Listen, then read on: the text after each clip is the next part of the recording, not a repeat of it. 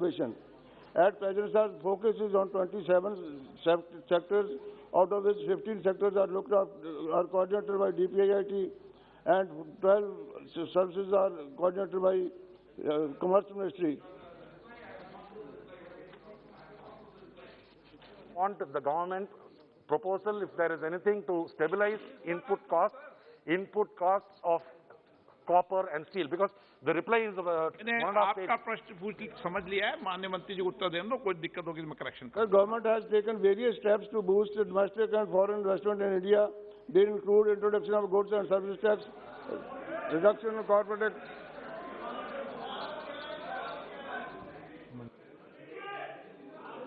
मंत्री जी को पूरा बोलने दे पहले। सीनियर IAS ऑफिसर रहे मंत्री जी, बोलिए मंत्री जी। Sir, various steps have been taken. Consolidation of public sector banks, enactment of 4 labor codes, improving ease of doing business. FDI policy has been reformed, and reduction in compliance burden. Various steps have been taken to increase the manufacturing sector, production in manufacturing sector, sir. Sir, due to COVID, in the COVID period, we have witnessed turmoil due to COVID-19 pandemic, which emerged as the biggest threat to the economic growth. Despite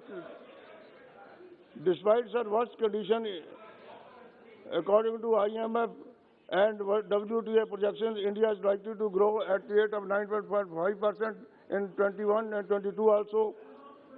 One of the COVID-related challenge into opportunity, series of measures have been taken by the government to improve the economic situation, including announcements of the Atmanirbhar Bharat amounting to rupees amounting to rupees 29.87 lakh crores has been earmarked, sir. Sir. Okay. Supplement. Sir आप चलाएंगे क्या सदन? सदन आप लोग चलाएंगे क्या? सदन की जिम्मेदारी मेरी है, किसको जवाब देना है, किसको नहीं देना है? No, please. I'll just supplement. In addition to what my colleague has just said, and to be more specific to the point that you have raised, I think the MSME sector is one sector on which this government has been very focused all through its tenure. In the worst period of COVID also, we made sure that there was adequate liquidity. Credit was provided to the MSMEs as they came out of the distress, and the demand stimulus came in from the government. We've seen most MSME sectors come back into shape to the extent that nearly 4.5 lakh crores worth of government guaranteed bonds, government guaranteed loans have been distributed to have been given to the MSME units across the country. In terms of the price of raw materials like cotton or steel or copper, I think these are internationally determined prices where government interference or government regulation is not advisable. Very often these prices have been very low also. Currently, because of the international situation post-COVID, the prices of almost all commodities, petroleum products are prevailing at a high price, and because of which there is a stress on all sectors. However, international prices of their finished product also has commensurately increased, and therefore you will find that the export of these products has not faced any detriment. For the 10th month in a row, sir, continuously, from April 21 to January 22, India has posted over $30 billion of exports consistently, merchandise exports for 10 months. It's a record. We have already crossed $334 billion of exports, which is more than the highest ever that India had done earlier in a full 12-month period. We are well on track to achieve $400 billion of export. We are watching the situation, and we shall ensure and monitor that all the MSME industries get support. My esteemed colleague and Minister for Steel had also had a dialogue with the main steel companies to see if they could provide some specific price discounts for the MSME sector and for the exporters for availability of steel. We are working with them and we hope to be able to come to a negotiated agreement on a special discount for the MSME sector. Sir, he also raised the point about Vietnam and Bangladesh.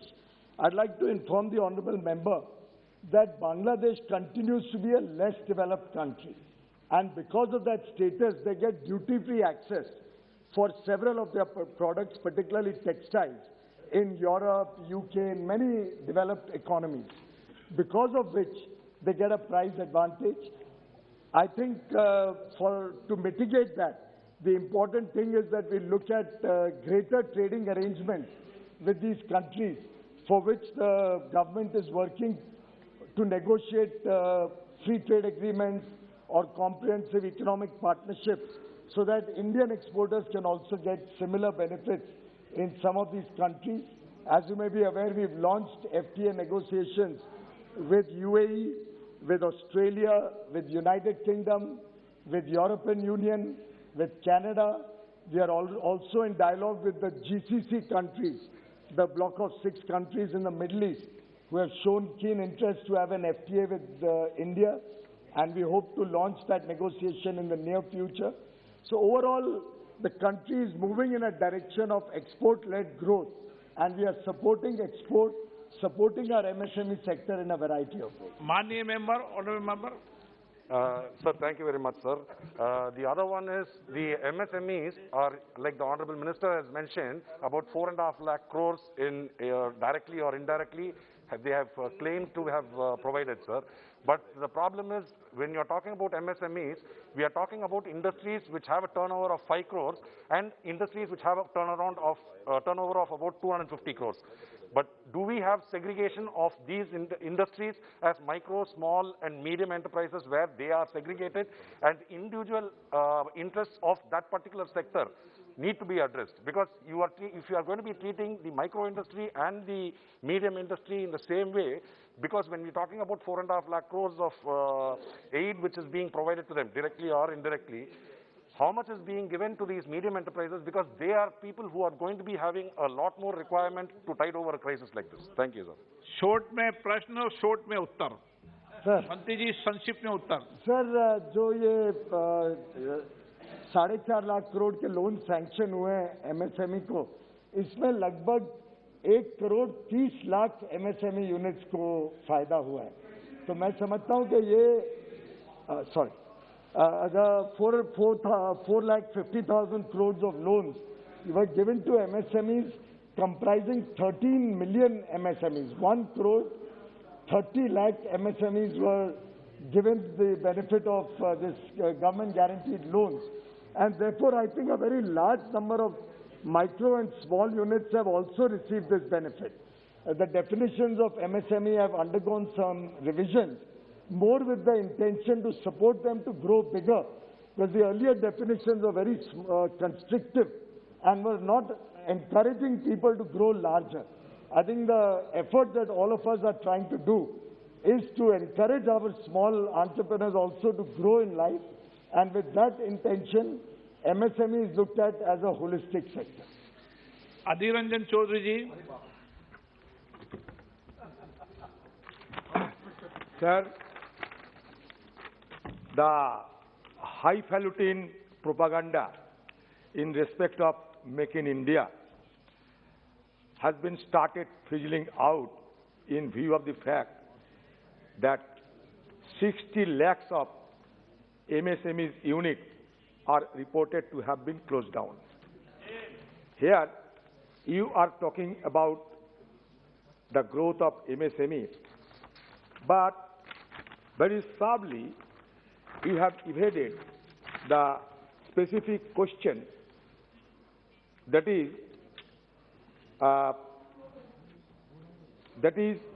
whether the government is aware that the goals fixed for manufacturing accounted for 25% of GDP, but in reality 7 years on, its share is stagnant at 15%. Do you have any roadmap to achieve this target? Because ये जो make in India की बात होती है स्वदेशी की, विदेश से पैसा ले जाते हैं और स्वदेशी की बात किया जाते हैं। हमारी ब्रांड वैल्यू पता नहीं, विदेश से जब पैसा आएंगे तो हमारे जो प्रोडक्ट होते हैं वो हम बेचेंगे विदेशी मार्केट में। अभी ट्रेड प्रोटेक्शनिज्म चल रहे हैं, सारे दुनिया में अनसर्टेनिटी चल रहे हैं। इस हालत में आप ये 25% जीडीपी पहुंचने के लिए मैन्युफैक्चरिंग सेक्टर को एनुअल कितना ग्रोथ होना चाहिए, और ये ग्रोथ होने के लिए आपका रोड मैप क्या है? क्योंकि चाइना के साथ हमारा रिकॉर्ड परिमाण ये ट्रेड डिपॉजिट चल रहे हैं $69 बिलियन। इसलिए पूछना है कि जब मैन्युफैक्चरिंग सेक्टर में जॉब की कटौती हो रहे हैं, आप बड़ी चालाकी से 921 और 21 से 22 के 90 से 21 तक ये जो मैन्युफैक्चरिंग सेक्टर में जो जॉब तय हुए हैं इसका कोई ब्यौरा नहीं पेश किए हैं। ये सारे मुद्दे को रखकर आपका रिएक्शन क्या है?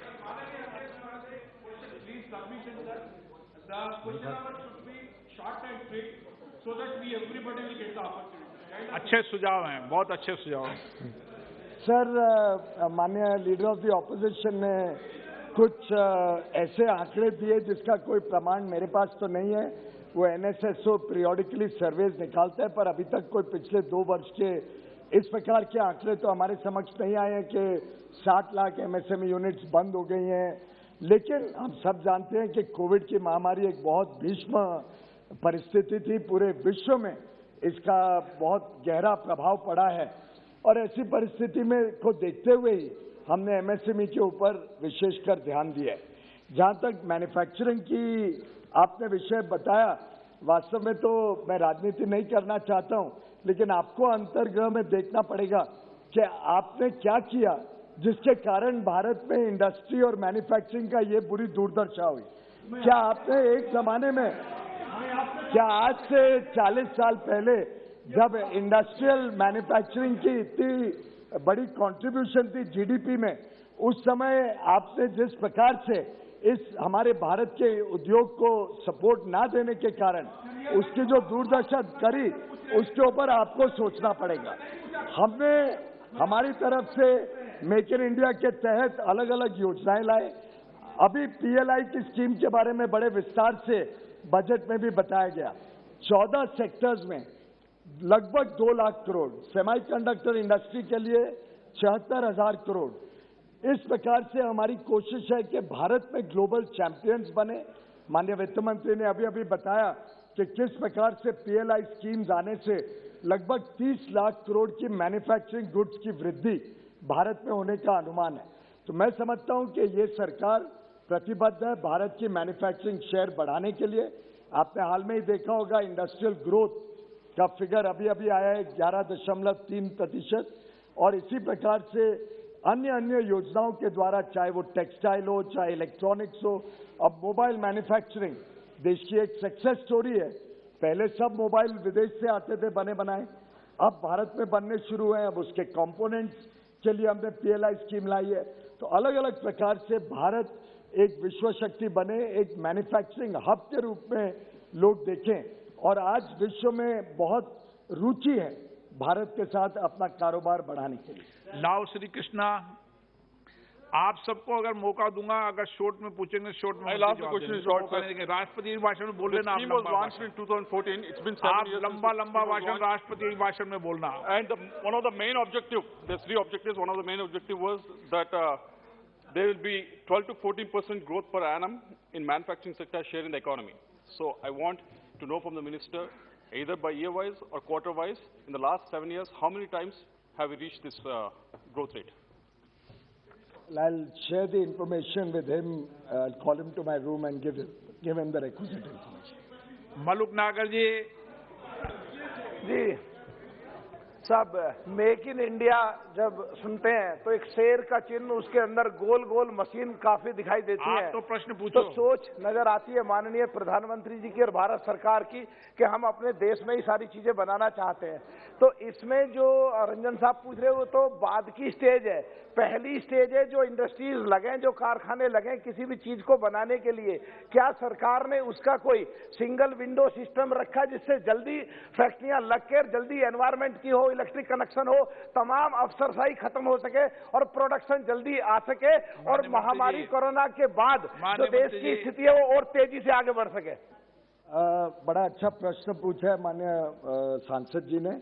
हमने हाल में ही एक लैंड बैंक का पोर्टल बनाया है जिसमें लाखों एकड़ जमीन जो देश भर में है उस सबको GIS के साथ मैप करके प्रस्तुत किया है, जिससे कोई भी व्यक्ति अगर इंडस्ट्रियल लैंड खरीदना चाहे तो उस पर जाके खरीद सकता है। इसी प्रकार से एक नेशनल सिंगल विंडो सिस्टम भी करीब 2-2.5 महीने पहले उसका बीटा लॉन्च किया है। उसमें हम इंडस्ट्री के साथ चाहते हैं कि वो भी उसको यूज करके हमें फीडबैक भी दे और उसको हम और अच्छा बना सकें। लेकिन उसमें लगभग 350-400 अप्रूवल्स केंद्र के और राज्य सरकार की अलग अलग मिनिस्ट्रीज के, कुछ 18 राज्य सरकारें भी उसके साथ जुड़ी हैं। उन सबके अप्रूवल्स एक सिंगल विंडो के माध्यम से लोगों को मिले उसके सुनिश्चित करने के लिए नेशनल सिंगल विंडो लॉन्च कर दी गई है। मैं चाहूंगा कि माननीय सांसद भी उसको देखें, खोल के देखें और उसमें कुछ अच्छे सुझाव हो। क्वेश्चन नंबर 2 श्री देवाश्री चौधरी जी। क्वेश्चन नंबर 2 उत्तर सभा पटेल पर। माननीय सदस्य। Honorable Speaker Sir, I would like to inform that a key problem arising from the modernization and digitalization of post offices move is the lack of inadequate infrastructure to support the services introduced.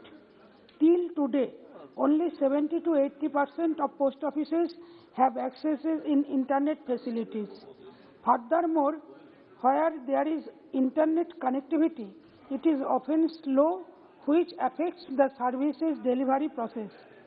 Keeping in the view the above, I would like to know from the Honourable Minister that whether the Union Government are aware of this fact, and if so, what action has been taken or proposed to be taken to solve the issue. माननीय अध्यक्ष श्री, आज technology ने हम सबके जीवन में बहुत बड़ा क्रांतिकारी परिवर्तन टेक्नोलॉजी के कारण आया है। इसके कारण हम कोई भी अछूता नहीं रह गया आज टेक्नोलॉजी के कारण जो रिवॉल्यूशन आया है। और हमारा डिपार्टमेंट भी चाहता था कि हमारी सर्विस, जैसे आजकल हर कोई चाहता है कि फिंगर टिप पे हर सर्विस मिले, तो डिपार्टमेंट ऑफ पोस्ट ने भी अपने आप को मॉडर्नाइज और कंप्यूटराइज करने का प्रारंभ कर दिया है। हमने देश में बेटर सर्विस मिले, इसके कारण ट्रांसपेरेंसी से फाइनेंशियल सर्विस मिले, मेल सर्विस मिले, एनी टाइम बैंकिंग सेवा मिले, मल्टीपल चैनल्स कस्टमर को उपलब्ध हो और सोशल सिक्योरिटी के तहत भारत सरकार की हर जो स्कीम है वो डिलीवर हो। उसके कारण हमने कंप्यूटराइज का प्रारंभ किया है और आज तक हमने करीब 4,909 करोड़ रुपीस का ये प्रोजेक्ट स्टार्ट किया था। अब तक हमने 3,500 करोड़ रुपीस खर्च करके ये ऑनलाइन सेवाएं प्रारंभ किया है। जैसे माननीय मैडम सांसद जी ने पूछा है, तो उन्हें वहाँ वेस्ट बंगाल में केवल 89 पोस्ट ऑफिस में कोर बैंकिंग सर्विस बाकी रह गई है। बाकी हमने इस देश से करीब 25,109 डिपार्टमेंटल पोस्ट ऑफिस को इंक्लूडिंग 1,770 वेस्ट बंगाल पोस्ट 770 आपने जवाब देना। माननीय सदस्य, ये तो पढ़ लिया मैंने जवाब में पूरा, तो उन्होंने पढ़ लिया। आप सभी माननीय सदस्यों से मैं पुनः आग्रह करना चाहता हूं, ऐसे तो हर सत्र में आग्रह करता हूं लेकिन बजट सत्र महत्वपूर्ण सत्र है, पुनः आग्रह करना चाहता हूं सभी माननीय सदस्य संक्षिप्त में सवाल पूछे और माननीय मंत्री महोदय से विशेष आग्रह है कि वो संक्षिप्त में जवाब दें, उनसे ज्यादा आग्रह है।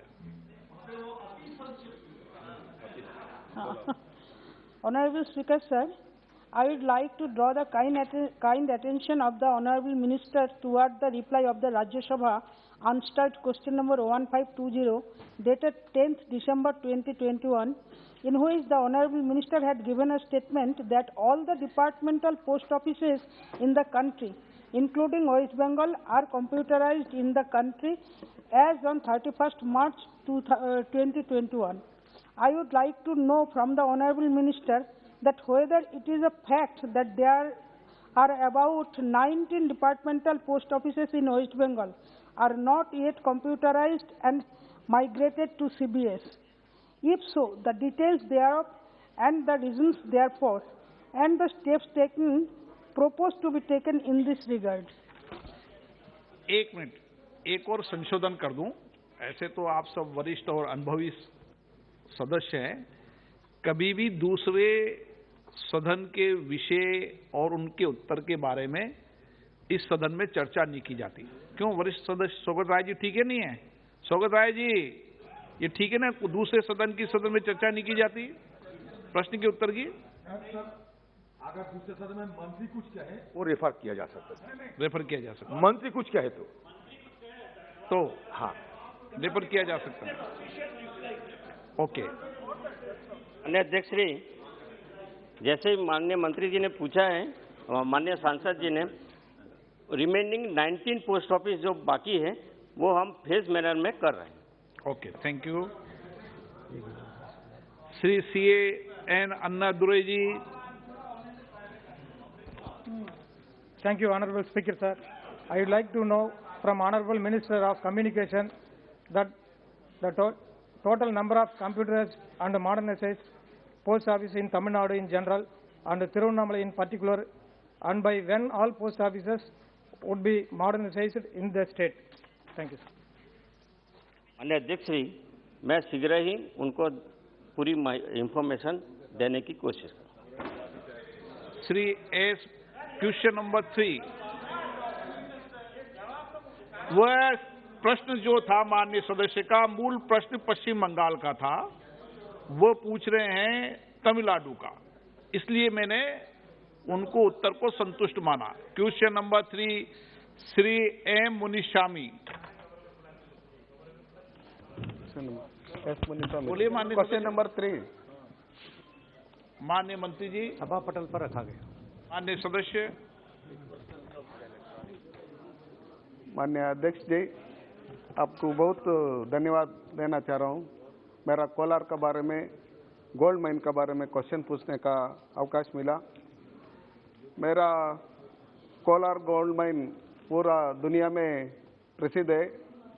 ये पूरा दुनिया को बहुत साल गोल्ड देता था, अब तो 20 साल से वो बंद है।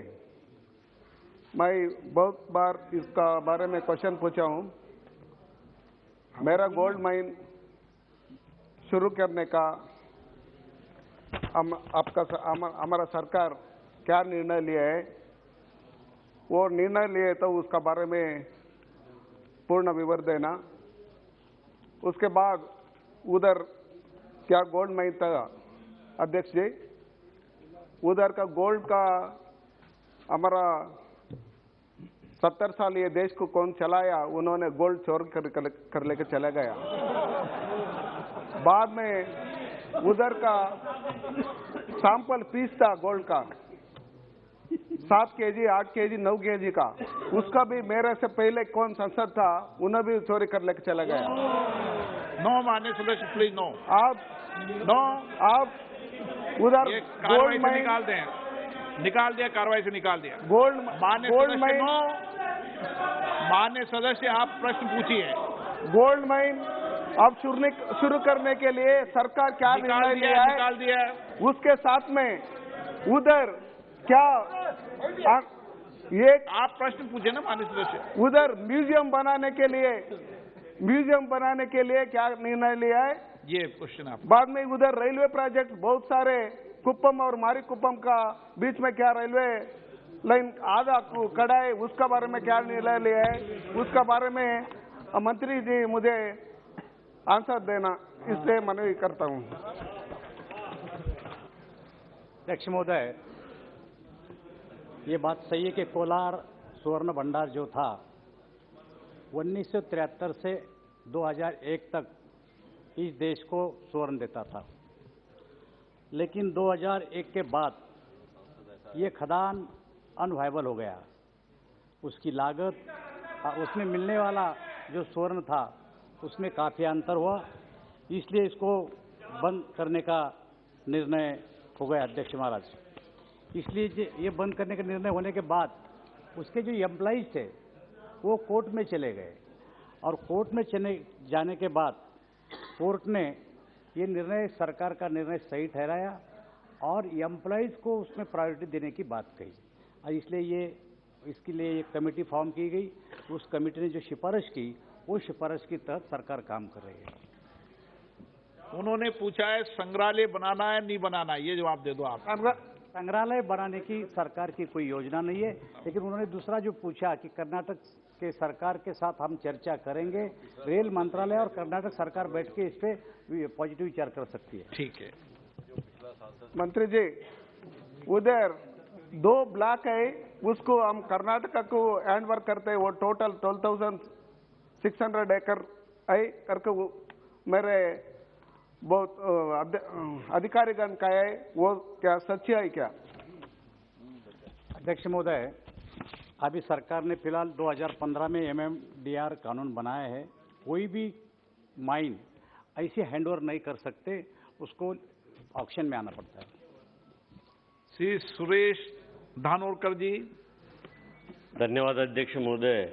मैं आदरणीय प्रहलाद जी जोशी जी का अभिनंदन करता हूं कि मेरी कॉन्स्टिट्यूंसी चंद्रपुर जिले में जो कर्नाटक एम्प्टा माइन जो 6 साल से बंद थी वो चालू हो गई और काफी सारे लोगों को रोजगार उपलब्ध हुआ।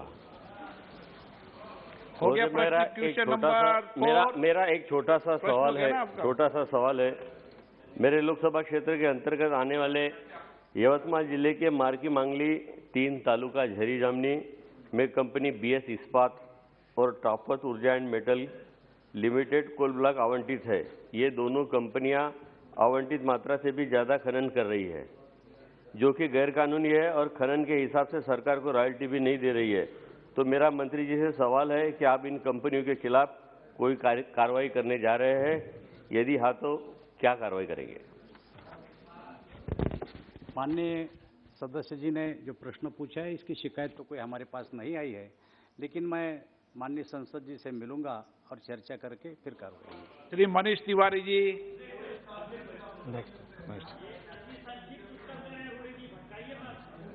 Question number 4 Kaushalendra Kumar ji.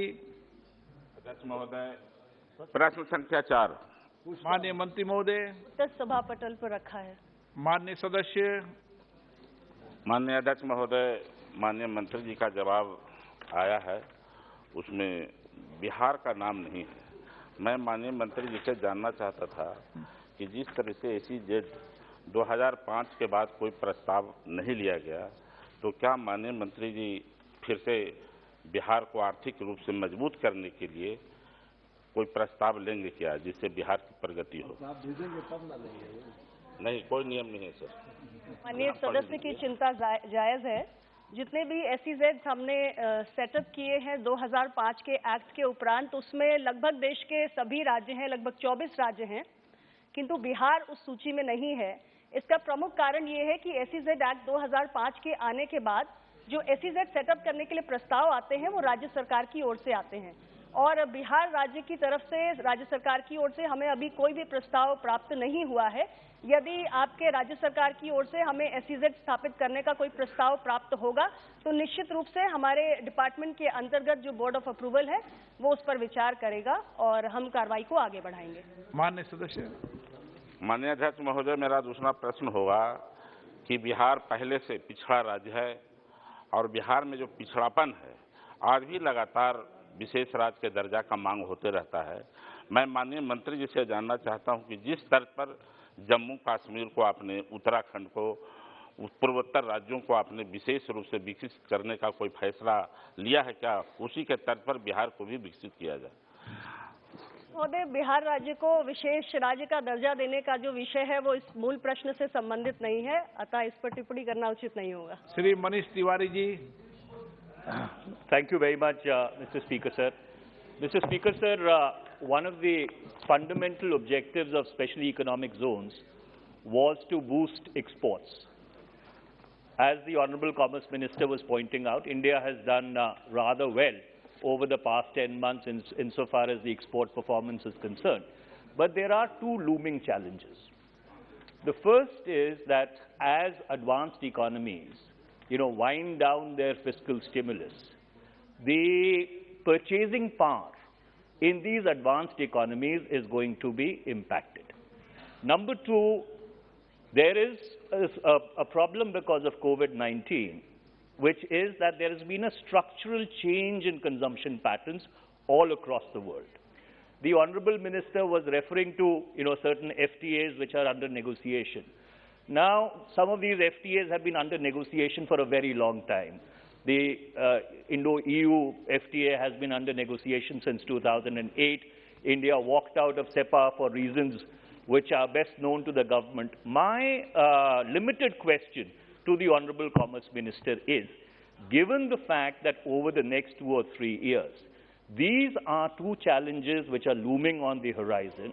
Number one, a contraction in purchasing power as a consequence of withdrawal of the fiscal stimulus. Number two, the change in consumption patterns as a consequence of COVID-19.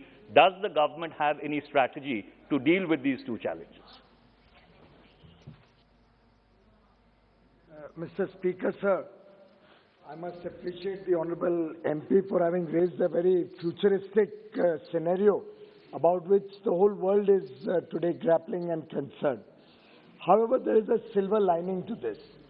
The geopolitical shift that we have seen in the post-COVID world, also the geopolitical situation that's emerging vis-a-vis certain countries which were erstwhile very large exporters or producers of manufactured goods, lends itself to a big opportunity for India to capture newer markets, newer products going from India. And it is with that intention that, if you will observe, the Honourable Finance Minister yesterday alluded to this when she spoke about changing global supply chains, patterns of procurement. Today in the morning, the Honourable Prime Minister also spoke about the post-COVID world being entirely different from what we have known the world to be in the past. And it is a time for India to grab these opportunities. Therefore, the PLI schemes could not have come at a more opportune moment. What we are trying to do in that is create global champions, get economies of scale into India, and make India the preferred supplier as an alternate to certain geographies with which many countries do not wish to transact business. Incidentally, India did not walk out of the CEPA discussions with EU. They were started in 2008, but around 12 or 13, they gave up on the discussions because they found that they were not getting anywhere, and the discussions were started getting stalled around 12, 13, and in a year or two, the discussions almost came to an end. It is because of the relentless pursuit with the European Union in terms of diplomatic engagement that the government was able to once again relaunch the negotiations with EU as recently as July 2021, when in the Portugal presidency, they accepted to do an FTA with India. Incidentally, post-Brexit, the discussions with UK is completely new. In terms of RCEP, if at all you were trying to recall RCEP, India walking out of RCEP, I think every member in this House and everybody in the whole country, every industry association, every export organization, every MSME organization, everybody with one voice has thanked the Honourable Prime Minister for not subjecting Indian industry to unfair trade, unfair competition from a geography where it does not have transparent economic policies. Maybe some parties or some leaders have a great affinity for some country. But the reality is, we already had an FTA with Korea, Japan and the ASEAN bloc of 10 countries. With Australia, we are now negotiating and we are at an advanced stage. New Zealand, we have very little interest. So effectively, RCEP would have landed up becoming an FTA with one country. And certainly, the practices that that country follows in trade do not lend themselves to opening India's borders to lower tariff trade or giving them greater market access. And I think that was one decision which was very well considered. In fact, I'm amazed why we got into the RCEP negotiations at all in 2012 in the first place. But I'm grateful to the Prime Minister on behalf of the entire Indian industry, farmers, our dairy sector, our MSME, that we did not pursue the RCEP story any further. Sir, may I, with your permission, Mr. Speaker, sir, may I, for a second, you know, since the Minister, Mr. Speaker, sir, may I, with your permission. Question number 5, Srinivas Patil. Question number 5, Srinivas Patil. माननीय मंत्री जी। Sir, सदन के पटल पे रखा, honourable speaker sir. माननीय सदस्य। Thank you speaker sir. इस बारे में जो सातारा का सवाल उन्होंने पूछा है, आपने जो जवाब दिया है उसमें सी क्वेश्चन जो है सी, उसका जवाब आपने दिया नहीं है, कितना पैसा खर्चा हुआ, कितना लोगों को मिला। अब इसमें मैं मूलभूत प्रश्न पूछना चाहता हूं कि ये जो रेल के प्रोजेक्ट आ रहे हैं, तो बहुत सारे प्रोजेक्ट में प्रोजेक्टेड अफेक्टेड पर्सन को आप लोग रिहेबिलिट करते हैं। आपको एक नई नीति अपनानी पड़ेगी। क्या सरकार ये नीति अपनाएगी जो रेल के जमीन पर, भूखंड पर जो झुग्गी झोपड़ी आप रहती है, हाल ही में नोटिस दीजिए। कल मैं माननीय मंत्री जी को धन्यवाद देता हूं, उन्होंने सकारात्मक भूमिका ली है, लेकिन एक नीति अपनानी पड़ेगी। जब भी ये प्रोजेक्ट आते हैं तो प्रोजेक्ट अफेक्टेड पर्सन के लिए आप कॉम्पेंसेशन देते हो, लेकिन जो मकान है, जो झुग्गी झोपड़ियां हैं, और वहां दूसरी तरफ प्रधानमंत्री आवास योजना है, तो हम आपसे विनती करते हैं, क्या आप प्रधानमंत्री जी जो सपना दे रहे हैं अपने देश के गरीबों को, पक्के घरों का वादा कर रहे, क्या हम उनमें से ऐसे लोगों को पक्के घर देने के लिए कुछ कोशिश करेंगे या नीति अपनाएंगे? ये नीति अगर अपनाएंगे तो ये समस्या पूरे देश के लिए आपकी हल हो जाएगी, ऐसा मैं समझता हूँ। मैं आपके माध्यम से सरकार को इसके बारे में विनती करता हूँ। ऑनरेबल स्पीकर सर, माननीय सांसद जी ने जो सुझाव दिया है, उस सुझाव पे कल माननीय सांसद जी और इनके साथ और 8 अन्य गणमान्य सांसद मेरे से मिले थे। बहुत अच्छा सुझाव है। इस सुझाव के और भी कई कॉम्प्लिकेशंस हैं जिन पे सारा विचार करके नीति बनाई जाएगी। Shri M.K. Raghavan. Railway has conducted a survey for new line of Farooq to Angadipuram in 2009, and the proposal has been submitted before the Railway Board for necessary action. So I would like to know from the Honourable Minister, what is the status of the proposal which was submitted before the Railway Board? प्रश्न पुणे सतारा line का है sir, और ये supplementary question उससे totally unrelated है। ज्वेलाराम जी। Sir, माननीय मंत्री से मेरा समस्या बताया है, ये डिस्प्लेस का बात है। जो डिस्प्लेस रेलवे जमीन में कभी भी डिस्प्लेस नहीं हुआ है। रेलवे का जमीन था, हमारा जमीन तो हमारा था, रेलवे ने एक्वायर किया, 30 साल उसको यूज नहीं किया है। अभी अगर डिस्प्लेस करने के लिए कोशिश कर रहा है तो अभी का रेट दिया जाए और नीति के हिसाब से उनको नौकरी दिया जाए। ये पॉलिसी माननीय मंत्री अपना सकते हैं क्या? ये मेरा रिक्वेस्ट है। मान्यवर सांसद जी, जिस विषय में कह रहे हो उस विषय पे सब कलेक्टर के हिसाब से मैंने टैकल किया हुआ है। विषय को मैं बहुत डिटेल से समझता हूँ। बहुत ही कॉम्प्लेक्स विषय है सर, बहुत ही कॉम्प्लेक्स है। इसके विषय में अभी कोई जवाब देना संभव नहीं है, लेकिन अगर कोई नीति बन पाई तो जरूर इस पे काम करेंगे sir. Question number 6 Shri Jagdamba Pal ji. Sir, मेरा 19 नंबर क्वेश्चन है, इसके साथ में क्लब किया था सर। अच्छा, हाँ सर, आगे देखते हैं। क्लब करने का अधिकार मेरा, आपका नहीं है सर। आपने नहीं सर, आपसे नहीं, ये अधिकार मेरा है। आपने कहा था क्लब किया था, क्लब तो मैं करूंगा ना क्लब। सर, आपको इजाजत किसने दी? मैंने जगदम्बा पाल जी को दी है सर। मेरा क्वेश्चन क्लब किया, मेरा क्वेश्चन था सर। नहीं, आपने क्लब कर लिया खुद ने अपने आप ही। जगदम्बा पाल जी रिक्वेस्ट किया था सर। माननीय सदस्य, आप प्रश्न पूछना चाहते हैं? हाँ, क्वेश्चन नंबर 6 आपका है ना जी? प्रश्न नंबर 6 उत्तर सदन के पटल पर रखा गया है। Honorable Speaker, I think so. Minister has already explained present size of the data center market, and he has given in detail, and he has accepted that the market of projected to grow at a compound annual growth rate CAGR of 25.9% from 2019 to 24 to reach 12,150.8 crore by the end of 24. And in last 1 year, it will go. So I think so the market was worth approximately 4,501.2 crore in revenue in 2020, representing growth of 18.4% over 2009. So I think so need not to explain the importance of this data center. I would like to ask one question about the artificial intelligence and G5, expected to generate a huge demand for the data centers.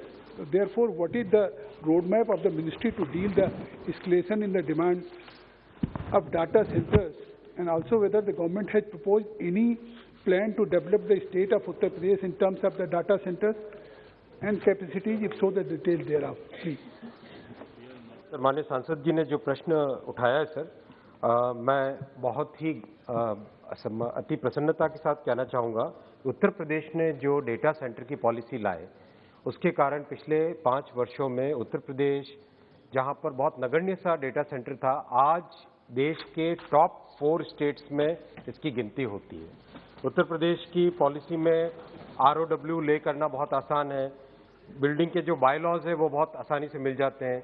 आज जिस तेजी से grow कर रहा है और जिस तरह से देश में डेटा सेंटर अपने आप में एक इंडस्ट्री की तरह ग्रो कर रहा है, पॉलिसी में भी काफ़ी अच्छे बदलाव आ रहे हैं सर, इसमें बहुत तेजी से ग्रोथ हो रही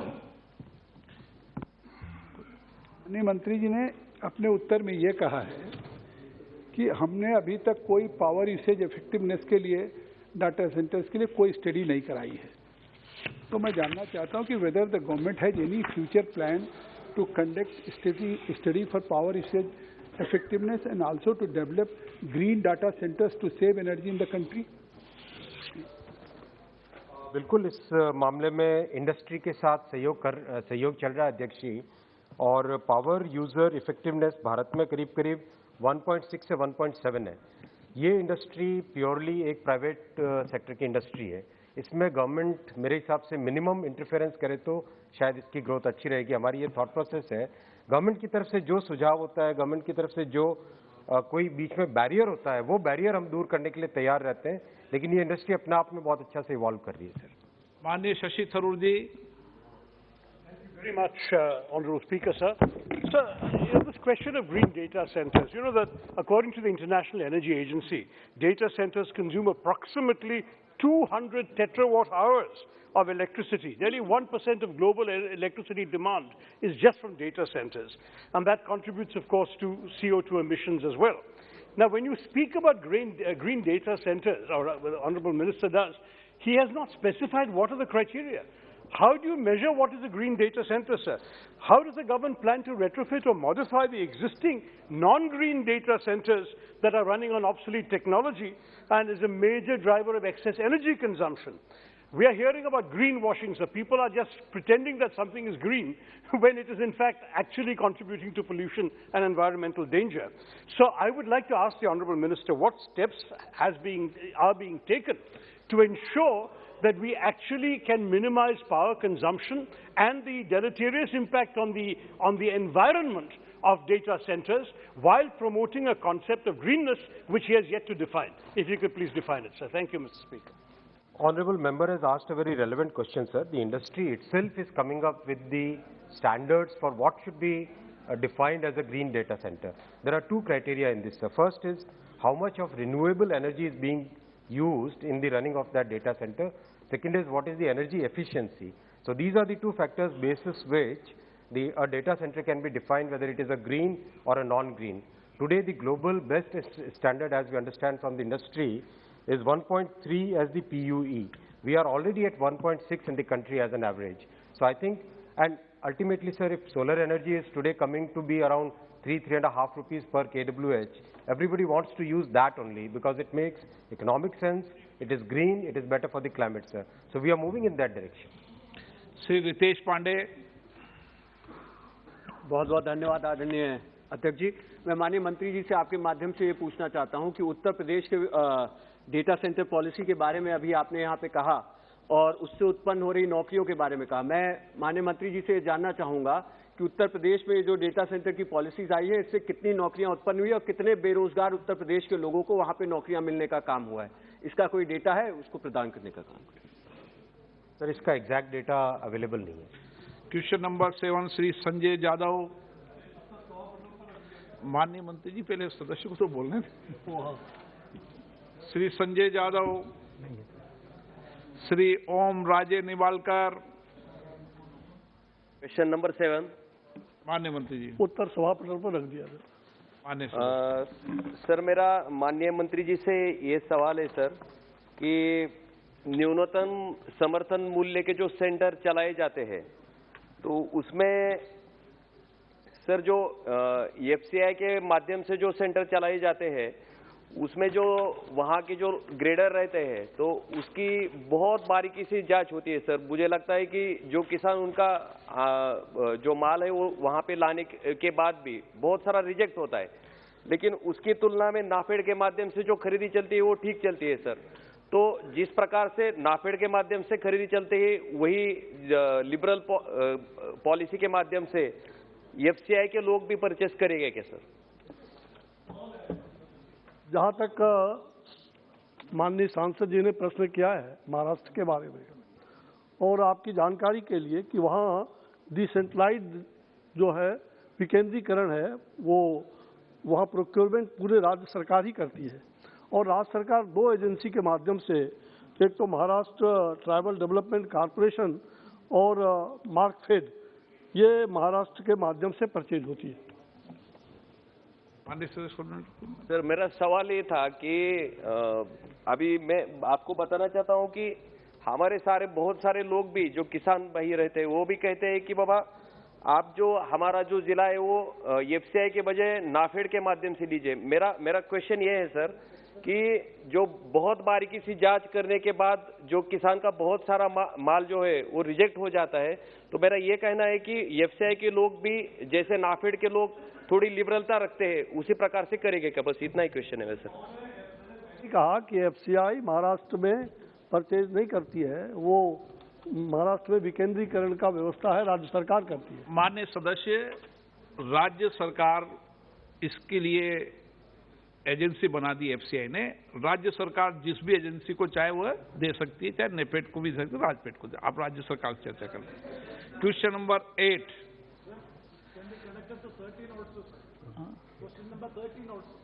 Thirteen? High speed right. No, question आगे बढ़ गए। Question number 8, doctor Shrikant Eknath Shinde. Doctor Sujay Vikhe Patil. माननीय अध्यक्ष महाराज, प्रश्न उत्तर सभा पटल पर रखा। Shri N K. Premachandran ji. Thank you, Speaker, sir. Sir, a similar question has been put today in question number 13, that is regarding Silver Line project in the state of Kerala. Pardon? So, I would like to know from the Honorable Minister. So, the Minister has already given the report in question number 8 that 7 projects have already been given for taking the detailed project report, 7 reports, that is Delhi Varanasi to Delhi Amritsar. In my state of Kerala, there is a project by name Silver Line project of K-Rail, for which no sanction has been provided so far by the Ministry of Railways. But it is quite unfortunate to note that land acquisition, forcible land acquisition is being going on, though there is no permission from the railway, there is no environment report impact assessment, there is no social impact assessment, nothing is there. Even the technical feasibility is also in doubt. In such a situation, how the land can be taken by forcibly? That has to be cleared by the Ministry of Railway, because the Ministry of Railway has categorically stated that no permission has been given for the Silver Line project. So I would like to know from the Honorable Minister the Vande Bharat trains, 400 Vande Bharat trains will be provided as per the budget proposal which was brought yesterday in the Parliament. So I would like to know from the Honourable Minister whether such type of trains, high-speed trains, using the existing broad gauge line will be implemented or will be formulated in the state of Kerala instead of having a silver line project in which thousands and thousands of people are to be evicted, for which I am seeking a clear answer from the Honourable Minister. Thank you very much, sir. अध्यक्ष महोदय, आपका मैंने जवाब दिया था, आप थे नहीं इस समय, पानी पीने गए थे, तो पानी पियो।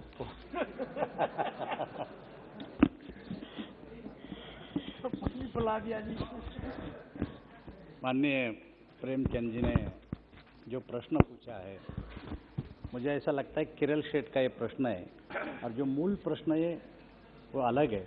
अगर प्रेमचंद जी से इसके बारे में कोई जानकारी चाहिए तो अलग से प्रश्न। संजय विखे पाटिल,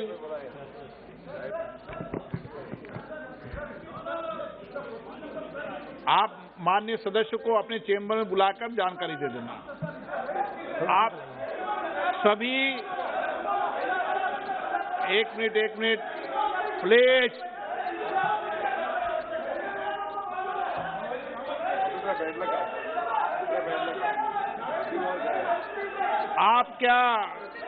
आप डिटेक्ट कर सकते हो किसी को? क्या आपको ये जवाब दिया जाए? नो, आपको मैंने व्यवस्था दे दी है कि माननीय मंत्री जी आप सभी केरल वालों के साथ बैठकर चर्चा है। Sanjay Vikhe Patil. Thank you, Speaker, sir, for allowing me this supplementary question. So, since the railways will be importing high-speed trains, Shinkansen from Japan for initial stages, I would want to know from the Minister through you, sir, are there any plans to manufacture and export the bullet train coaches through Make in India, which could bring down the cost of operating the Shinkansen trains in the country, and whether the government has signed any agreement for transfer of technology for the same? Thank you, sir. माननीय मंत्री जी। अध्यक्ष महोदय, rail मंत्रालय ने दिल्ली वाराणसी, मुंबई नागपुर, दिल्ली अहमदाबाद, मुंबई हैदराबाद, चेन्नई बेंगलुरु, वाराणसी हावड़ा और दिल्ली अमृतसर, ये निम्नलिखित high speed rail गलियारों का विस्तृत रिपोर्ट मांगा है। लेकिन आप अभी तक एक डीपीआर आया है, बाकी डीपीआर आना बाकी है। इसको किसी को भी अभी तक स्वीकृति नहीं दी गई और स्वीकृति देने के बाद इस पे हम चर्चा कर सकते हैं। प्रश्नकाल समाप्त। माननीय सदस्यगण, मुझे विभिन्न मुद्दों पर professor Saugata Roy, TN Prathapan, advocate अदुल प्रकाश, श्रीमती कनिमोजी करुणानिधि, अधीर रंजन चौधरी जी, के सुरेश, आपको इजाजत नहीं दी। एन.के. प्रेमचंद्र जी का स्थगन प्रस्ताव की सूचना मुझे प्राप्त हुई है। मैंने किसी भी स्थगन प्रस्ताव की सूचना की अनुमति नहीं दी है।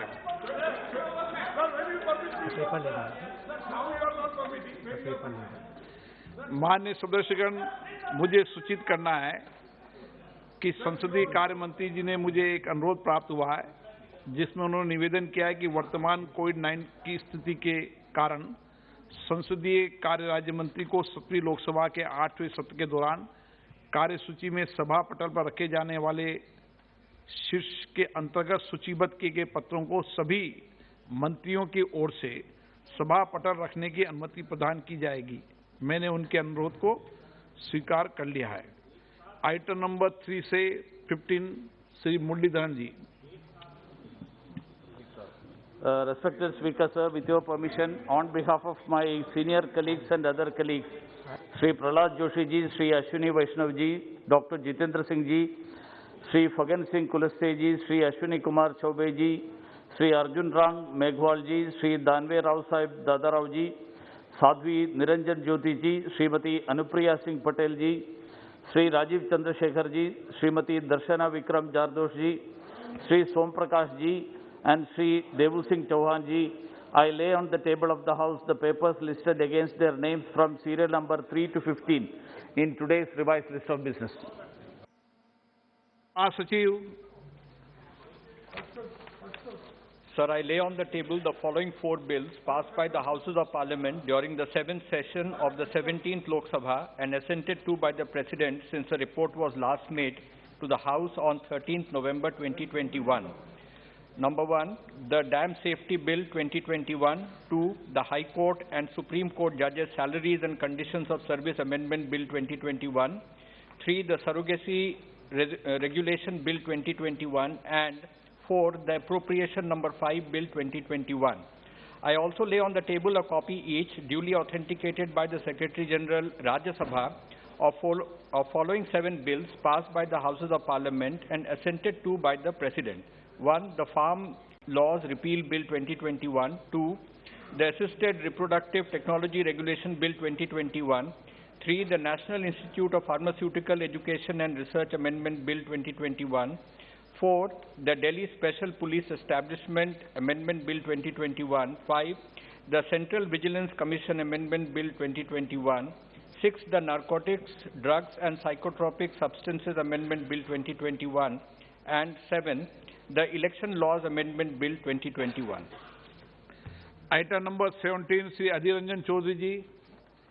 महोदय, मैं कार्य मंत्रणा समिति का 28वां प्रतिवेदन प्रस्तुत करता हूं। Item number 18, Shri Bharat Singh ji dummy. माननीय अध्यक्ष जी, मैं आज की कार्यसूची में क्रम संख्या 18 पर मेरे नाम के समक्ष सूचीबद्ध विभाग संबंधित उद्योग संबंधी संसदीय स्थायी समिति के 310वें, 311वें, 312वें प्रतिनिवेदन की प्रतियां सभा पटल पर रखता हूं। Item number 19, Shri Dushyant Singh ji. Speaker sir, I rise to lay on the table a copy of English and Hindi of the 304th, 305th, 306th, 307th, 308th and 309th report of the Standing Committee on Transport, Tourism and Culture listed against my name in serial number 19 into the list of business. Item number 20, Sri Muralidharan ji. Sir, on behalf of my senior colleague Sri Prahlad Joshi ji, I rise to make a statement in English and Hindi questions correcting the reply to unstarred question number 1663 given on 8th December 2021 by Sri Rajesh Verma MP regarding auction of coal mines. Item number 21, Devu Singh ji Chauhan.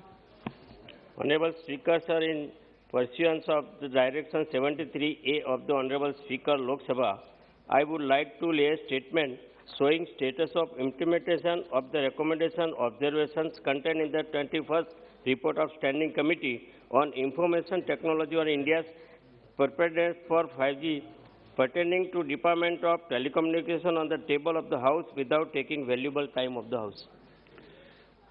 माननीय सदस्यगण, नियम 377 के अधीन मामले सभा पटल पर रखने की मैं अनुमति देता हूं। जो भी माननीय सदस्य 377 के मामले सदन के पटल पर रखना चाहते हैं, उन्हें पूरे दिन भर के लिए आज अनुमति प्रदान की जाती है।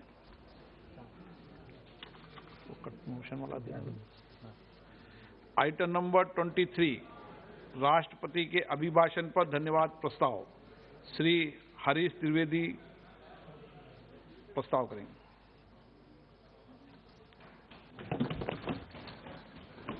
बहुत बहुत धन्यवाद माननीय अध्यक्ष जी।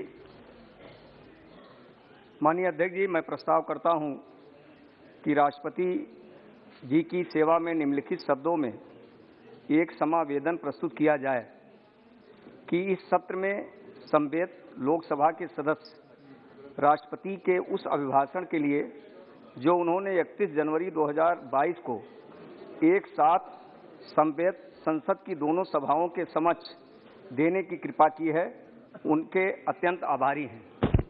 माननीय अध्यक्ष जी, महामहिम राष्ट्रपति जी के अभिभाषण पर पार्टी ने मुझे बोलने का अवसर दिया है। इसके लिए मैं आदरणीय प्रधानमंत्री जी का, आदरणीय राष्ट्रीय अध्यक्ष जी का, आदरणीय गृह मंत्री जी का हृदय से आभार व्यक्त करता हूं।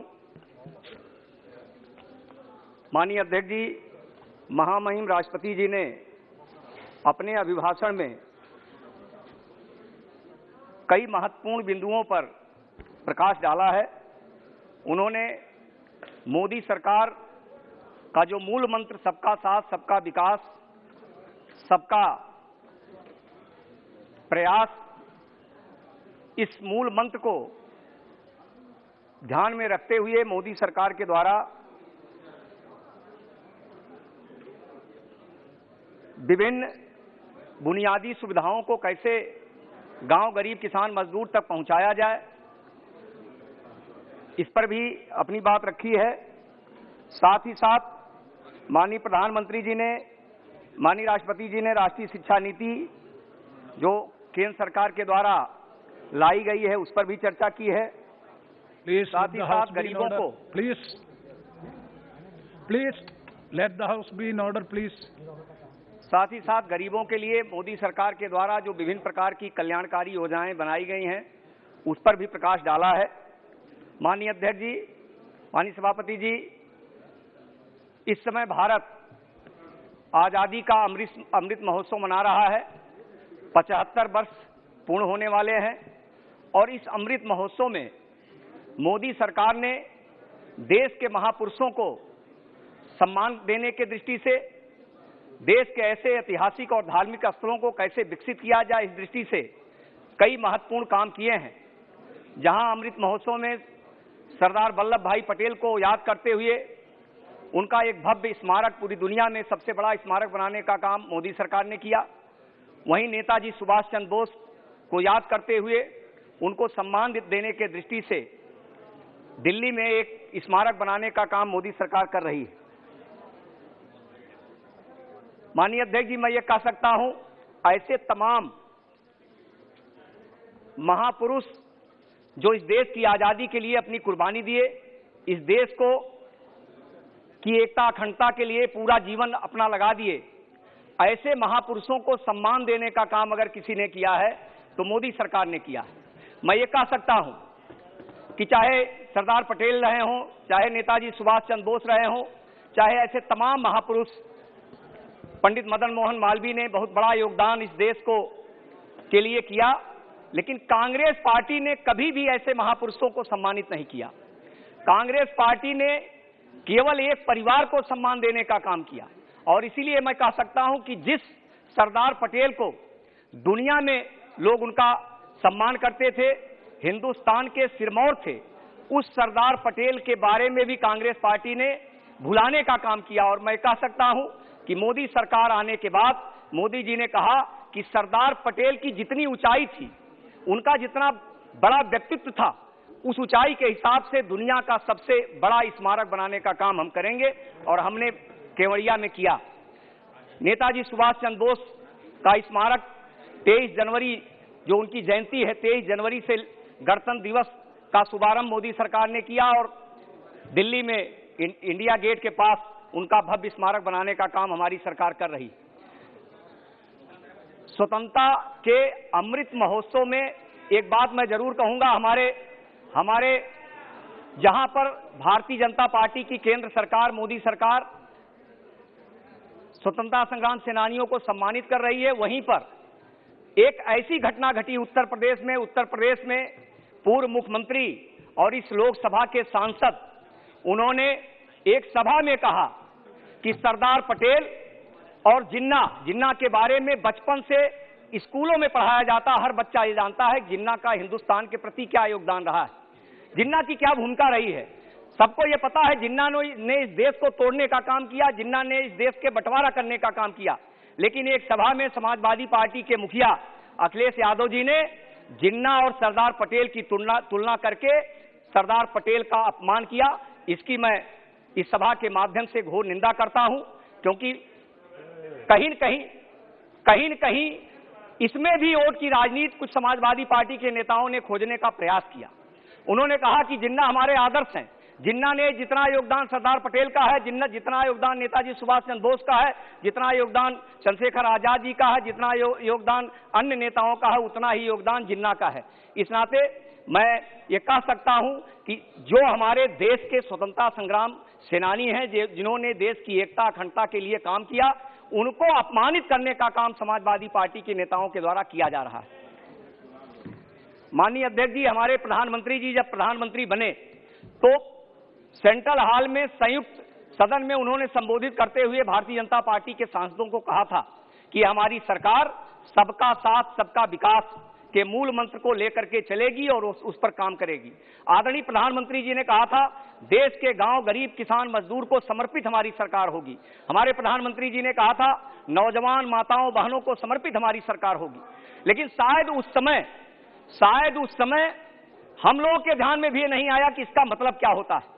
और उस समय सबका साथ सबका विकास का जब नारा हमारे प्रधानमंत्री जी ने दिया तो तमाम विपक्ष के नेताओं ने हंसी करने का काम किया। लेकिन सबका साथ सबका विकास होता क्या है, गरीबों मजदूरों को समर्पित सरकार होती क्या है, इसका उदाहरण जब धीरे धीरे हमारी सरकार काम करना शुरू की तो हमारे प्रधानमंत्री जी ने लक्ष्य रखा कि हिंदुस्तान में हर गरीब के घर तक हम बिजली की रोशनी पहुंचाएंगे। हमारी सरकार ने केवल कहा नहीं, पंडित दीनदयाल उपाध्याय ग्राम ज्योति योजना बना करके हर गांव तक खंभा, तार, ट्रांसफार्मर पहुंचाने का काम मोदी सरकार ने किया, जो शायद 20, 25, 30 साल पहले मिल जाना चाहिए था। गरीबों का हक था। सरकारें गरीबों के लिए होती हैं, सरकारें अमीरों के लिए नहीं होती हैं। गरीबों को हर प्रकार का अधिकार मिल जाए, हर प्रकार की सुविधा मिल जाए, इसके लिए सरकारें होती हैं। और हमारे प्रधानमंत्री जी ने हर गांव तक खंभा, तार, ट्रांसफार्मर पहुंचाया। साथ ही साथ हमारे प्रधानमंत्री जी ने कहा खंभा, तार, ट्रांसफार्मर पहुंचाने से केवल गरीबों के घर में रोशनी नहीं पहुंचेगी, तो गरीबों के घर में सौभाग्य योजना बना करके करोड़ों गरीबों के घर में मुफ्त में बिजली का कनेक्शन और मीटर देने का काम मोदी सरकार ने किया। और इस नाते मैं ये कह सकता हूं कि मोदी सरकार ने हर गरीब की चिंता की। गरीब के घर में भी बिजली की रोशनी पहुंचनी चाहिए, गरीब के बच्चे को भी बिजली की रोशनी में पढ़ाई करने का अवसर मिलना चाहिए, गरीब के बच्चे को भी गर्मी में पंखे की हवा में आराम से उसको नींद आ जाए, जिससे वो अच्छी पढ़ाई कर सके। ये व्यवस्था अगर किसी ने किया तो मोदी सरकार ने किया। हमारे प्रधानमंत्री जी ने कहा हर गरीब को हम प्रधानमंत्री आवास बना करके देंगे, उसका ये अधिकार है। सरकारों की ये जिम्मेदारी है कि उनको प्रधानमंत्री आवास, उनका हर गरीब का अपना छत होना चाहिए। उस दिशा में मोदी सरकार ने प्रधानमंत्री गरीब ग्रामीण आवास योजना बनाया और उसके तहत 2 करोड़ से ज्यादा गरीबों को मुफ्त में प्रधानमंत्री आवास बना करके देने का काम हमारी सरकार ने किया। अभी इसी बजट में जो कल बजट पेश हुआ है, मोदी सरकार ने 48,000 करोड़ रुपए की व्यवस्था की है और 80 लाख और प्रधानमंत्री आवास बना करके देने का काम मोदी सरकार ने किया है। तो मैं ये कह सकता हूं कि मोदी सरकार ने जो सबका साथ सबका विकास का नारा दिया था, उस पर चलते हुए देश के गांव, गरीब, किसान, मजदूर का विकास कैसे होता है, इस दिशा में मोदी सरकार ने प्रयास किया। इतना ही नहीं, हमारे प्रधानमंत्री जी ने 15 अगस्त को लाल किले के प्राचीर से उन्होंने कहा था कि हम स्वच्छ भारत अभियान चलाएंगे, हिंदुस्तान को स्वच्छ बनाएंगे, हिंदुस्तान स्वच्छ सुंदर बनना चाहिए। और इसके लिए देशवासियों से उन्होंने आह्वान किया कि हम सभी के घरों में शौचालय बनाएंगे, सब लोग उसका सहयोग करें। कहा नहीं, 10 करोड़ से ज्यादा शौचालय पूरे देश में बना करके मोदी सरकार ने दे दिया। उत्तर प्रदेश में अकेले 2 करोड़ 60 लाख शौचालय मोदी सरकार ने गरीबों का बनवाया। तो हमने शौचालय भी बनवाया, प्रधानमंत्री आवास भी बनवाया, हमने हर घर में बिजली का कनेक्शन भी दिया। और इतना ही नहीं, हमारे प्रधानमंत्री जी ने कहा कि हर गरीब माताएं बहनें जिनके घर में लकड़ी पर खाना बनता है, कंडी पर खाना बनता है, धुएं के कारण गरीब माताएं बहनें बीमार हो जाती हैं, उनकी दवा नहीं हो पाती तो अपना पूरा जीवन उसी बीमारी में काट देती हैं, या ज्यादा बीमारी होती है तो मर जाती हैं। और इसके लिए प्रधानमंत्री जी ने प्रधानमंत्री उज्ज्वला योजना बना करके पूरे हिंदुस्तान में 8 करोड़ से ज्यादा गरीब माताओं बहनों को उज्ज्वला योजना के अंतर्गत गैस का कनेक्शन देने का काम मोदी सरकार ने किया। आज उत्तर प्रदेश में 2.25 करोड़ गैस का कनेक्शन अकेले उत्तर प्रदेश में भारतीय जनता पार्टी की केंद्र सरकार ने दिया।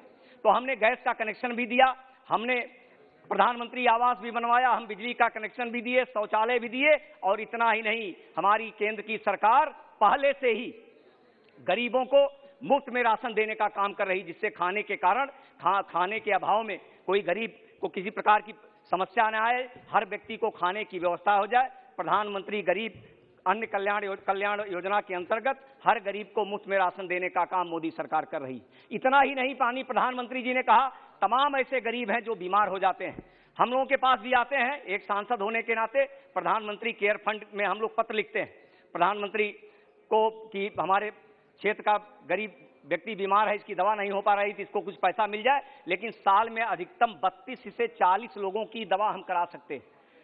तमाम गरीब ऐसे हैं जो आते हैं, हम उनकी मदद नहीं कर सकते थे। हमारे प्रधानमंत्री जी को जब यह बात पता चली, हमारे प्रधानमंत्री जी ने आयुष्मान भारत योजना बना करके हिंदुस्तान के 50 करोड़ से ज्यादा गरीबों को मुफ्त में दवा कराने का काम मोदी सरकार ने किया है। और उत्तर प्रदेश में भी करोड़ों रुपए की लागत से लोगों की दवा हुई। तो हमने दवा कराने का काम भी किया, हमने राशन देने का काम भी किया, हमने प्रधानमंत्री आवास भी देने का काम किया, हमने घर में बिजली पहुंचाने का काम किया, हमने गैस का कनेक्शन देने का काम किया। और इतना ही नहीं, हमारे प्रधानमंत्री जी कहते हैं कि किसानों की आमदनी दुगना करनी। तो किसानों की आमदनी दुगना कैसे होगी? तो हमारे प्रधानमंत्री जी ने कहा कि हर किसान का हम किसान की मिट्टी, खेत की मिट्टी की जांच कराएंगे। उसके लिए सॉइल हेल्थ कार्ड बनवाने की व्यवस्था हमारी सरकार ने किया और 12 crore soil health card Modi सरकार ने बनवाया। और साथ ही साथ हमारे प्रधानमंत्री जी ने किसानों की आमदनी कैसे दुगनी हो, इसके लिए जो किसानों के उपकरण होते हैं उसको मुफ्त में देने का काम या उस पर सब्सिडी देने का काम हमारी सरकार ने किया। साथ ही साथ प्रधानमंत्री किसान सम्मान निधि बना करके मोदी सरकार ने हर किसान के खाते में साल में 3 किस्तों में 2-2 हजार रुपया डालने का काम किया। उत्तर प्रदेश में अकेले 2.25 करोड़ किसानों के खाते में 2-2 हजार रुपया 4 महीने पर जा रहा है। तो किसानों की आमदनी भी दुगनी हो, गरीबों का कल्याण भी हो, इस दिशा में हमारी सरकार ने किया। हमारे प्रधानमंत्री जी ने कहा दिल्ली, बंबई, बड़े बड़े शहरों में 24 घंटा बिजली आती है। और बिजली कैसे आएगी?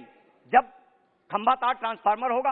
खंभा तार ट्रांसफार्मर हमने उत्तर प्रदेश में पहुंचा दिया, लेकिन 14 से 17 तक उत्तर प्रदेश में एक ऐसी सरकार थी जो केंद्र सरकार की का सहयोग नहीं कर रही थी, सहयोग ले नहीं रही थी, सहयोग दे नहीं रही थी। और इस कारण उत्तर प्रदेश में 2 से 4 घंटा बिजली आ रहा था। उत्तर प्रदेश में 2017 में उत्तर प्रदेश की जनता ने संकल्प लिया कि उत्तर प्रदेश में हम डबल इंजन की सरकार बनाएंगे। जिसकी सरकार केंद्र में है उसी की सरकार हम उत्तर प्रदेश में बनाएंगे। प्रचंड बहुमत के साथ उत्तर प्रदेश में 2017 में भारतीय जनता पार्टी की योगी सरकार आती है। योगी सरकार ने संकल्प लिया कि माननीय प्रधानमंत्री जी का जो संकल्प है कि गांव, गरीब, किसान, मजदूर का विकास होना चाहिए, उनको विभिन्न प्रकार की सुविधा मिलनी चाहिए। जो सुविधाएं अमीरों को मिलती हैं वो गरीबों को मिलना चाहिए। ये संकल्प माननीय प्रधानमंत्री जी का था। और उस दिशा में योगी सरकार ने उत्तर प्रदेश में बिजली की व्यवस्था कैसे ठीक हो, हर गरीब के घर में 24 घंटा बिजली आए, ये व्यवस्था करने का काम योगी सरकार ने किया। और आज मैं गर्व से कह सकता हूं कि उत्तर प्रदेश की योगी सरकार ने उत्तर प्रदेश में 22 से 24 घंटा बिजली देने का काम कर रही है। हम बिजली नहीं दे पाते थे पहले, 2017 के पहले उत्तर प्रदेश में समाजवादी पार्टी की सरकार थी, हम बिजली नहीं दे पाते थे। आज चुनाव आ गया है, अब चुनाव के समय में वहां के जो पूर्व मुख्यमंत्री हैं, समाजवादी पार्टी के मुखिया हैं, वो घोषणा कर रहे हैं कि हम 300 यूनिट बिजली फ्री में देंगे। अब उत्तर प्रदेश की जनता पूछ रही है, जब आपकी सरकार में बिजली ही नहीं आती थी तो आपका फ्री देने का मतलब क्या है? आज उत्तर प्रदेश की जनता कहीं न कहीं ये महसूस कर रही है कि जो सुविधाएं हमको पहले मिल जाना चाहिए था, जो सुविधाएं हमको 20-25 साल पहले मिल जाना चाहिए था, वो मोदी सरकार आने के बाद, योगी सरकार आने के बाद वो सुविधाएं हमको मिल रही है। मैं ये कह सकता हूं कि भारतीय जनता पार्टी लगातार हमारे प्रधानमंत्री जी उस समय पूरे हिंदुस्तान उस समय जम्मू कश्मीर में तिरंगा फहराया जाए, तिरंगा का अपमान होता था, तिरंगा जलाया जाता था। वहां पर लोग धमकी देते थे कि कोई तिरंगा फहराने आएगा तो उसको यहां से वापस नहीं जाने देंगे। उस समय हमारे प्रधानमंत्री जी 92 में गए थे श्रीनगर के लाल चौक पर तिरंगा फहराने। और उस समय हमारे उसके पहले जनसंघ के संस्थापक अध्यक्ष पंडित श्यामा प्रसाद मुखर्जी जी ने उस समय नारा दिया था, एक देश में 2 निशान, 2 प्रधान, 2 विधान, नहीं चलेगा, नहीं चलेगा, नहीं चलेगा। उनको जेल में डाल दिया गया, रहस्यमय परिस्थितियों में उनकी मौत हो गई। और तब से लाखों की संख्या में लोगों ने जम्मू कश्मीर के लाल चौक पर तिरंगा फहराने का सपना देखते हुए लोग शहीद हो गए। हमारी पार्टी और देश के तमाम राष्ट्रवादी लोगों का यह संकल्प था कि जो कानून उत्तर प्रदेश में लागू है, जो बिहार में लागू है, जो दिल्ली में लागू है, जो बंबई में लागू है, जो बिहार में लागू है, जो उत्तराखंड में लागू है, वही कानून पूरे देश में लागू होना चाहिए। लेकिन बरसों तक वहां पर धारा 370-35 से लागू था। मोदी सरकार आने के बाद हमारी सरकार ने, हमारे प्रधानमंत्री जी ने संकल्प लिया, हमारे गृह मंत्री जी ने संकल्प लिया कि एक देश में 2 निशान, 2 प्रधान, 2 विधान, नहीं चलेगा, नहीं चलेगा, इसको चरितार्थ करना है। और 5 अगस्त 2019 को इसी लोकसभा में हमारी सरकार ने बिल ला करके 35A भी समाप्त कर दिया, धारा 370 भी समाप्त कर दिया। जो अधिकार जम्मू कश्मीर में पिछड़ों को नहीं मिलता था, दलितों को नहीं मिलता था, महिलाओं को नहीं मिलता था, वो अधिकार देने का काम अगर किसी ने किया है तो मोदी सरकार ने किया है। इस नाते माननीय प्रधानमंत्री जी को मैं इसके लिए भी बधाई दूंगा, अभिनंदन करूंगा कि हमारे देश के हजारों लाखों करोड़ों ऐसे राष्ट्रभक्त जिनका ये सपना था एक देश में एक ही निशान होना चाहिए, एक ही प्रधान होना चाहिए, एक ही विधान होना चाहिए, उसको चरितार्थ करने का काम मोदी सरकार ने किया है। इसके लिए माननीय प्रधानमंत्री जी को मैं बधाई देता हूं। हमारी पार्टी लगातार, आदरणीय मुलायम सिंह जी बैठे हैं, मैं बहुत सम्मान करता हूं। हमारी पार्टी और देश के करोड़ों ऐसे लोग जिनको भगवान राम में आस्था थी, आस्था है, वो लगातार उनका सपना था अयोध्या में राम जन्मभूमि पर भव्य राम मंदिर का निर्माण होना चाहिए। लाखों करोड़ों का लोगों ने वहां पर कार सेवा किया, वहां पर गोलियां चलवाई गई, सैकड़ों लोग शहीद हुए, हजारों लोग घायल हुए।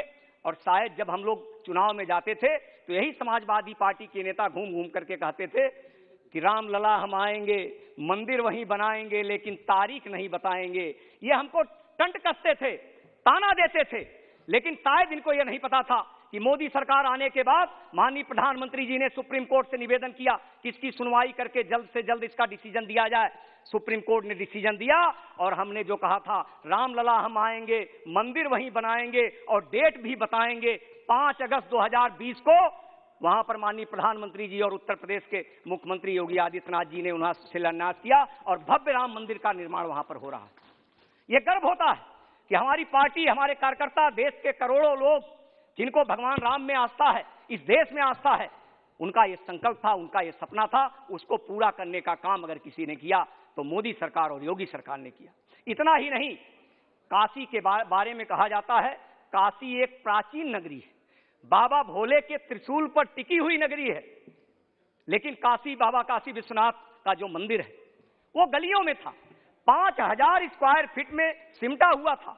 लोगों को जाने में परेशानी होती थी, लोग दर्शन करने के लिए घंटों इंतजार करते। तमाम विपक्ष के नेता भी दर्शन करने तो जाते ही हैं, पार्लियामेंट में भले समर्थन न करें, लेकिन कहीं बाहर मिलते हैं, कहते हैं भाई मोदी जी ने कमाल कर दिया। कोई कल्पना नहीं कर सकता था कि बनारस वैसे भी गलियों का शहर है, सकरा शहर है, वो कोई इतना विस्तार दे सकता है, इतना अच्छा विकास कर सकता है।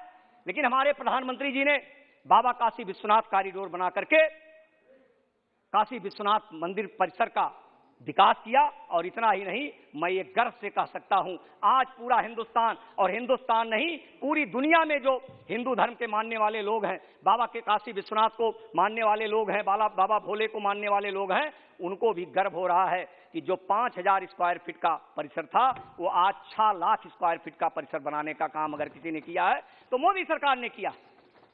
हमने जब कहा था कि हमारे देश के जो महापुरुष हैं उनको भी हम सम्मान देंगे, हमारे जो धार्मिक स्थल है उसका हम विकास करेंगे, तो हमने कहा नहीं, हमने किया। भव्य राम मंदिर का निर्माण का रास्ता भी साफ हुआ, वहां शिलान्यास हुआ, भव्य बाबा काशी विश्वनाथ कॉरिडोर का विकास हुआ। और इतना ही नहीं, मां विंध्यवासिनी का जो दरबार है विंध्याचल में, उस कॉरिडोर का, हमारी अनुप्रिया जी हैं वहां की सांसद हैं, वहां कॉरिडोर का बना करके वहां का विकास हुआ। और इतना ही नहीं, आने वाले समय में हम लोग संकल्प लिए हैं कि हम मथुरा का भी विकास करेंगे, वृंदावन का भी विकास करेंगे, भगवान कृष्ण की नगरी को और सजाने का काम हमारी सरकार करेगी। क्योंकि हम ये मानते हैं कि हमारे जो आराध्य देव हैं उनका जो जहां जन्मभूमि है उसका विकास होना चाहिए, वहां पर्यटकों को आने जाने की सुविधा होनी चाहिए। और मैं ये कह सकता हूं, जब से राम मंदिर अयोध्या में बन रहा है और जब से काशी में बाबा विश्वनाथ कॉरिडोर का विकास हुआ है, तब से लाखों की संख्या में पर्यटक वहां पर जा रहे हैं, बिजनेस डेवलप हो रहा है, लोगों को रोजगार मिल रहा है, पूरी दुनिया के लोग वहां पर आ रहे हैं, विदेशी पर्यटक भी आ रहे हैं, तो आर्थिक दृष्टि से भी लोग मजबूत हो रहे हैं। इस प्रकार का विकास करने का काम मोदी सरकार और योगी सरकार ने किया। इतना ही नहीं, मैं ये कह सकता हूं, चारों धाम केदारनाथ, बद्रीनाथ, यमुनोत्री, गंगोत्री, इन सभी स्थानों का विकास अगर किसी ने किया है तो मोदी सरकार और उत्तराखंड की हमारी पुष्कर सिंह धामी की सरकार ने किया है। वहां पर अच्छी सड़कें बनाई गई कि हमेशा किसी भी मौसम में हम जा सकते हो, इस दिशा में हमारी सरकार ने काम किया है। रही विकास की चर्चा जब होती है तो सड़कों की चर्चा आना स्वाभाविक है। उत्तर प्रदेश 2014 के पहले पूरे देश में 90,000 किलोमीटर राष्ट्रीय राजमार्ग बना था। आज की तारीख में मोदी सरकार के नेतृत्व में हमारे सड़क परिवहन मंत्री नितिन गडकरी जी के नेतृत्व में हिंदुस्तान में 1,40,000 किलोमीटर राष्ट्रीय राजमार्ग करने का काम हमारी सरकार ने पिछले 7.5 वर्षों में किया है। उत्तर प्रदेश में तमाम सड़कें, मेरठ से आप दिल्ली से मेरठ जाते थे 3 घंटा 4 घंटा लगता था। आज आप जाइए, माननीय सभापति जी, आप भी अगर कभी जाइएगा तो आप दिल्ली से निकलेंगे 40 से 50 मिनट में आप मेरठ पहुंच जाएंगे। हमारी उत्तर प्रदेश में केंद्र सरकार ने 84 कोसी परिक्रमा, जो लोग नहीं जानते हैं वैसे तमिलनाडु वाले भी जानते होंगे, हमारी बात अगर समझ रहे होंगे, आंध्रा वाले भी जानते हैं, कर्नाटक वाले भी जानते हैं। 84 कोसी परिक्रमा मार्ग भगवान राम की जन्म के लिए राजा दशरथ ने जहां पुत्रेष्ट यज्ञ की थी, वह 84 को जहां से 84 कोसी परिक्रमा शुरू होता है, वह पुण्य भूमि हमारे संसदीय क्षेत्र बस्ती से प्रारंभ होता है और वहां से 84 कोसी परिक्रमा लोग करते हैं। वह परिक्रमा मार्ग बरसों से किसी सरकार ने चिंता नहीं की, लेकिन मोदी सरकार आने के बाद हमारी सरकार ने संकल्प लिया कि 84 कोसी परिक्रमा मार्ग को हम महामार्ग बनाएंगे और संकल्प नहीं लिया, उसका शिलान्यास पिछले महीने हमारे सड़क परिवहन मंत्री नितिन गडकरी जी बस्ती में जाकर के किए। 4 लेन की सड़क परिक्रमा मार्ग का बन रहा है। भगवान राम मां सीता की यादों से जुड़ा हुआ मार्ग जो अयोध्या से चल करके सीतामढ़ी तक, जनकपुरी तक जाता है, वह मार्ग जर्जर था, किसी ने उसकी चिंता नहीं की। लेकिन मोदी सरकार आने के बाद हमारी सरकार ने संकल्प लिया कि भगवान राम और मां सीता, बिहार में जनकपुर पड़ता है, मां सीता,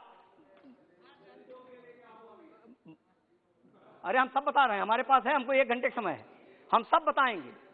श्रमिकों के लिए क्या हुआ, नौजवानों के लिए क्या हुआ, किसानों के लिए क्या हुआ, मैं सब चर्चा करूंगा। आप सुनिए हमारी बात। राम जानकी मार्ग बनाने का काम अगर किसी ने किया तो मोदी सरकार ने किया, वो भी काम चल रहा है।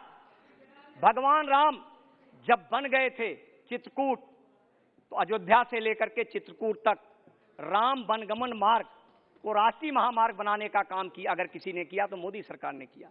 Lucknow ring road, Banaras ring road, Meerut ring road, तमाम ऐसे ring road, Gorakhpur ring road बनाने का काम अगर किसी ने किया तो मोदी सरकार ने किया। और मैं ये कह सकता हूं कि हमारी उत्तर प्रदेश सरकार ने योगी आदित्यनाथ जी के नेतृत्व में पूरे देश में सबसे ज्यादा स्टेट एक्सप्रेस वे अगर कहीं पर बना है तो उत्तर प्रदेश में बना है।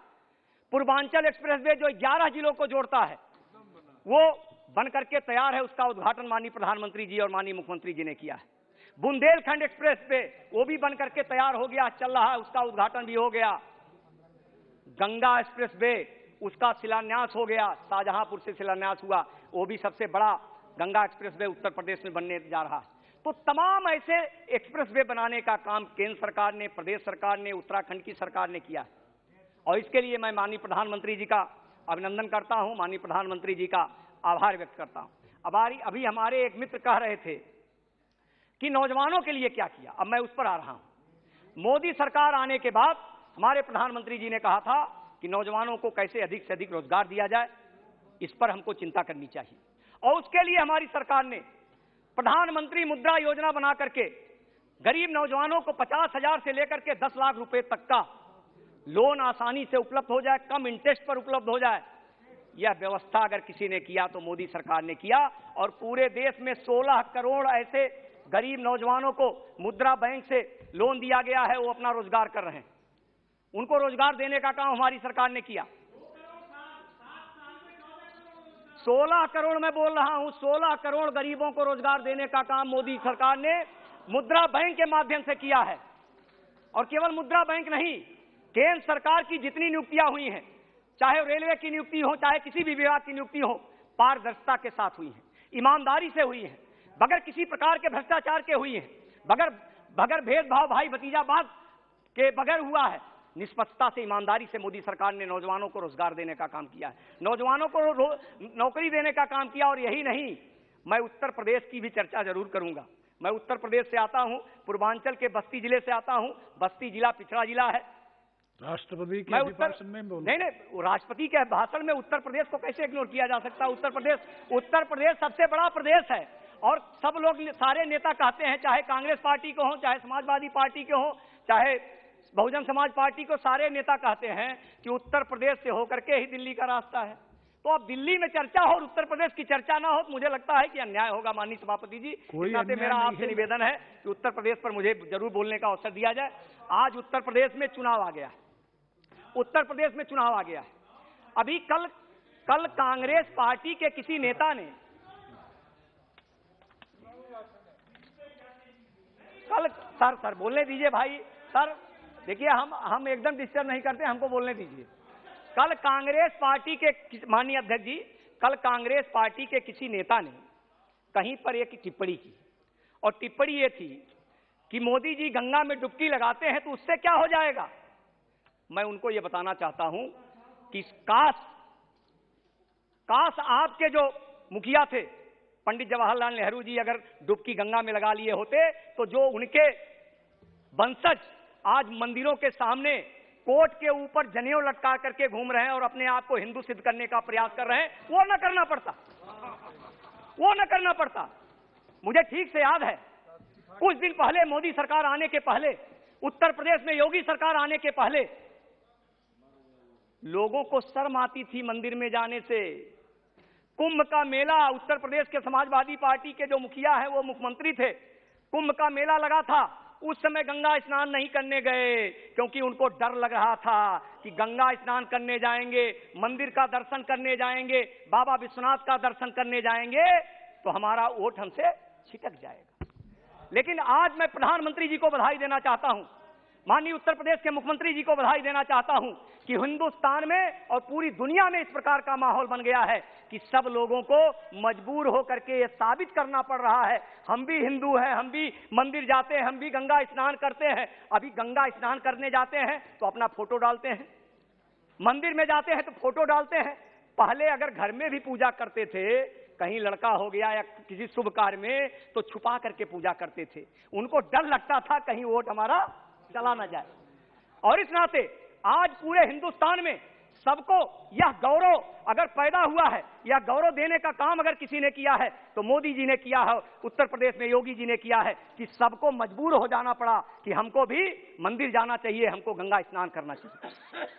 आज अभी समाजवादी पार्टी के मुखिया ने एक स्टेटमेंट दिया है, उन्होंने कहा कि हम जब आएंगे तो इससे भी अच्छा भव्य राम मंदिर का निर्माण करेंगे। अब उन्होंने कहा तो उसका उत्तर तो मुझे माननीय अध्यक्ष जी देना ही पड़ेगा। अरे किसने रोका था? आपके पिताजी उत्तर प्रदेश के मुख्यमंत्री थे, कार सेवकों पर गोलियां उसी समय चलाई गई थी, सैकड़ों कार सेवक उस समय मारे गए थे, हजारों कार सेवक घायल हुए थे और उस समय यह नारा दिया गया था परिंदा पर भी नहीं मारेगा। उस समय भी कार सेवक वहां तक पहुंच गए थे। बरसों से वहां आंदोलन चल रहा है। राम जन्मभूमि पर एक छोटे से छतरी में प्लास्टिक के भगवान राम विराजमान थे, किसी ने चिंता नहीं की। जब मोदी सरकार ने शिलान्यास कर दिया, भव्य राम मंदिर का निर्माण हो रहा है, तो उनको भी लग रहा है कि कहीं हमारा नुकसान ना हो जाए, तो भी कह रहे हैं भाई कैसे आप बनवाएंगे, आपको तो एक विशेष वर्ग का वोट लेना है। हम उस वर्ग के विरोधी नहीं हैं। हमारे प्रधानमंत्री जी ने कहा था सबका साथ, सबका विकास, सबका प्रयास। हमने प्रधानमंत्री आवास बनाया तो सबके लिए बनाया, हमने शौचालय बनाया सबके लिए बनाया, हमने घर में बिजली पहुंचाई, सबके भी घर में बिजली पहुंचाई, हमने मुद्रा बैंक में लोन दिया तो सबको दिया। हम विरोधी नहीं है, लेकिन तुष्टीकरण भी हम नहीं करते। भगवान राम का जहां जन्मभूमि है वहां राम मंदिर बनना चाहिए, बाबा काशी विश्वनाथ का कॉरिडोर का विकास होना चाहिए। यह चिंता अगर किसी ने किया तो मोदी सरकार ने किया और उत्तर प्रदेश में योगी सरकार ने किया। अब कानून की बात, लॉ एंड ऑर्डर की बात हो रही है पूरे देश में। स्वाभाविक रूप से लॉ एंड ऑर्डर प्रदेशों का मामला होता है, लेकिन चर्चा मैं इसलिए करूंगा कि जब उत्तर प्रदेश में कुछ होता है तो लोकसभा में, दिल्ली की लोकसभा में तमाम लोग हंगामा करते हैं, इसलिए जवाब देना जरूरी है। यहां पर हंगामा करते हैं उत्तर प्रदेश में। आपको याद होगा माननीय अध्यक्ष जी, उत्तर प्रदेश में जो पिछली सरकारें थी, उन सरकारों के समय में नारा दिया जाता था जो जमीन सरकारी है वो जमीन हमारी है, जो खाली जमीन है वो जमीन हमारी है। अब बाबा साहब भीमराव अंबेडकर का जो संविधान है, उस संविधान में यह कहा गया है कि जब न्याय, कानून का राज होगा तभी लोगों को न्याय मिलेगा। दादा, आप हमसे ज्यादा बहुत ज्यादा जानकार हैं। कानून के राज में ही गरीबों को न्याय मिलता है, गरीबों को अधिकार मिलता है। और जब कानून का राज नहीं होगा तो गरीबों को अधिकार नहीं मिलेगा, गरीबों को न्याय नहीं मिलेगा। और इसलिए मैं ये कह सकता हूं कि तमाम पुरानी सरकारों में, सपा बसपा की सरकारों में, तमाम माफियाओं के द्वारा गरीबों की जमीनों पर कब्जा किया जाता था, गरीबों के घरों पर कब्जा किया जाता था, हत्या, बलात्कार, अपहरण, लूट जैसी घटनाएं होती थी। लेकिन उत्तर प्रदेश में योगी सरकार आने के बाद हमारी सरकार ने संकल्प लिया कि जो गुंडे हैं वो या तो जेल चले जाएं या तो उत्तर प्रदेश छोड़ करके चले जाएं। आज उत्तर प्रदेश में कानून का राज है। और इतना ही नहीं, जो तमाम माफियाओं ने गरीबों की जमीन पर कब्जा किया था, उत्तर प्रदेश की योगी सरकार ने बुलडोजर चलवा करके ऐसे अवैध जमीनों को सरकारी अधिकृत कर लिया और 1000 करोड़ रुपए से ज्यादा की जमीन उत्तर प्रदेश की योगी सरकार ने सरकारी कब्जे में लिया है। आज वहां गरीबों के आवास बन रहे हैं, गरीबों का आशियाना बन रहा है। आज गरीबों को भी यह महसूस हो रहा है कि जो मोदी सरकार केंद्र में है और उत्तर प्रदेश में योगी सरकार है, ये सही मायनों में गरीबों की हितैषी है, गरीबों के कल्याण के लिए काम कर रही है, गरीबों को आगे बढ़ाने के लिए काम कर रही है, गरीबों के विकास के लिए काम कर रही है। इस दिशा में हमारी सरकार ने काम किया है। और इस नाते मैं ये कह सकता हूं कि मोदी सरकार और उत्तर प्रदेश में योगी सरकार, और बगल में ही उत्तराखंड है, उत्तर प्रदेश का एक हिस्सा है, इस नाते उसकी भी मैं चर्चा करूंगा कि उत्तर प्रदेश में, उत्तराखंड में एक आपदा आई थी। उस आपदा में हमारे केंद्रीय मंत्री आदरणीय अश्विनी चौबे जी भी फंस गए थे, भगवान ने उनको बचाया। उस समय किसी को कल्पना नहीं थी कि इतने जल्दी वहां का विकास हो जाएगा, पुनर्निर्माण हो जाएगा। लेकिन मोदी जी ने संकल्प लिया। उस समय मोदी जी गुजरात के मुख्यमंत्री थे, वहां से आकर के उन्होंने कहा था कि इसका विकास होगा। और केंद्र में मोदी सरकार आने के बाद, उत्तराखंड में भारतीय जनता पार्टी की सरकार आने के बाद केदारनाथ जी का, बद्रीनाथ जी का, चारों धाम का विकास हमारी सरकार ने किया है। और इस नाते मैं कह सकता हूं कि हमारी सरकार ने जिस प्रकार गांव, गरीब, किसान, मजदूर के विकास के लिए, नौजवानों के रोजगार के लिए, महिलाओं को आगे बढ़ाने के लिए, हमारे प्रधानमंत्री जी ने कहा बेटी पढ़ाओ बेटी बचाओ, यह नारा हमारी सरकार ने दिया। और हम केवल नारा नहीं दिए, आपने देखा अभी पिछले दिनों हमारे प्रधानमंत्री जी ने कहा लड़कियों को बराबर अवसर मिलना चाहिए। 18 साल उनकी शादी की उम्र थी, हमारी सरकार ने 21 साल किया कि लड़कियों को बराबर पढ़ने का अवसर मिलना चाहिए, बराबर अधिकार मिलना चाहिए। इस दिशा में मोदी सरकार ने काम किया। आज गांव की तमाम अनपढ़ महिलाएं, गरीब महिलाएं, जिनके पास कोई साधन नहीं था रोजगार करने का, छोटा मोटा कुटीर उद्योग चलाने का, हमारे प्रधानमंत्री जी ने स्वयं सहायता समूह बना करके हिंदुस्तान में 20 लाख स्वयं सहायता समूह काम कर रहे हैं, 20 लाख। और उत्तर प्रदेश में, अकेले उत्तर प्रदेश में 10 लाख स्वयं सहायता समूह काम कर रहे हैं। वहां पर हम उनको फाइनेंस करते हैं, उनको बगैर इंटरेस्ट के फाइनेंस होता है और उससे करोड़ों महिलाएं जुड़ी हुई। सबका विकास हो रहा है, सबको आगे बढ़ने का अवसर मोदी सरकार दे रही है। आज वो भी अपने घर में खुशहाल है। कुटीर उद्योग के माध्यम से कुछ जो ग्रामीण अरे भाई सुनिए, ग्रामीण पृष्ठभूमि की हमारी जो तमाम काम होते हैं उसको करके वो अपना रोजी रोटी चला रही। तो इस दिशा में हमारी सरकार ने काम किया है। और मैं ये कह सकता हूं कि तमाम ऐसा विषय, जो कोई विषय नहीं हो सकता, उस विषय की चर्चा लगातार तमाम नेताओं के द्वारा किया जा रहा है। मैं अब कोविड की चर्चा करूंगा। अरे भाई साहब, आपको बोलना होगा तो बोलिएगा, हमको बोलने नहीं दीजिए। हमको वो देखिए, हमारे नेताजी को मैं बोल रहा हूं, नेताजी एकदम शांत से सुन रहे हैं। कोविड की चर्चा करूंगा। माननीय अध्यक्ष जी, पूरी दुनिया में एक कोविड महामारी जब आई तो पूरी दुनिया में लोगों को यह लगता है, या लगता था, शायद अब वो धारणा मोदी सरकार ने बदल दिया।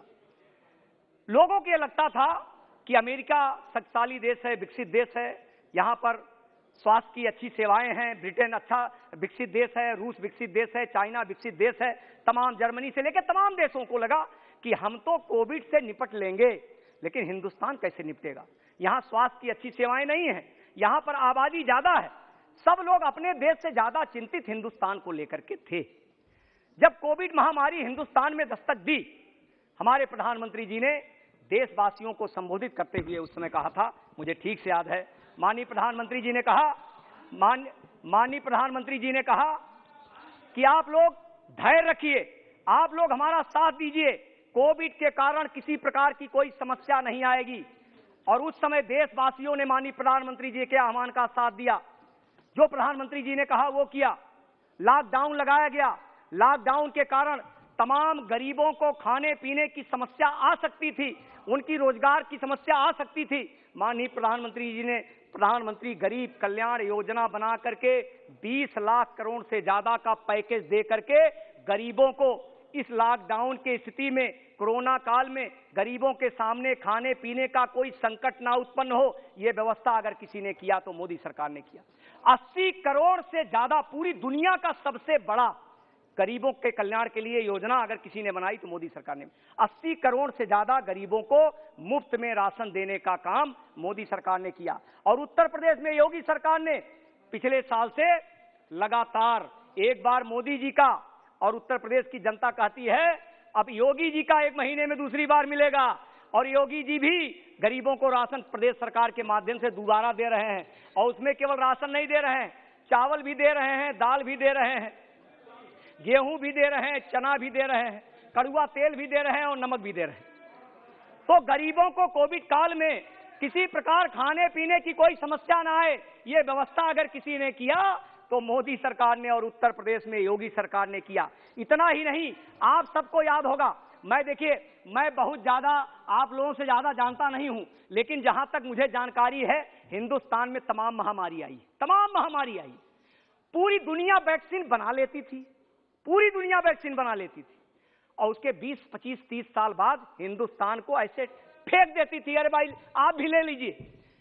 हिंदुस्तान में जब कोविड महामारी आया पूरी दुनिया चिंतित थी, हमारे प्रधानमंत्री जी ने पूरी दुनिया का नेतृत्व किया और प्रधानमंत्री जी ने हिंदुस्तान के वैज्ञानिकों से कहा, हिंदुस्तान के डॉक्टरों से कहा आप वैक्सीन बनाइए। और कहा नहीं 35,000 करोड़ रुपया। देखिए अच्छी बात सुनिए, सब लोग वैक्सीन लगवा लिए होंगे, सब लोग वैक्सीन लगवाए हुए हो, सब लोग वैक्सीन लगा बैठे हैं। माननीय सदस्य,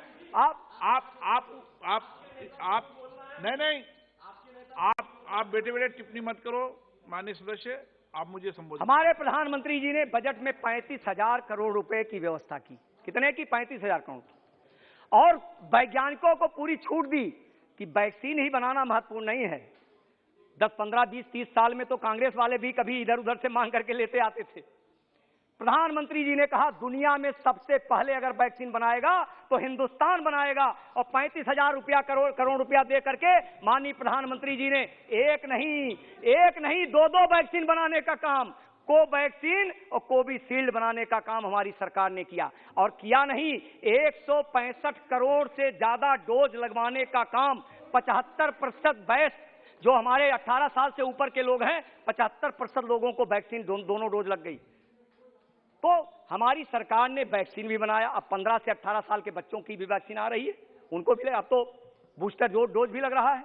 तो आज वैक्सीन, मोदी जी का वैक्सीन जब बन रहा था माननीय अध्यक्ष जी, तो मैं आपसे कहूंगा भारत की वैक्सीन, मोदी जी प्रधानमंत्री हैं देश के, मोदी जी देश के प्रधानमंत्री हैं, मोदी जी देश के प्रधान, उनके नेतृत्व में देश चल रहा है, सरकार चल रही है। अगर कोई काम होगा तो मोदी जी को श्रेय जाएगा ही, उसमें कहने वाली बात नहीं, हंसने वाली बात नहीं। माननीय प्रधानमंत्री जी उस समय जब भारत की वैक्सीन बनकर के तैयार हुई तो समाजवादी पार्टी के नेता, कांग्रेस पार्टी के नेता, अन्य विरोधी दल के नेता उस वैक्सीन की हंसी उड़ा रहे थे कि अभी ट्रायल हुआ नहीं, वैक्सीन लग जाएगी, कोई खतरा हो जाएगा, ये हो जाएगा, वो हो जाएगा। और हमारे वैक्सीन की आलोचना आपने नहीं किया, इस देश के वैज्ञानिकों की आलोचना कांग्रेस पार्टी और समाजवादी पार्टी के नेताओं ने किया। और आज तक समाजवादी पार्टी के मुखिया वैक्सीन लगवाए कि नहीं लगवाए ये तो वो जानते होंगे, लेकिन वैक्सीन के देश के वैज्ञानिकों को वैक्सीन जब बन गई उसके लिए एक ट्वीट पर बधाई भी नहीं दी। हालांकि उनके बारे में कहा जाता है वो ट्विटर नेता है, ट्विटर पर भी प्रतिक्रिया देते हैं। तो देश के हर गरीब को, और आप लोग तमाम लोग इतिहास जानते हैं, पूरी दुनिया का आंकड़ा ले लीजिए, दुनिया में तमाम देश ऐसे हैं, पूरे देश, तमाम देशों की आबादी को जोड़ दीजिए, उससे ज्यादा वैक्सीन हिंदुस्तान की सरकार ने लगवाया है। और लगवाया नहीं है, मुफ्त में लगवाने का काम अगर किया है तो हमारी सरकार ने किया। मुफ्त में वैक्सीन लगवाने का काम हमारी सरकार ने किया। तो वैक्सीन लगवा करके गरीबों को बचाने का काम मोदी सरकार ने किया।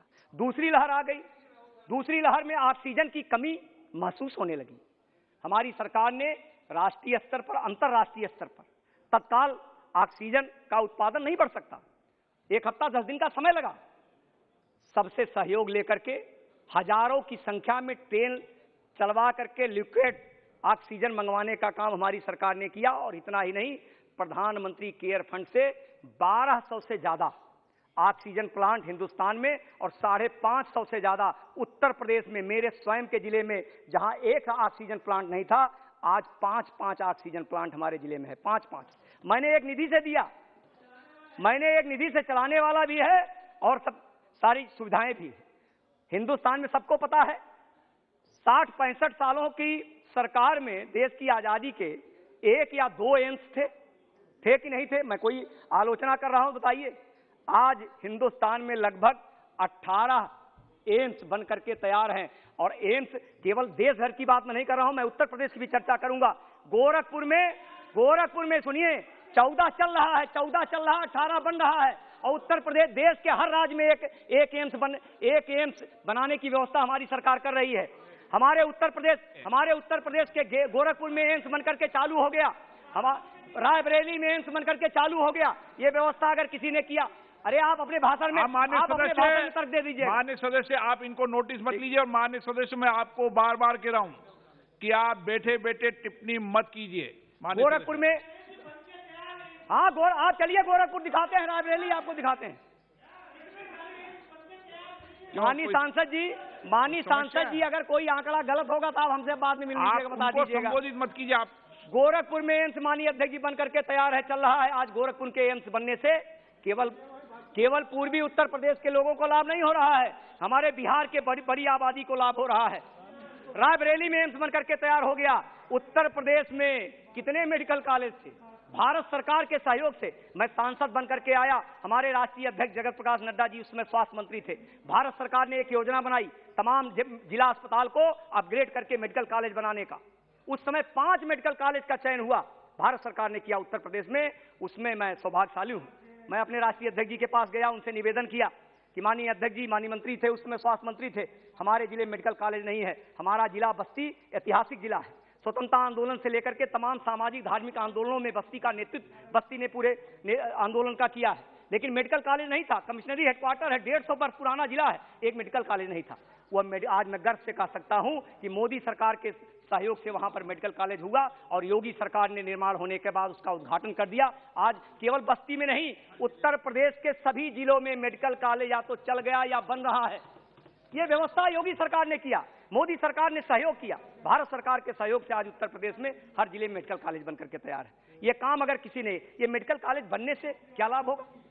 कोई व्यक्ति, एम्स जब गोरखपुर में नहीं था, बस्ती का आदमी, मैं यहाँ सांसद हूं, आप सब लोग जानते होंगे, मेडिकल एम्स में आप प्रयास करिए तो अगर 1 हफ्ता प्रयास करिए तो 1 आदमी दिखवा सकते हैं। इतनी भीड़ रहती है, पूरे देश की का लोड रहता है। हम भी प्रयास करते थे, नहीं हो पाता था। आज गोरखपुर में एम्स बन गया तो जो बस्ती का आदमी दिल्ली आता था, किराया खर्च करता था, यहाँ कमरा लेता था, पैसा ज्यादा खर्च होता था, परेशान होता था, उस परेशानी से मुक्ति हो गई, पैसे की बचत हुई, आराम से गोरखपुर के एम्स में उसकी दवा हो सकती है। बस्ती के मेडिकल कॉलेज में बस्ती का आदमी लखनऊ बनारस जाता था दवा कराने, आज बस्ती में उसका दवा हो सकता है। आज देवरिया में उसकी दवा हो सकती है, सिद्धार्थनगर में उसका दवा हो सकता है। कहां, जहां जहां मेडिकल कॉलेज है, हर प्रकार की सुविधा ये गरीबों के लिए। हमारी सरकार ने जो कहा सबका साथ सबका विकास, उस दिशा में काम किया। गरीबों को अधिक से अधिक सुविधाएं कैसे उपलब्ध कराई जाएं, इस दिशा में हमारी सरकार ने काम किया। रही बात, हमारे प्रधानमंत्री जी ने कहा जब गरीब आदमी हवाई जहाज पर चलना शुरू कर देगा, तब ये माना जाएगा कि आज हिंदुस्तान में सब लोग बराबर हो गए, हवाई चप्पल पहने हुआ आदमी। और उसके लिए हमने उड़ान योजना बनाई। उस उड़ान योजना के अंतर्गत हिंदुस्तान के तमाम शहरों को एयरपोर्ट से जोड़ने का काम किया, हवाई जहाज ले जाने का काम किया। और उत्तर प्रदेश में अकेले जेवर में, कुशीनगर में, लखनऊ पहले से था, बनारस, अंतरराष्ट्रीय एयरपोर्ट बनाने का काम अगर किसी ने किया तो मोदी सरकार ने किया। खिलाड़ियों के लिए खेलो इंडिया योजना हमारी सरकार चला रही है। ग्रामीण पृष्ठभूमि के खिलाड़ियों को खेलने का अवसर दिया जाए, उनको सुविधाएं उपलब्ध कराई जाए। हमारे प्रधानमंत्री जी ने सांसदों से को निर्देशित किया था, निवेदन किया था कि सभी सांसदों को खिलाड़ियों के लिए कार्यक्रम करना चाहिए। सांसद खेल महाकुंभ, मैं गर्व से कह सकता हूं माननीय अध्यक्ष जी कि मैं अपने जिले में सांसद खेल महाकुंभ कराया। हमारे देश के यशस्वी गृह मंत्री आदरणीय अमित शाह जी उसका उद्घाटन करने गए थे। 50,000 से ज्यादा ग्रामीण पृष्ठभूमि के खिलाड़ियों को विभिन्न खेलों में अवसर देने का काम अगर किसी ने किया तो हमारी सरकार ने किया।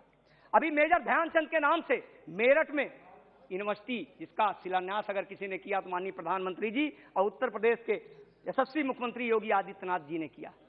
इसके पहले आपका ध्यान क्यों नहीं गया कि खिलाड़ी कौन है?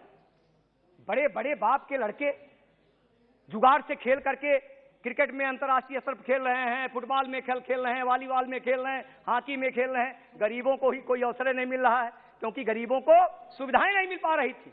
वह सुविधा गांव-गांव तक अगर देने का किसी ने काम किया है तो मोदी सरकार ने, भारतीय जनता पार्टी की केंद्र सरकार ने और उत्तर प्रदेश की योगी सरकार ने किया। आज खिलाड़ियों को हमारे तमाम सांसदों ने खेल महाकुंभ कराया हो। मैं आपको उसकी पुस्तिका छपी है, आपको भी दूंगा और विपक्ष के नेताओं भी दूंगा। कुछ सीखना, हमसे भी अगर कुछ सीख पाई तो सीख ले लीजिए, कुछ सीख करके अच्छा काम करिएगा। तो ये हर क्षेत्र में मोदी सरकार ने काम किया।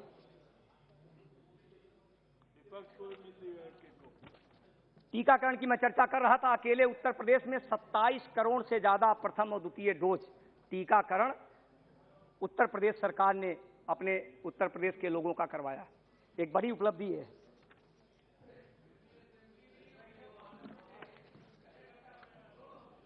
अरे अभी बहुत बोलने के लिए है, थोड़ा कोई श्रमिक ट्रेन एक्सप्रेस, ये इसकी चर्चा करना बहुत आवश्यक है। कोरोना काल में तमाम ऐसे श्रमिक थे जो डर बस अपने अपने स्थानों से निकल रहे थे। तमाम सरकारें हैं, किसी ने कोई चिंता नहीं की।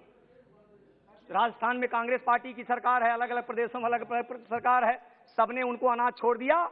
लेकिन हमारी भारतीय जनता पार्टी की केंद्र सरकार ने, हमारे उस समय रेल मंत्री थे पीयूष गोयल जी ने संकल्प लिया कि सभी श्रमिकों को उनके स्थान तक पहुंचाने का काम हम करेंगे।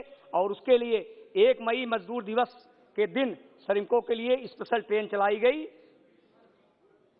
4621 श्रमिक ट्रेनें संचालित की गई, जिसमें 63 लाख से ज्यादा लोगों को उनके घरों तक पहुंचाने का काम अगर किसी ने किया तो मोदी सरकार ने किया, भारत सरकार ने किया।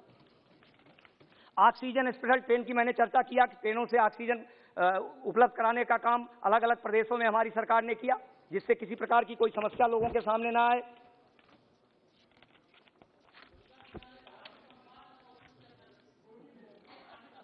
अभी मैं गंगा किनारे की भी चर्चा करूंगा।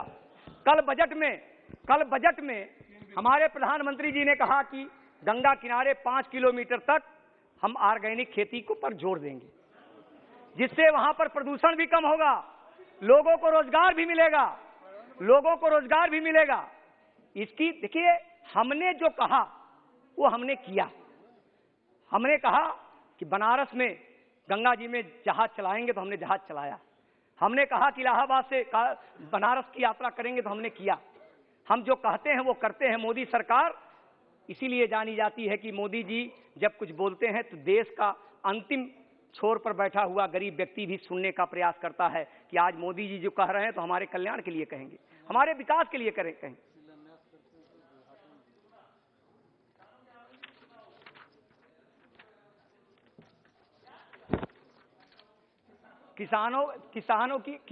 किसानों की आमदनी दुगनी हो रही है।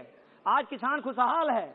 उत्तर प्रदेश में अभी चुनाव हो रहा है, उस समय आपको भी पता चल जाएगा चुनाव के बाद कि आपकी पार्टी कहां और भारतीय जनता पार्टी कहां है। प्रचंड बहुमत के साथ हमारी सरकार बनेगी। सच सुनने में ताकत नहीं है।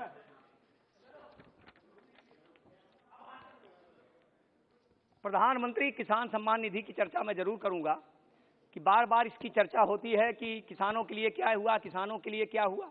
हमारे प्रधानमंत्री जी आने के बाद उत्तर प्रदेश में चुनाव चल रहा था, प्रधानमंत्री जी गए थे और उस समय चुनाव के 1 साल पहले हमारी सरकार ने किसानों के खाते में 2-2 हजार रुपया डालने का निर्णय लिया। और उस समय हमारी सरकार ने, माननीय प्रधानमंत्री जी हमारी पार्टी के सर्वोच्च नेता हैं, उन्होंने कहा कि हमारी सरकार उत्तर प्रदेश में आएगी तो किसानों का कर्जा हम माफ करेंगे। और कहा नहीं, 36,000 करोड़ रुपए का कर्जा माफ करने का काम अगर किसी ने उत्तर प्रदेश में किया तो मोदी सरकार और योगी सरकार ने प्रथम कैबिनेट बैठक में किया था, प्रथम कैबिनेट बैठक में। तो इस नाते ये ना कहिए कि हम जो कहते हैं वो करते नहीं, हम जो कहते हैं उसको हम करते हैं।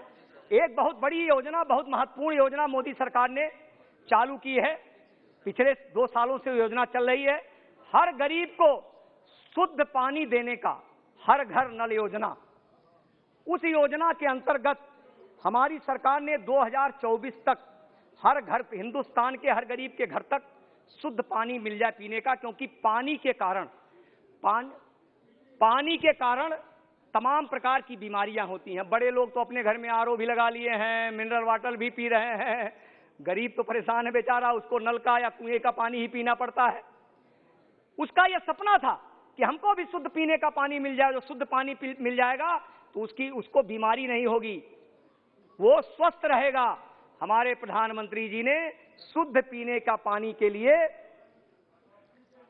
2024 तक इसको पूरा करने के लिए 3,50,000 करोड़ रुपए की व्यवस्था की है और उत्तर प्रदेश में अकेले 30,000 से ज्यादा अधिक ग्राम पंचायतों में यह योजना चल रही है, कई जगह कंप्लीट हो गई है। आने वाले समय में केंद्र सरकार की इस योजना को उत्तर प्रदेश की योगी सरकार संकल्प लेकर के, लक्ष्य लेकर के कम से कम समय में पूरा करने का काम भी हमारी उत्तर प्रदेश की सरकार करेगी, जिससे गरीबों के घर में शुद्ध पीने का पानी समय से पहुंच जाए और गरीब पानी के कारण बीमार न हो, उसको किसी प्रकार की बीमारी न हो। यह व्यवस्था हमारी सरकार ने की है।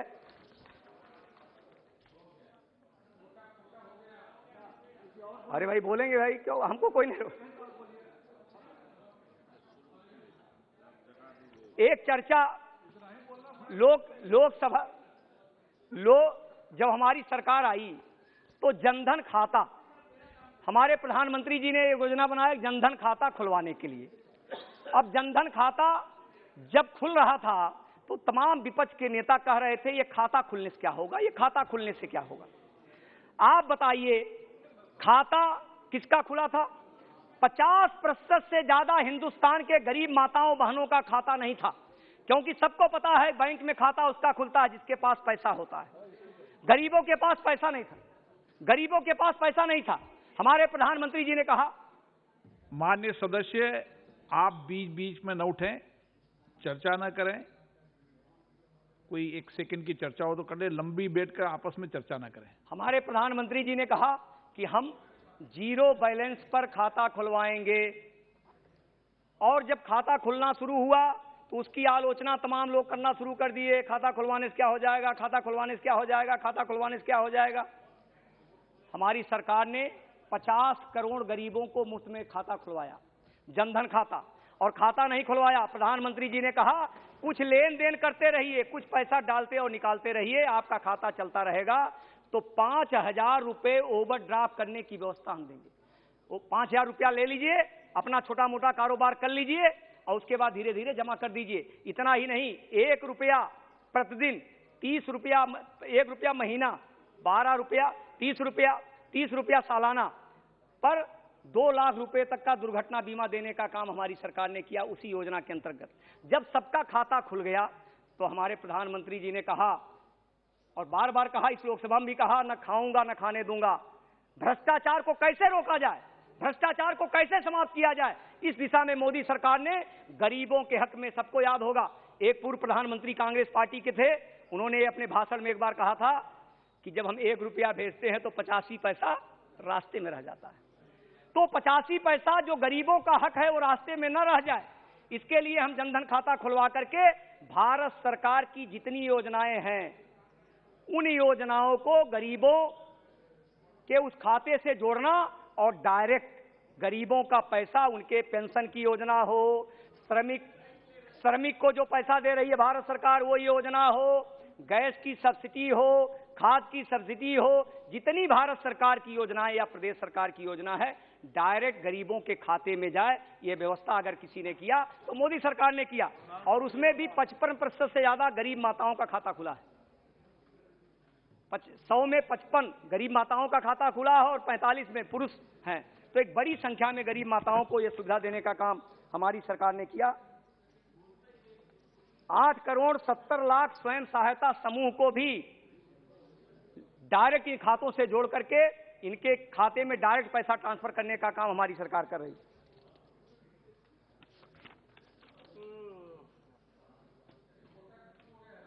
अरे क्यों परेशान है भाई, क्यों परेशान है?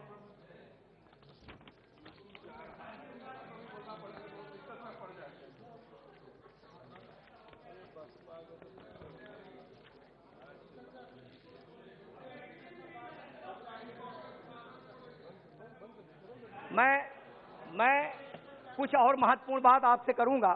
तमाम योजना भारत सरकार ने चलाई, उन योजनाओं में लगातार हमको सफलता मिल रही है, चाहे स्मार्ट सिटी की योजना हो, चाहे मेट्रो की योजना हो, तमाम ऐसी योजनाएं हैं जिन दिशा में भारत सरकार लगातार काम कर रही है। और उत्तर प्रदेश सरकार ने गंभीरता से उन योजनाओं को 100% उत्तर प्रदेश में लागू किया जाए, इस दिशा में हमारी सरकार ने काम किया। और इसलिए मैं कह सकता हूं, इंडिया स्मार्ट सिटी अवार्ड 2020 का प्रथम पुरस्कार अगर किसी को मिला है तो उत्तर प्रदेश सरकार को मिला है। हमारे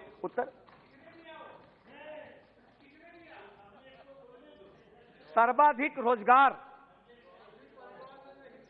रोजगार एमएसएमई के द्वारा अगर मिला है 45,166 ऐसे समूहों को दिया गया है। प्रधानमंत्री रोजगार सृजन कार्यक्रम के तहत 4143 इकाइयों को, एक इकाई में सैकड़ों लोग जुड़े रहते हैं, हजारों लोग जुड़े रहते हैं, उनको रोजगार देने का काम उत्तर प्रदेश की सरकार ने किया है। देश में सबसे ज्यादा अच्छा अगर प्रधानमंत्री किसान सम्मान निधि व्यवस्थित तरीके से गरीब किसान के खाते में गई है तो उत्तर प्रदेश में गई है। यह भारत सरकार ने गन्ना के किसान उत्तर प्रदेश में बड़ी संख्या में रहते हैं और उत्तर प्रदेश की समाजवादी पार्टी की सरकार, उसके पहले की सरकारों ने गन्ना किसानों का भुगतान नहीं किया था। हमारी योगी सरकार आने के बाद उत्तर प्रदेश में गन्ना किसानों का भुगतान जो बकाया था उसका भुगतान किया। और कितना किया है? अली जी आप सुन लीजिए, ये कर लीजिए, ये सुन लीजिए, ये आप सुन लीजिए, बताइएगा।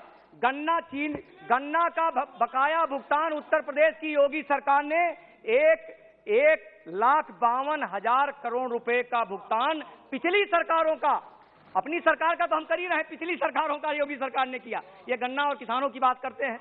जब आएंगे तो शुगर मिल बेच देंगे, जब आएंगे तो किसानों के ऊपर लाठीचार्ज करवाएंगे। हमारे स्वयं के जिले में मुंडेरवा शुगर मिल थी जो 25 सालों से बंद थी, तमाम सरकारों में वहां पर गोलियां चली, 3 किसान शहीद हो गए।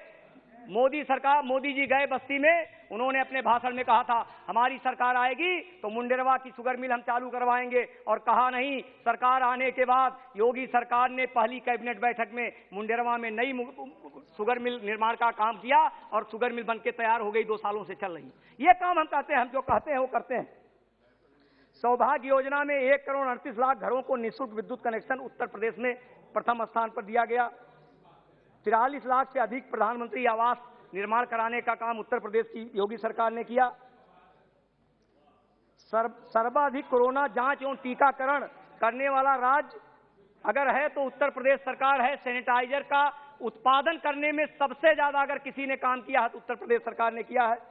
प्रदेश के सभी थानों में महिला हेल्प डेस्क स्थापित करने वाला प्रदेश अगर कोई है तो उत्तर प्रदेश है।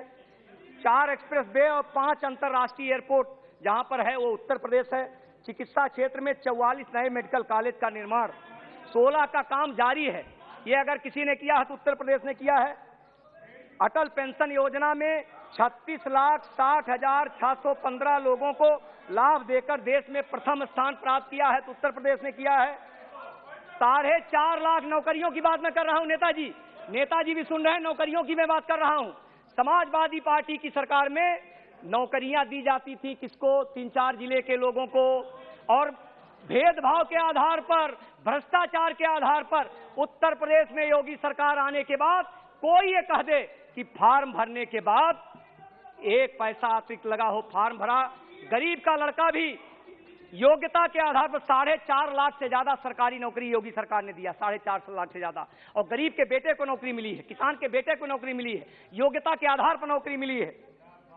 3.5 लाख से ज्यादा संविदा कर्मियों को नौकरी देने का काम योगी सरकार ने किया। 86 लाख किसानों को 36,000 करोड़ का कर्ज माफ करने का काम योगी सरकार ने किया।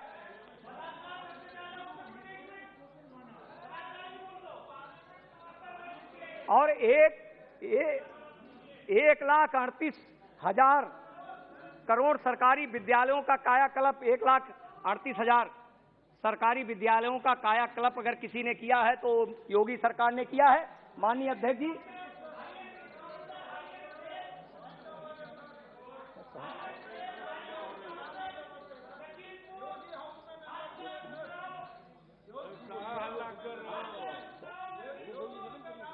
कर रहे हैं एक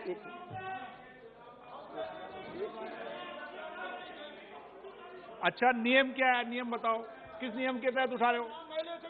नियम बताओ ना। Member of the house, point of order तो कोई नियम के तहत आता है माननीय सदस्य। ऐसा नहीं कर सकते सर।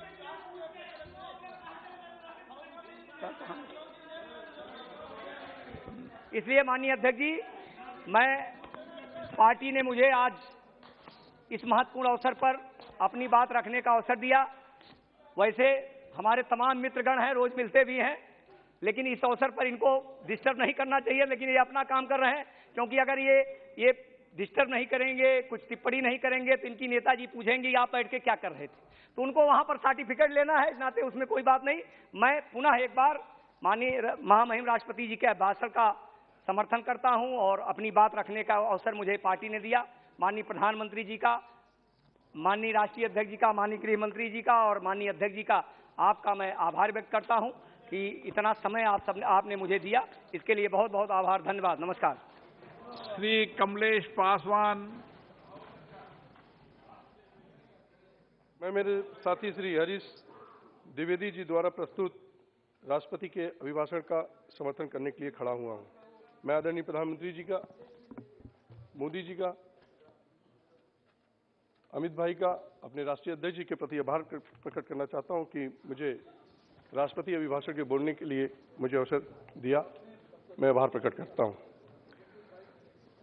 अध्यक्ष महोदय, जहां हम आजादी के 75वां वर्ष अमृत महोत्सव मना रहे हैं, वहीं हम सदी के सबसे बड़ी महामारी कोविड-19 के महामारी से भी गुजर रहे हैं। अध्यक्ष महोदय, देश की महान हस्तियों से जुड़े कार्यक्रमों के आयोजन हम सभी को प्रेरित करते हैं, जिसमें हमने नेताजी सुभाष चंद्र बोस की 125वीं जयंती को बड़ी ही भव्यता के साथ मनाया गया है। अध्यक्ष महोदय, इस सदी की सबसे बड़ी महामारी में जहां पूरे देश की अर्थव्यवस्था, खाद्यान्न व्यवस्था चरमरा गई थी, वहीं पर आदरणीय प्रधानमंत्री जी के कुशल नेतृत्व में पूरे देश को किसी प्रकार की, चाहे चिकित्सा हो, चाहे खाद्यान्न हो, उसको कुशलता से उसको निपटने का प्रयास किया। मैं अध्यक्ष जी, मेरा ये सौभाग्य कि आज मैं राष्ट्रपति अभिभाषण के ऊपर पार्टी ने मुझे बोलने का अवसर दिया। उत्तर प्रदेश से मैं आता हूं, बांसगांव संसदीय लोकसभा। पिछले कई बार इस कोविड काल में, मैं कोविड से ही चालू करूंगा अपनी बात। अध्यक्ष महोदय, इस समय देश में कोरोना की तीसरी लहर चल रही है और आदरणीय प्रधानमंत्री जी कुशल नेतृत्व में देश में करीब 130 करोड़ की आबादी के लोगों को फ्री वैक्सीन, दुनिया की सबसे बड़ी फ्री वैक्सीन लगाने की हम लोग हिंदुस्तान में आदरणीय प्रधानमंत्री मोदी जी के द्वारा ही चालू किया गया। कोरोना जैसे महामारी में देश की आर्थिक स्थिति को जानते हुए भी आदरणीय प्रधानमंत्री जी ने पूरे देश को मुफ्त वैक्सीन प्रोग्राम को लागू करने का कार्य किया। अध्यक्ष महोदय, सिर्फ मुफ्त वैक्सीन ही नहीं दिया, जबकि इस कोरोना काल की महामारी से उबरने के लिए आदरणीय प्रधानमंत्री जी ने पूरे सभी सेक्टरों को मजबूत करने के लिए, चाहे वो रेहड़ी वाले हों, चाहे वो चिकित्सक हों, चाहे वो गरीब हों, चाहे मिडिल क्लास के लोग हैं, चाहे वो किसान हों, सभी लोगों को करीब 20 लाख करोड़ से ऊपर से की मदद पैकेज, राहत पैकेज देकर लोगों की मदद करने का प्रयास किया। अध्यक्ष महोदय,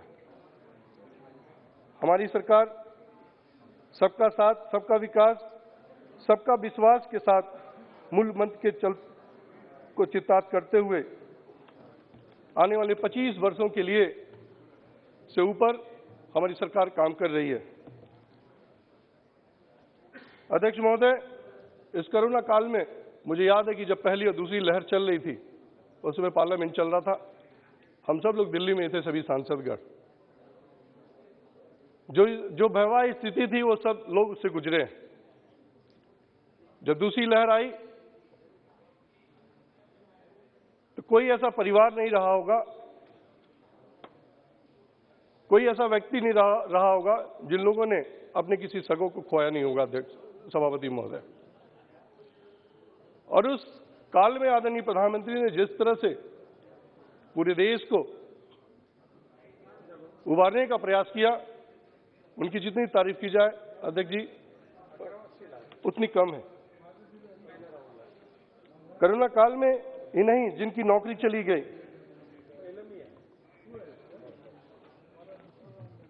इस समाज के स्वच्छता अभियान की बात मैं करना चाहूं अध्यक्ष जी। हमारे साथी हरीश द्विवेदी जी ने शुरुआत किया स्वच्छता अभियान के बारे में। स्वच्छता अभियान की बात सोचता हूं तो मुझे राष्ट्र महात्मा गांधी जी की याद आती है। मैं कल पढ़ रहा था कि 1917 में जब आदरणीय महात्मा गांधी जी जब बनारस गए थे, स्वच्छता की बात किए थे, और स्वच्छता की बात जब किए थे तो उन्हीं के कांग्रेस के साथी लोगों ने उनका उपवास उड़ाने का काम किया था। और उसके बाद किसी ने स्वच्छता की बात की तो हम लोग के देश के लोकप्रिय प्रधानमंत्री आदरणीय मोदी जी ने की, सभापति महोदय। और जब प्रधानमंत्री जी ने कहा तो उस समय भी हमारे साथी संसद के साथियों, चाहे क्षेत्र में जब हम लोग गए स्वच्छता अभियान को चालू करने के लिए, तो हमारे मित्र ही सांसद सेंट्रल हॉल में कहते थे कि आदरणीय प्रधानमंत्री जी तुम लोगों को झाड़ू थमा दिए। हम लोगों का भी उपहास करने का प्रयास किया अध्यक्ष सभापति महोदय, लेकिन जब हम लोग क्षेत्रों में गए, चाहे सांसद हो, चाहे भारतीय जनता पार्टी का कार्यकर्ता हो, चाहे स्वयं समूह हो, चाहे अन्य समूह लोगों ने मिलकर, किसी ने तालाब की सफाई करने का प्रयास किया, किसी ने रोडों को सफाई करने का प्रयास किया, हॉस्पिटल की सफाई करने का प्रयास किया। अध्यक्ष महोदय, सिर्फ वहीं तक ये सीमित नहीं था। आदरणीय प्रधानमंत्री जी की ये सोच थी स्वच्छता अभियान को आगे बढ़ाकर पूरे देश में जो क्रांति लानी है वो तभी संभव हो पाएगी जब इसको हम गांव तक इसको लेकर जाएंगे। और मुझे प्रसन्नता है कि हम लोगों ने इसको काफी हद तक सफल भी पाया। और कौन लोग हैं ये? समाज के जो सबसे दलित, वंचित, पिछड़ित व्यक्ति है, उनको कैसे मदद किया जाए, ये अगर जो किसी से सीखना है तो आदरणीय प्रधानमंत्री मोदी जी से सीखना होगा। सभापति महोदय, आदरणीय प्रधानमंत्री जी के नेतृत्व में स्वच्छता के अभियान की अगर जो बात करें तो मुझे अपने लोकसभा की बात बांसगांव की जरूर कहनी चाहिए। यहां पर स्वच्छता अभियान तो पूरे देश में चालू हुआ था, लेकिन उत्तर प्रदेश में जहां से मैं सांसद हूं सभापति महोदय, जब शौचालय निर्माण की जब बात हुई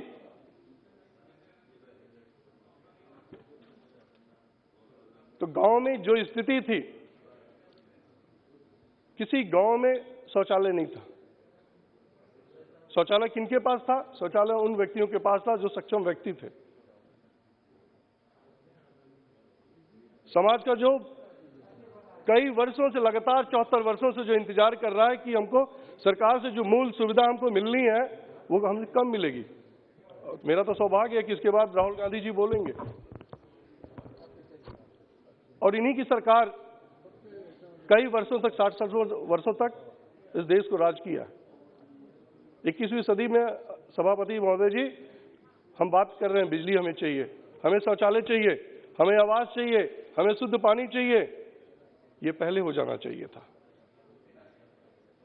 हम जिस बल पर ये सरकार बनाकर यहाँ पर नियम बनाने के लिए आते हैं, ये सिर्फ जुमला रह गया, गरीबी हटाओ, गरीबी हटाओ।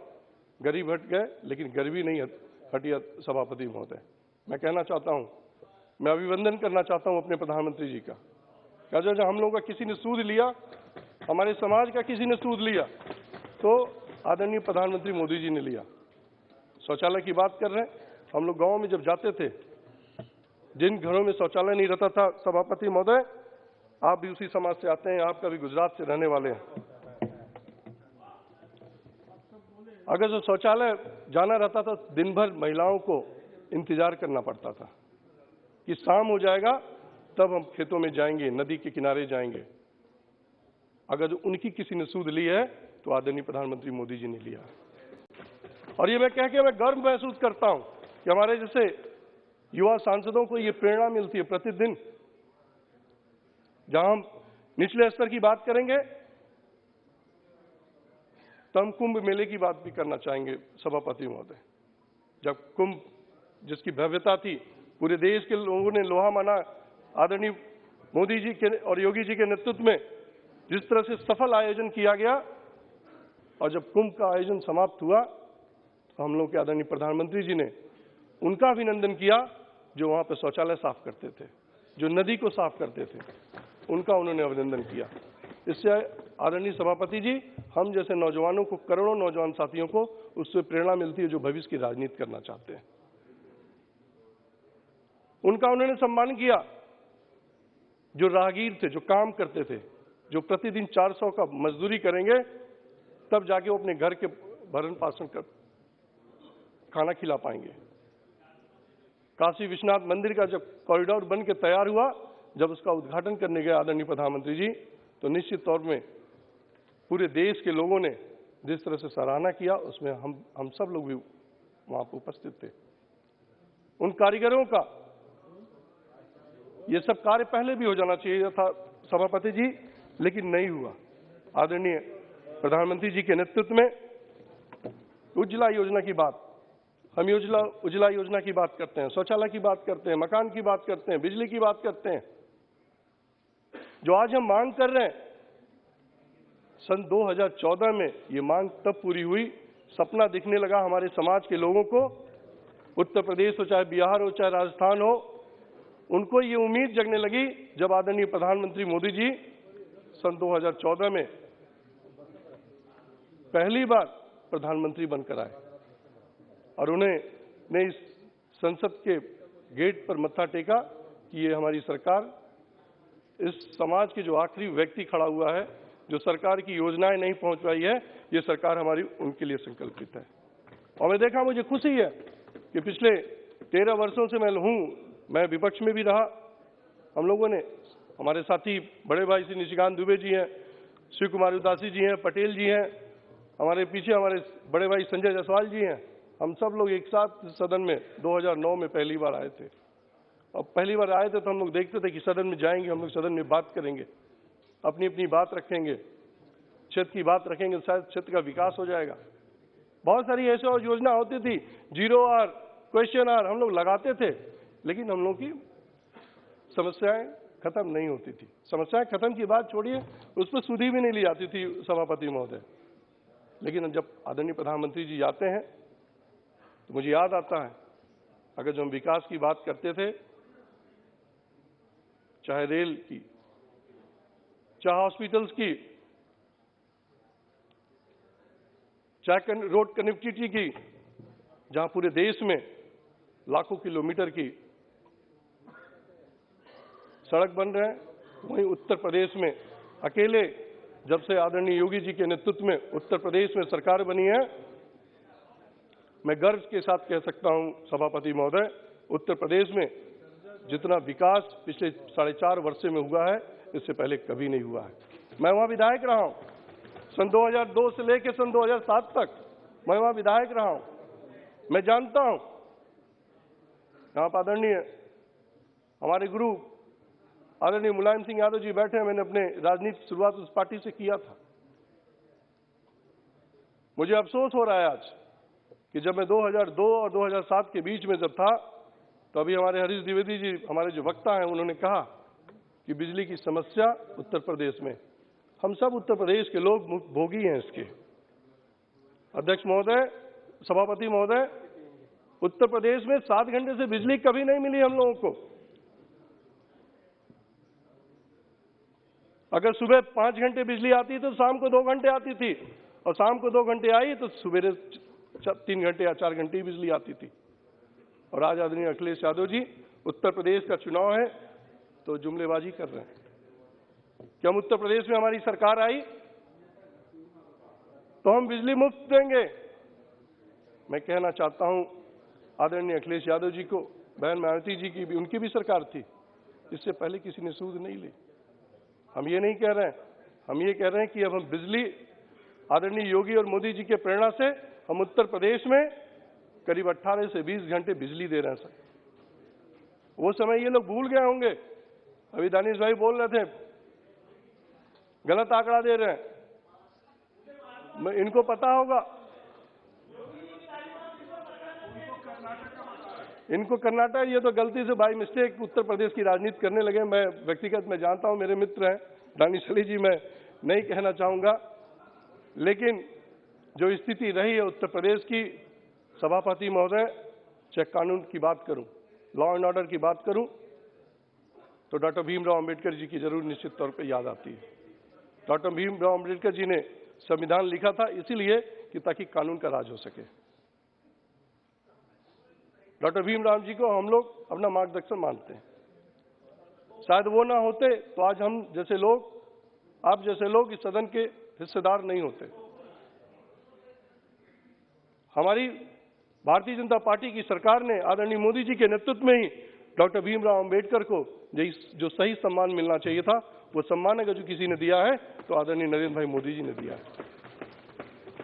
उनके नाम पर हमने विश्वविद्यालय बनवाए, उनके नाम से हमने कॉरिडोर सेंटर बनवाए, हमने उनके नाम से पंच तीर्थ स्थल बनाकर उनके जितने भी जगह थे उसको हम लोग विकसित करके ले आने, समाज को हम लोगों ने एक आईना दिखाने का काम किया कि हम प्रेरणा ले सके। सभापति महोदय, उज्ज्वला योजना की बात मैं जरूर करना चाहूंगा आपसे यहां पर। उज्ज्वला योजना एक ऐसी योजना जब 17-18 में लॉन्च हुई थी तो उस समय तत्कालीन मंत्री आदरणीय धर्मेंद्र प्रधान जी थे और सभी सांसदों से उन्होंने कहा था कि आप अपने अपने क्षेत्रों में फॉर्म भरवाइए और आपको मुफ्त है। दादा है, डबल मिनिस्टर है। भैया जरा पानी दो, आप बैठ जाइए, मिनिस्टर है। दादा है। स्वागत राय जी, आप अपना स्थान लीजिए, मिनिस्टर साहब है यहाँ। नहीं, आप बैठ जाइए। पासवान जी की बात रिकॉर्ड में जाएगी।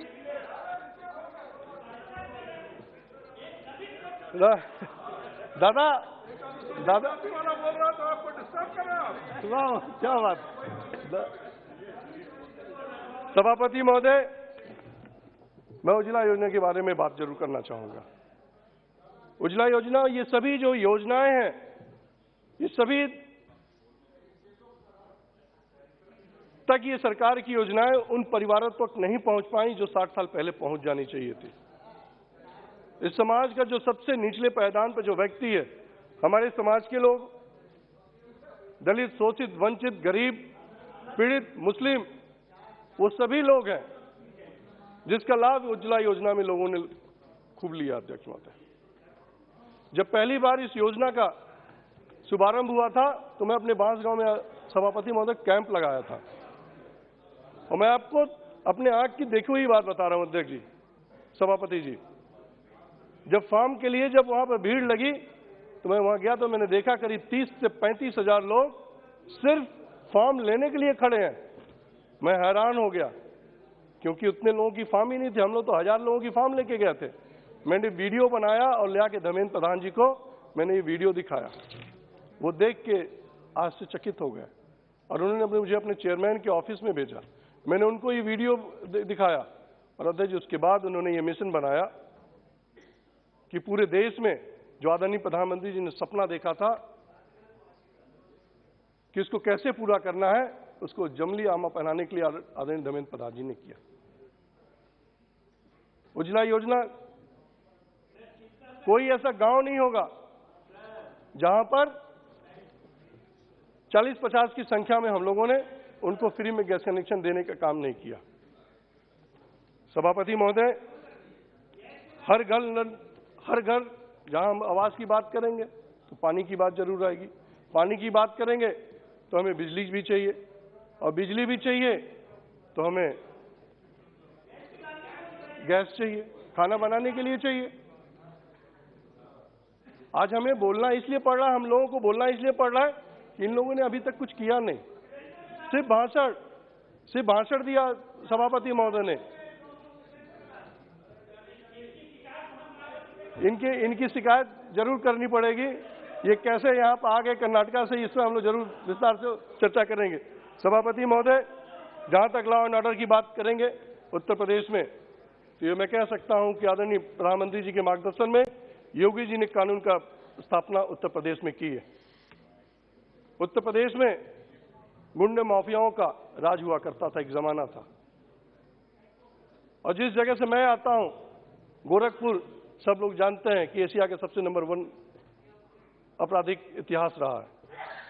लेकिन जब से योगी जी की सरकार आई, तो या तो गुंडे माफिया जेल में हैं, या तो प्रदेश के बाहर हैं, या तो निश्चित तौर पर ऊपर हैं। सभापति महोदय, अध्यक्ष महोदय, सभापति महोदय, मैं अंत में सिर्फ एक बात कह के अपनी बात को समाप्त करना चाहूंगा कि ये मोदी सरकार ही है जिसने असली हकदार को, ये मोदी सरकार ही है जिसने असली हकदार को उसका हक दिलाने का काम किया। मैं अपनी बात कहीं समाप्त करता हूं। अध्यक्ष जी, बहुत बहुत धन्यवाद अपनी पार्टी के सभी सम्मानित लोगों का जो मुझे अवसर दिया। बहुत बहुत धन्यवाद।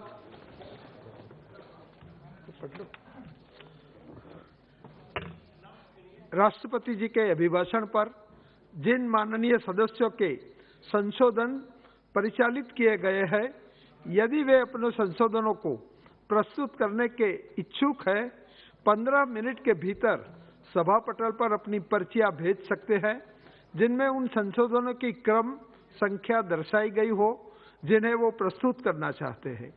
राज्यसभा चैम्बर तथा गैलरी में बैठे सदस्य संशोधनों को प्रस्तुत करने वाली पर्चियां राज्यसभा चैम्बर के पटल पर बैठे अधिकारियों को भेज दें।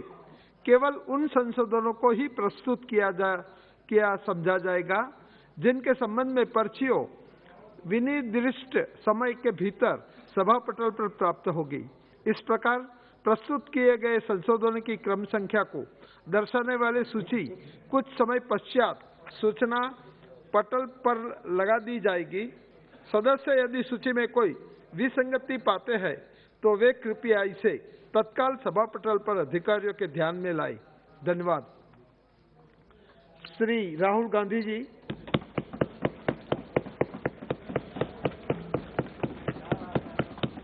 Thank you, Chairman Sir, for allowing me to speak on, Speaker Sir, for allowing me to speak on the presidential address.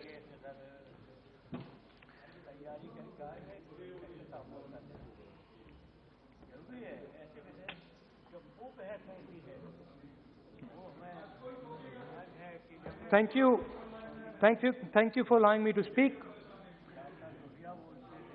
I felt that the presidential address should have been a strategic address, an address that spoke to India about where we are and where we should be going. What are the challenges we are facing? What are the difficulties we are facing?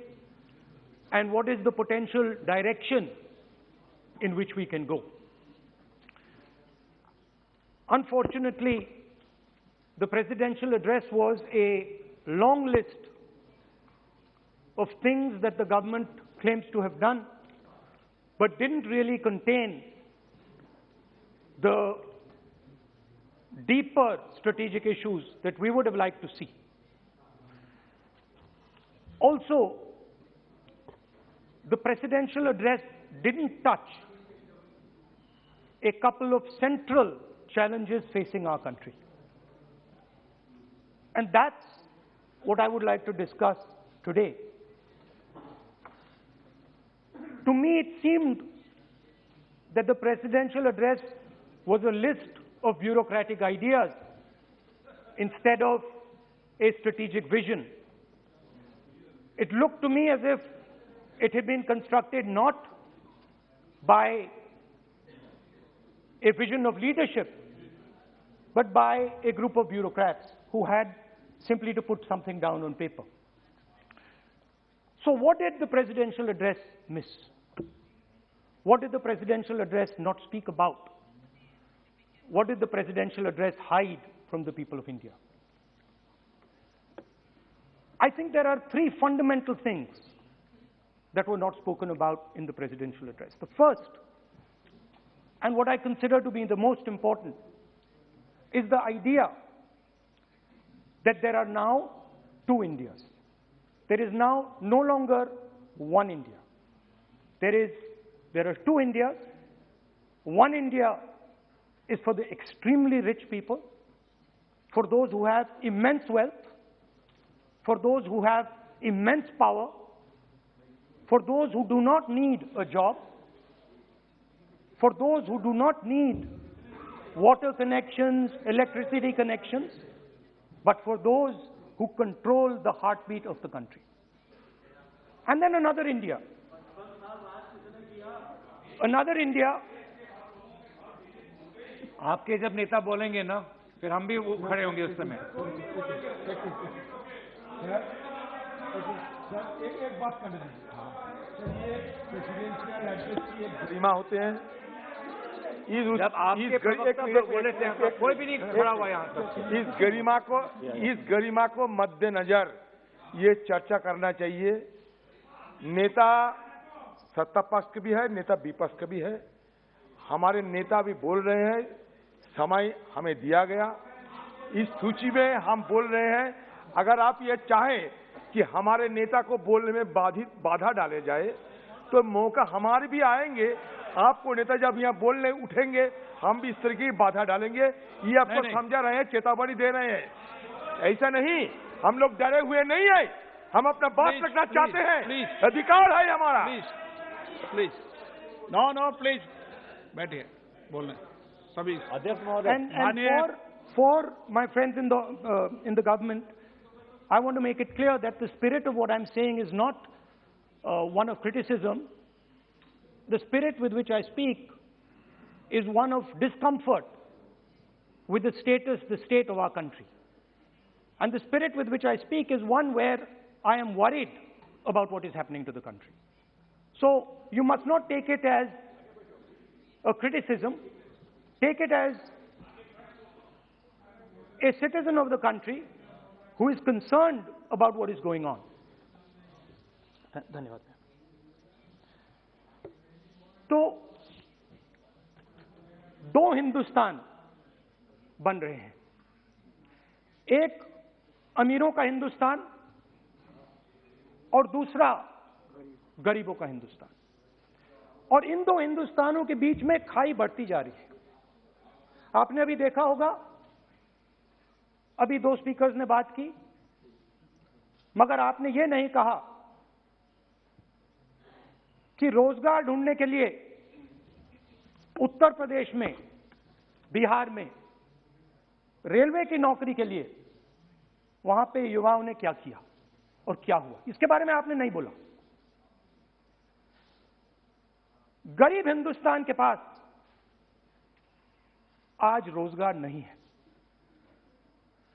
Presidential address में बेरोजगारी के बारे में एक शब्द नहीं था। और पूरे हिंदुस्तान में आज हिंदुस्तान का युवा रोजगार ढूंढ रहा है। हर स्टेट में, उत्तर प्रदेश, बिहार, सब जगह हिंदुस्तान का युवा एक ही चीज मांग रहा है, रोजगार हमें दे दो। और आपकी सरकार नहीं दे पा रही। आपको मैं आंकड़ा देना चाहता हूं। इस पिछले साल 3 करोड़ युवा रोजगार खोए हैं। आप बात करते हो रोजगार देने की। 2021 में 3 करोड़ युवा रोजगार खोए हैं। 50 साल से सबसे ज्यादा बेरोजगारी आज हिंदुस्तान में है। आपने मेक इन इंडिया की बात की, स्टार्टअप इंडिया की बात की, मगर जो रोजगार हमें हमारे युवाओं को मिलना चाहिए वो नहीं मिला, और जो था वो गायब हो गया। और ये सच्चाई है, और इस सच्चाई को आप भी पहचानते हो, क्योंकि आपने भी अपने भाषणों में रोजगार के बारे में कुछ नहीं कहा। कितना रोजगार पैदा किया गया है, किस प्रकार किया गया है, उसके बारे में आपने नहीं बोला, और आप बोल भी नहीं पाएंगे, क्योंकि अगर आप बोलेंगे तो हिंदुस्तान का युवा आपकी ओर देख के कहेगा कि ये मजाक कर रहे हैं। तो ये स्थिति पैदा कैसे हुई? ये दो हिंदुस्तान पैदा कैसे हुए?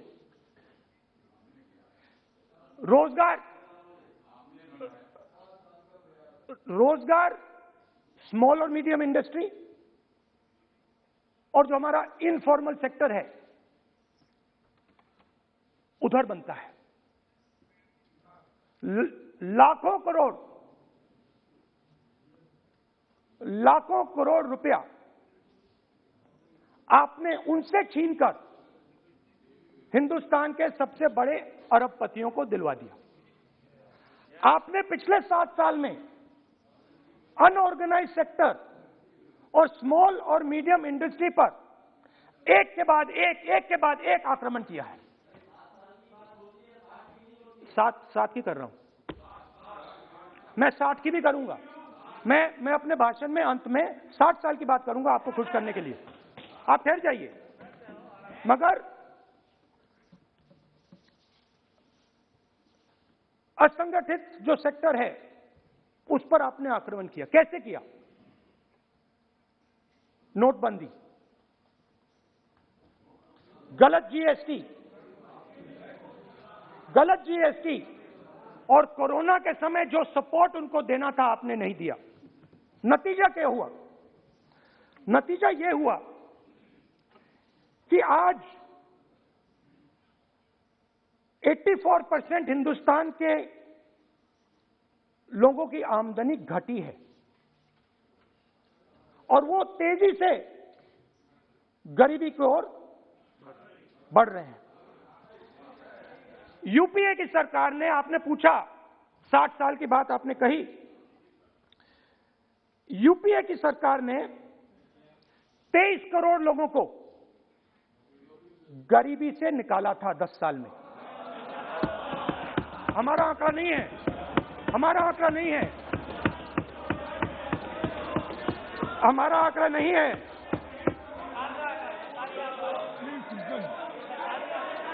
आप हंसिए, हमारा आंकड़ा नहीं है, यह सच्चा आंकड़ा है। 27 करोड़ लोगों को हमने गरीबी से निकाला था और 23 करोड़ लोगों को आपने गरीबी में वापस डाल दिया।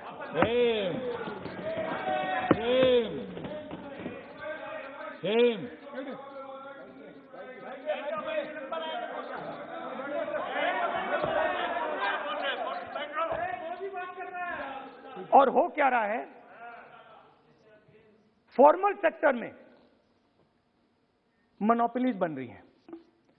किसी भी आप सेक्टर में देखिए, और सबसे 2 मोनोपोलिस्ट के बारे में थोड़ा सा बोलूंगा। उसको वो कोरोना के समय अलग अलग वेरिएंट्स आते हैं ना, डेल्टा, ओमिक्रॉन, वो AA वेरिएंट है और वो पूरा का पूरा हिंदुस्तान की जो अर्थव्यवस्था है उसके अंदर फैल रहा है। आपने बात उठाई तो मैं उसके बारे में पहले बोल देता हूं। एक व्यक्ति को,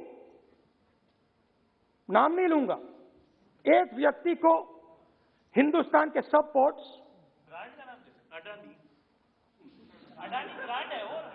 ब्रांड, हिंदुस्तान के सब पोर्ट्स, हिंदुस्तान के सब airport, power transmission, mining, green energy, gas distribution, edible oil, जो भी हिंदुस्तान में होता है उधर अदानी जी दिखाई देते हैं।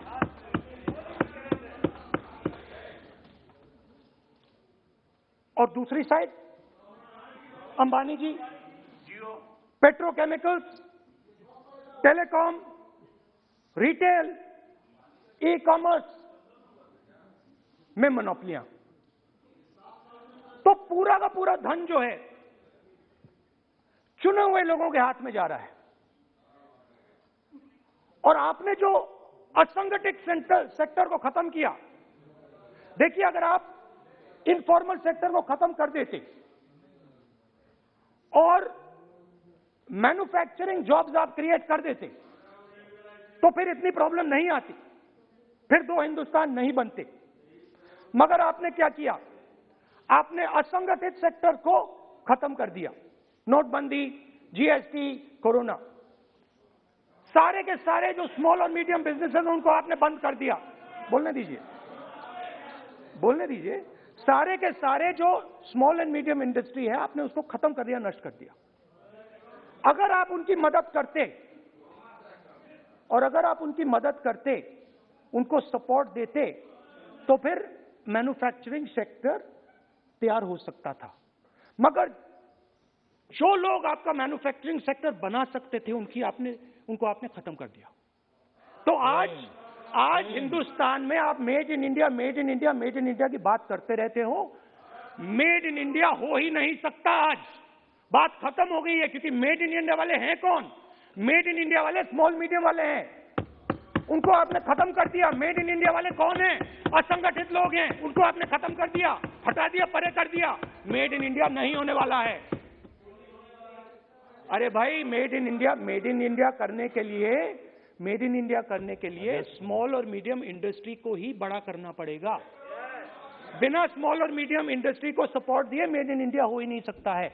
और अगर आप पूछते हैं तो मैं आपको बताता हूं, मैन्युफैक्चरिंग जॉब्स की अगर हम बात करें तो मेरे पास आंकड़ा है यहां पे, पिछले 5 साल में मैन्युफैक्चरिंग जॉब्स 46% कम हुए हैं। 46% drop in manufacturing jobs in India. Why? Because you have destroyed the unorganized sector. Why? Because you have destroyed MSMEs.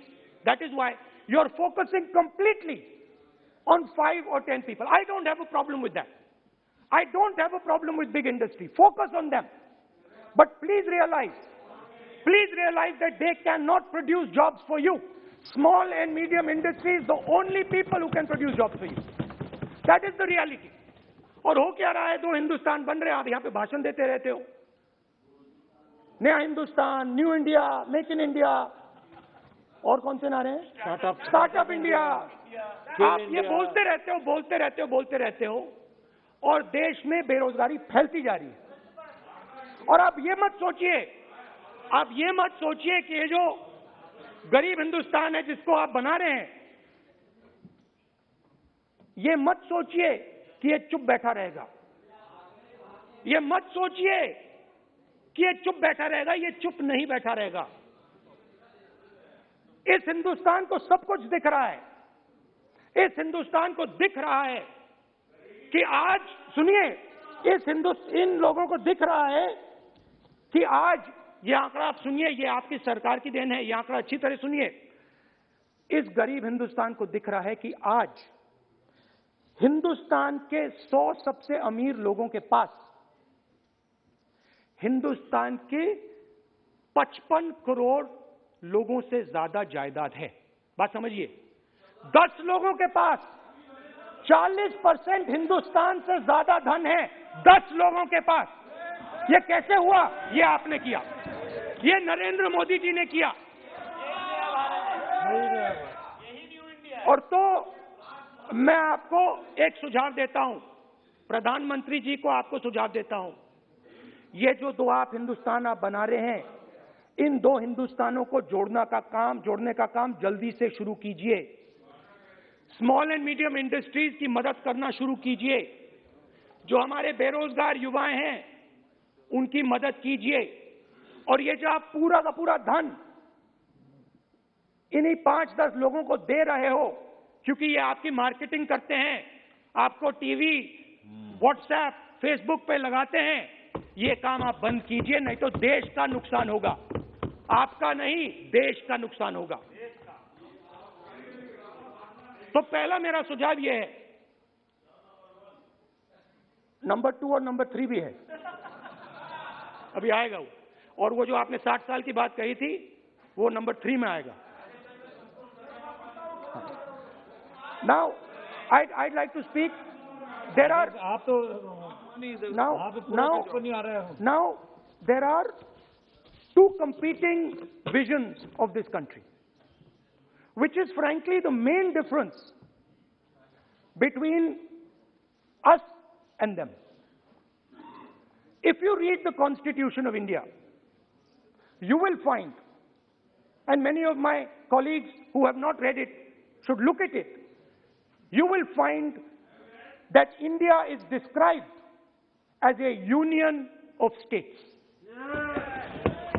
India is not described as a nation, it is described as a union of states. What does that mean?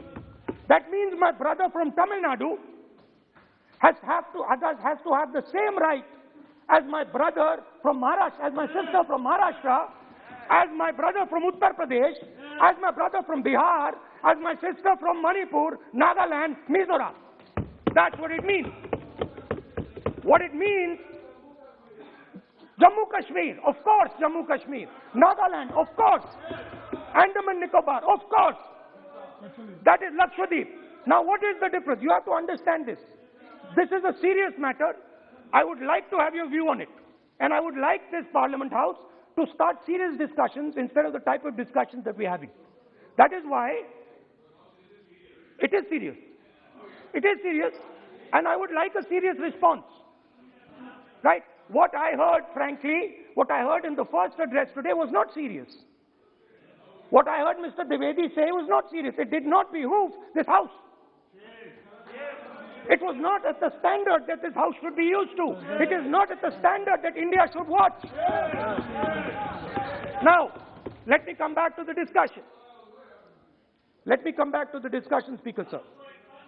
There are two visions.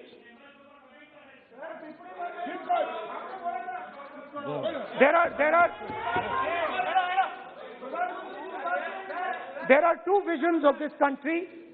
One vision that it is a union of states, meaning it is a negotiation, meaning it is a conversation, meaning I go to my brother in Tamil Nadu and I say, what do you want? And he says, this is what I want. And then he asks me, what do you want? And I say, this is what I want. It is a partnership. It is not a kingdom. Remember that. You will never, ever in your entire life rule over the people of Tamil Nadu. It cannot be done. You will never, ever in your life rule over these other people. Please listen to what I'm saying.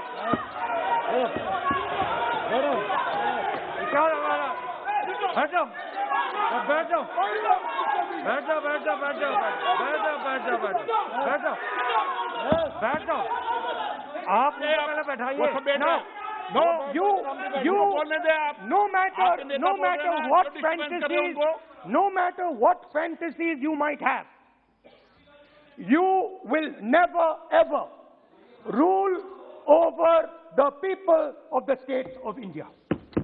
It has never been done in 3,000 years. Never ever. The only way India has been ruled. And you can look at any empire you want. You can look at Ashoka the Great. You can look at the Mauryas, you can look at the Guptas, you can look at anyone you want. It has always been ruled by conversation and negotiation. Now, what is the problem? The problem is you people are confused. The problem is you people think that these languages, these cultures, these histories, you think that you can suppress them. You have no idea of history. You have no idea what you are dealing with. Because the people of Tamil Nadu have inside their heart the idea of Tamil Nadu, the idea of the Tamil language. And then also the idea of India. Do not be confused.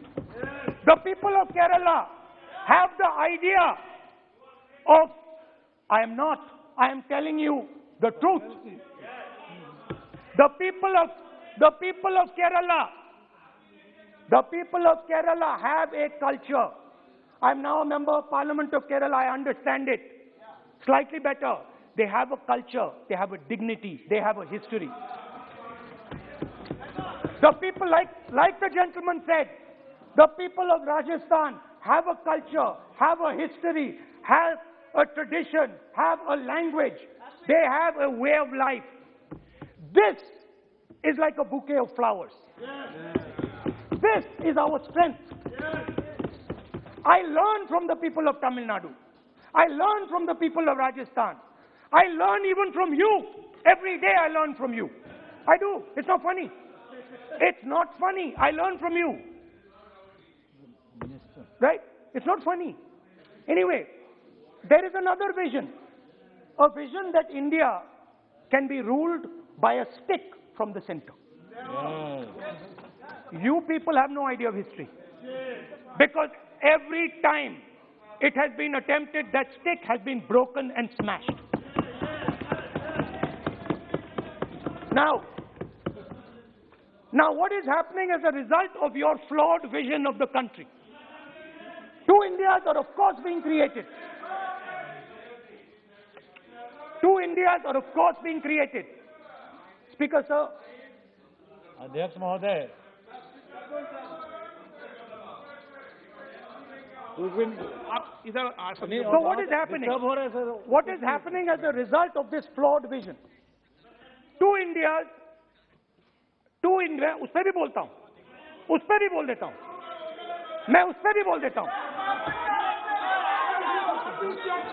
मैं emergency में भी बोल देता हूं, कोई problem नहीं है, मैं बोलने से नहीं डरता हूं, आप उनका मैं डरता नहीं मैं बोलने से, आप anyway, so there are two visions. One is a union of states, union of languages, union of cultures, a bouquet of beautiful flowers that can challenge any power in the world. No power in the world has ever been able to challenge this bouquet of flowers. Now, there is another vision, a centralizing vision, the vision of a king. The idea of a king, which the Congress removed in 1947. We smashed that idea of a king. Now that idea of a king has come back. That there is a king, a Shahin Shah, a ruler of rulers, a master of masters. Now what is happening? Now Speaker sir, what is happening? आप बीच में मत बोलिए. Now Speaker. No, सबको. Now Speaker sir, what is happening as a result of this flawed vision? What is happening is that the instruments of the conversation between our states, the instruments of the conversation between our peoples, what we call the institutions of our country, are being attacked and captured by one idea. So, for example, today, the idea of Tamil Nadu is excluded from Indian institutions. They can keep coming to you again and again and again and again and saying, need, and you will say, no, get out of here. Right? They do not have a voice in your framework. The farmers of Punjab can stand up and say, we do not agree with these three laws. They do not have a voice in your framework. Only the king has the voice. The farmers can sit for 1 year. They can sit for 1 year outside in Corona. They can die, doesn't matter. The king does not agree. You do not listen to anybody. And even all of you, my dear brothers and sisters in the BJP, I saw my Dalit colleague speak today, Paswanji. I saw him. Yes. He knows the history of the Dalits. He knows who has oppressed the Dalits for 3,000 years. And he is speaking with a hesitancy. He is speaking without... I am proud of him. I am proud of this gentleman. He has spoken to me what is in his heart. I am proud of this man. But he is in the wrong party. Don't worry, घबराइए मत.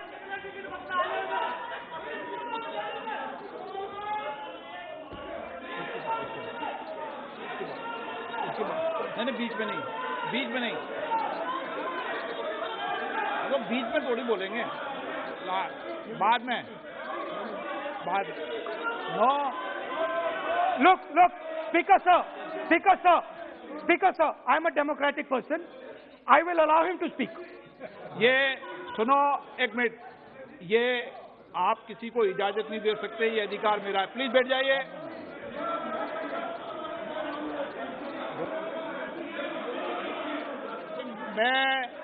आप वो इजाजत दे सकते हैं क्या आसन को? वो इजाजत देने का अधिकार नहीं है. ये अधिकार आसन का है. किसको इजाजत देनी है, किसको नहीं इजाजत देनी, माननीय राहुल जी. प्लीज बैठ जाइए. मैं दूंगा आपको मौका, मैं आपको मौका दूंगा. So, Speaker sir. So, Speaker sir. माननीय सदस्य प्लीज बैठिए, मैं आपको मौका दूंगा. बोलते रहे आप.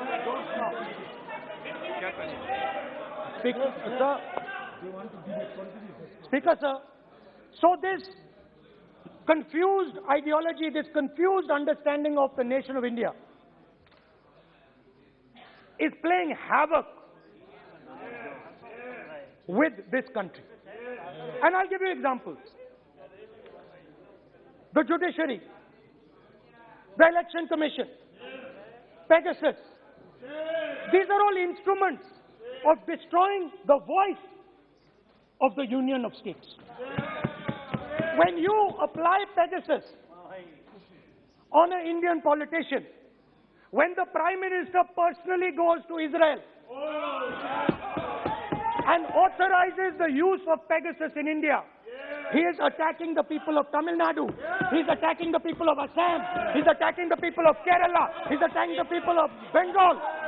Point of order. 352(1). Speaker sir, 352(1) कहता है कि a member while speaking shall not refer to any matter of fact on which a judicial decision is pending. Supreme court में ये पेंडिंग है सर. और यदि इनको सुप्रीम कोर्ट पर विश्वास है, कोर्ट पर विश्वास है, तो ये अपना फोन जो है जमा करें. पहले ये शामिल हो सर, ये पहले उसके इंक्वायरी में शामिल हो, क्योंकि इनका नाम भी पेगासस में है. सो कॉल्ड ये जो कह रहे हैं, इसीलिए ये पेगासस का नाम नहीं ले सकते सर. ये कोऑपरेट नहीं कर. Now, so what is happening is that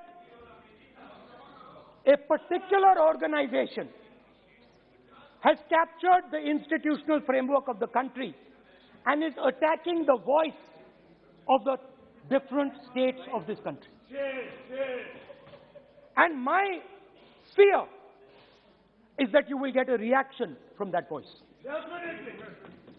My fear is that this attack that you're carrying out on the institutional framework of this country is going to get a response from the Union of States.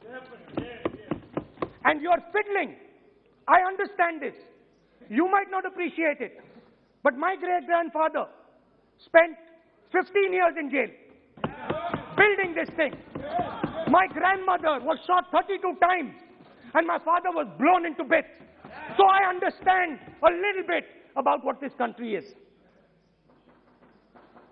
My blood has been sacrificed, not by me, by my great-grandfather, by my grandmother, by my father for this country. So I understand what it is. And you are fiddling with something very, very dangerous. And I am advising you Stop. Because if you do not stop, you will create a problem.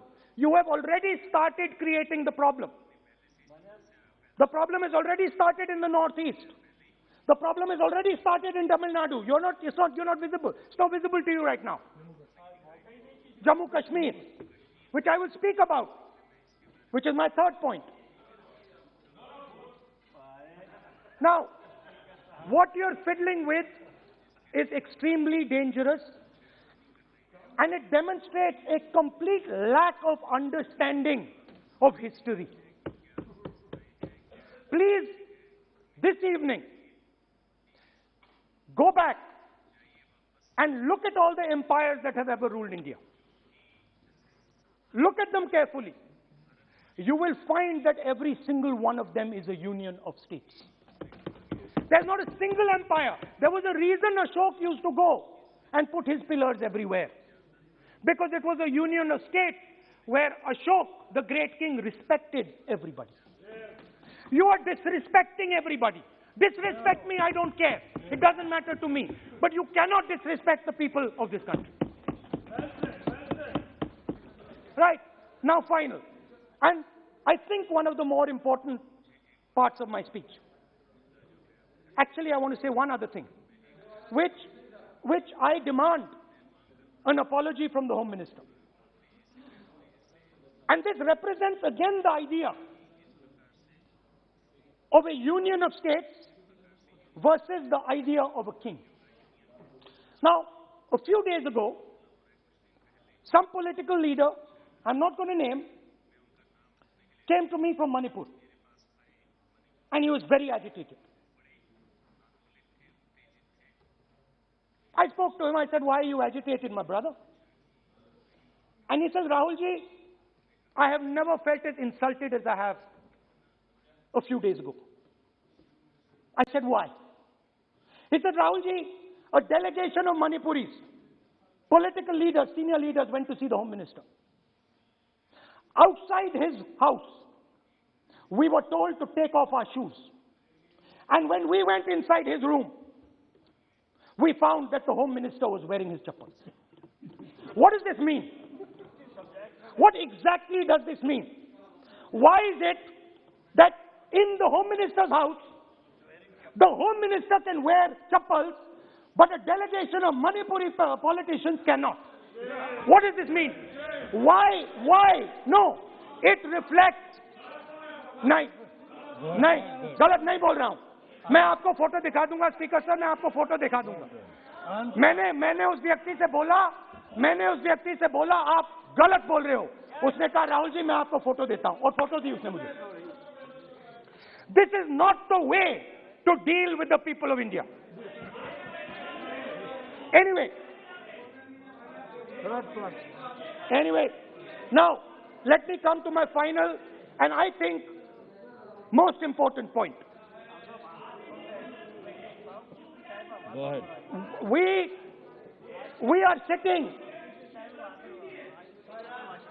संस्कृति ये होती है कि वो भी जूते उतारे और आप भी. संस्कृति ये नहीं होती कि वो जूते उतारे आप नहीं. ये पता नहीं कौन सी संस्कृति है आपकी.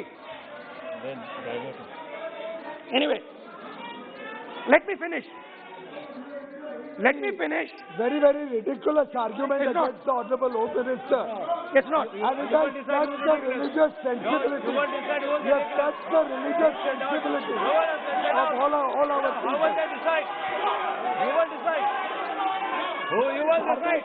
हमारी धार्मिक परंपराओं पर ऐसी टिप्पणियां कर सकते हैं क्या? Mr. Goyal, sit down. Sit down, Mr. Goyal, sit down.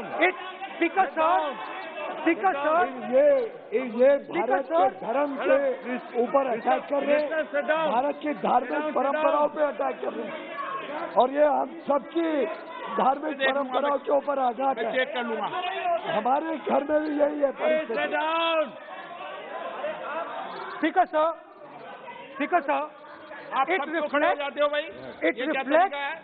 it reflects a mentality. It reflects a sense that I am bigger than you. You are nobody, I am everybody. That is why I will wear my shoes and you will not. Anyway, Anyway, going back to the main point. Now, and the final most important point. My understanding is that the RSS and the BJP is playing with the foundations of our country. And they are weakening the foundations of our country. They are weakening the links between our people. They are weakening the links between our languages. Now, they have further weakened the country. They have further weakened the country by ensuring that not a single Indian youngster can get a job. So today, unlike a decade ago, 15 years ago, India is weak. Ask yourselves why you were not able to get a guest on Republic Day. Ask yourself that question. Don't look surprised. Ask yourself that question. What is happening is that India today is completely isolated. We are completely isolated and surrounded. We are surrounded in Sri Lanka, Nepal, Burma, Pakistan, Afghanistan, China, everywhere we are surrounded. And our opponents understand our position. Please let me speak, because I'm saying something very serious, right? I'm saying something very serious. Let me say, we have been weakened. The conversation between our people is not taking place. Our institutions are under attack, and we are completely surrounded. The Chinese have a very clear vision of what they want to do. They are very, very clear about what they want to do. And, one second please, the single biggest, you can ask anybody who understands, the single biggest strategic goal of India's foreign policy has been to keep Pakistan and China separate. This is fundamental for India. And what you have done is you have brought them together. Today, do not be under any illusion. Do not underestimate the force that is standing in front of you. Do not underestimate the power that stands in front of us. Do not underestimate it. You have brought Pakistan and China together, and this is the single biggest crime that you could commit against the people of India. China has a clear vision, and I can clearly see, without any confusion in my mind, that China has a plan. China has a plan.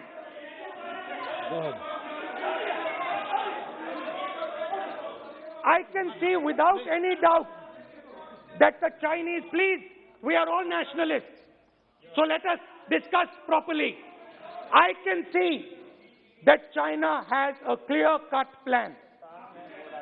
The foundations of their plan have been put in place in Doklam and in Ladakh. Do not underestimate what we are facing.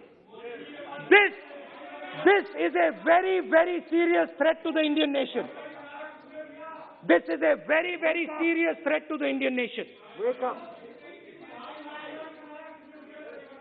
We have made huge strategic mistakes in Jammu and Kashmir. We have made huge strategic mistakes in our foreign policy. And if we do not correct those mistakes, what are the mistakes? I have just told you. You have brought China and Pakistan together. You have brought China and Pakistan together. You have taken the concept of two different fronts and converted it into one unified front. And by the way, in case you haven't realized it, in case you haven't understood what's going on, it is very clear that the Chinese and the Pakistanis are planning. Look at the weapons that they are buying. Look at their activity. Look at the way they are talking. Look at who they are speaking to. I am clearly stating in the House of Parliament that we have made a massive blunder, and we need to make sure, absolutely sure, that we can defend ourselves against the Chinese. Please remember what I'm saying, because the Chinese will act.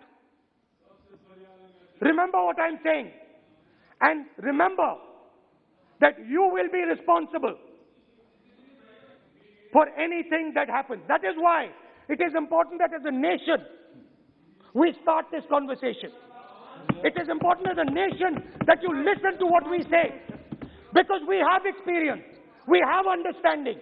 You might not think so, but we have people on this side who understand these things, have great understanding. Use us. Use us. I can see that some of you are understanding what I'm saying. I'm happy. I'm happy. I can see. So these are the 3 points I wanted to make today. The nation is now at risk. The nation is at risk. The nation is at risk from outside. From inside. The nation is at risk from inside. And that is a very dangerous place for a nation to be. And I don't like it.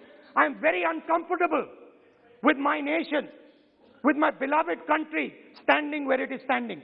Completely isolated on the outside, fighting on the inside, institutions captured, states not able to speak to each other. This worries me. It frightens me for my country. And so that is why I thought it was important that I speak today. I know that many of you will just rubbish what I'm saying. I understand it. That's what you've been told to do. And I'm happy to let you do it. But remember what I said. You are putting this nation, this wonderful nation and its people at huge risk. Stop. Thank you. Kamlesh Paswan ji, आपको मौका है। Kamlesh Paswan, please आप बैठिए। आप क्यों हो गए? बैठिए कमलेश पासवान जी। राहुल भाई अपने भाषण में मेरा नाम लिया और दलित कहकर मुझे कहा कि I am in a wrong party, you are in a wrong party. अध्यक्ष जी, मैं इनको बताना चाहता हूं कि आपकी नीति क्या रही है। आपके दादी की, आपके पिताजी की, कांग्रेस की जो नीति रही है, आज तक हमारे समाज को फूट डालो राज करो। और उसी के नाते जब पूरे देश की जनता इस चीज को समझ गई है, तो यही हाल अध्यक्ष जी, इसीलिए यही हाल हो गया है कि मेरे जैसे एक छोटे से सांसद, कहां बांसगांव, कहां राहुल गांधी और कमलेश पासवान के बाद बोलने का इनको मौका मिला। और ये कोई कर सकता है, और हम सब लोगों का सौभाग्यशाली है अध्यक्ष जी कि जिस पार्टी में हूं, मेरी पार्टी ने मुझे 3 बार सांसद बनाने का, इस उम्र में बनने का अवसर दिया, टिकट दिया। इससे ज्यादा मुझे और क्या चाहिए। ये मेरे आउटलाइंस को करेंगे। मेरी खुद एक पहचान है। 3 बार सांसद रहा हूं, 2 बार विधायक रहा हूं। मेरे स्वर्गीय पिताजी ने कहा कि मेरे पिताजी मारे गए, मेरे भी पिताजी अध्यक्ष जी मारे गए, मेरे भी पिताजी जो है रैली में मारे गए। तो मैं भी जानता हूं दर्द को, इस देश को और इस क्षेत्र के सभी चीजों को जानता हूं। तो जब कभी किसी के बारे में पॉइंट करें तो अपने मैं ये नहीं कहूंगा असंसदीय भाषा हो जाएगी। हैसियत कमलेश पासवान को इनके बस के नहीं है कि ये अपने पार्टी में लाकर मुझे खुश कर सकें। बहुत बहुत धन्यवाद अध्यक्ष जी। टी आर बालू जी। Honorable Speaker, sir, I want to profoundly thank you for giving me this opportunity. बालू साहब, आप भाषण बोल रहे हैं, सब कांग्रेस के लोग जा रहे हैं। No, sir, they are with me only. We are all one, sir. We are all one only. And on behalf of my leader, आपका बायकॉट कर रहे हैं, Dr. Talabadi M.K. Stalin and the party, I would like to thank profoundly to speak on the Thanksgiving motion for the speech made by the Honorable President of India on 31st January 21 in the floor of the Central Hall in the both houses of Parliament. And I once again thank you for giving me this opportunity. Subtle, there is no, it is a normal day. There is no noise or any such thing. I need not raise my voice. Sir. Sir. Mike is not working.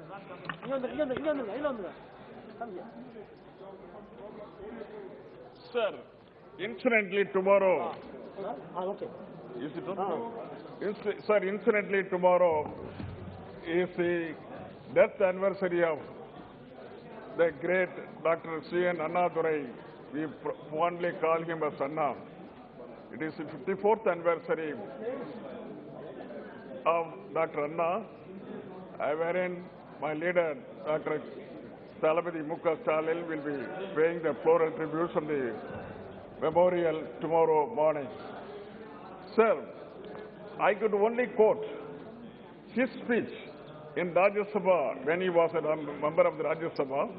I quote, "I belong to Dravidian stock and I am proud to call myself as a Dravidian. That does not mean that I am against a Gujarati or a Maharashtrian or a Bengali. I said Dravidian because Dravidian has got something different, something distinct, something concrete to offer to the nation at the large." See, the legacy of Dr. Anna, the C.N. Annadurai, could not be forgotten forever, sir. The legacy is for the country, for the union of state, for the state itself, sir. Sir, when PM entered the Lok Sabha, after the election in 2014, with tall promises, he said in the election meeting, he said, 15 lakhs will be provided for each and every countryman. Each and every countryman, 15 lakhs. That was the promises made by the Honorable Prime Minister during the election. But after entering into the Lok Sabha and the Rajya Sabha, he has not made it good. The 15 lakhs is yet to come even today. But I have not forgotten that things. I have not forgotten. Nobody will forget it. And at the same time, he has also mentioned in his election manifesto, he said, 2 crores jobs will be provided for the young entrepreneurs, 2 crores jobs for every year. See, the 7.5 years is over. More than 15 crores jobs would have been created by the Honorable Prime Minister. But I cannot forget that issue, sir. Even I cannot forget the thing he has promised in the floor of the House and outside the Parliament. He has said, Indian farmers will be provided MSP shortly. Farmers, lakhs and lakhs of farmers who are agitating at the outskirts of Delhi, please go to your home, go to your state, see, go and live with your family. I am here to look after you. He said promise. That promise has been fulfilled. We expected all these things in the President Dundas. Beyond this, sir, I could only say, because of opposition disunity, I am sorry, including me only, because of opposition disunity, the people who got the mandate of 37.36% of vote are sitting in the ruling party, whereas 63% is sitting in the opposition, sir. It is very sad. It is a deflection and distortion of in democracy, sir. Speaker, sir, I come to the point now. Speaker is very much looking at me, and see, I can only draw the attention of this House. Para 34 of this President address. In para 34, the President has quoted, local languages are also being promoted through national education policy. Emphasis is being laid on conducting important entrance examination for undergraduate courses in Indian languages as well, unquote. This is the points pronounced by the President of India in the floor of Central Hall, sir. What has happened, sir? What has happened? This is not new to India. So even in IAS examination, even today, the people are writing in their own languages. But as if it is a new to the House or new to the parliamentarians, he said, President has said, he is going to bring the languages in the competitive examination. That is not proper. It has been involved for many years. Even in the railways and this postal examination, 2 to 3 years back, what has happened?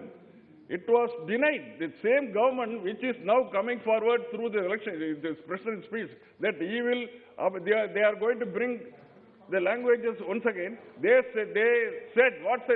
denied the opportunity of conducting examination in the local languages, in postal and as well as railway.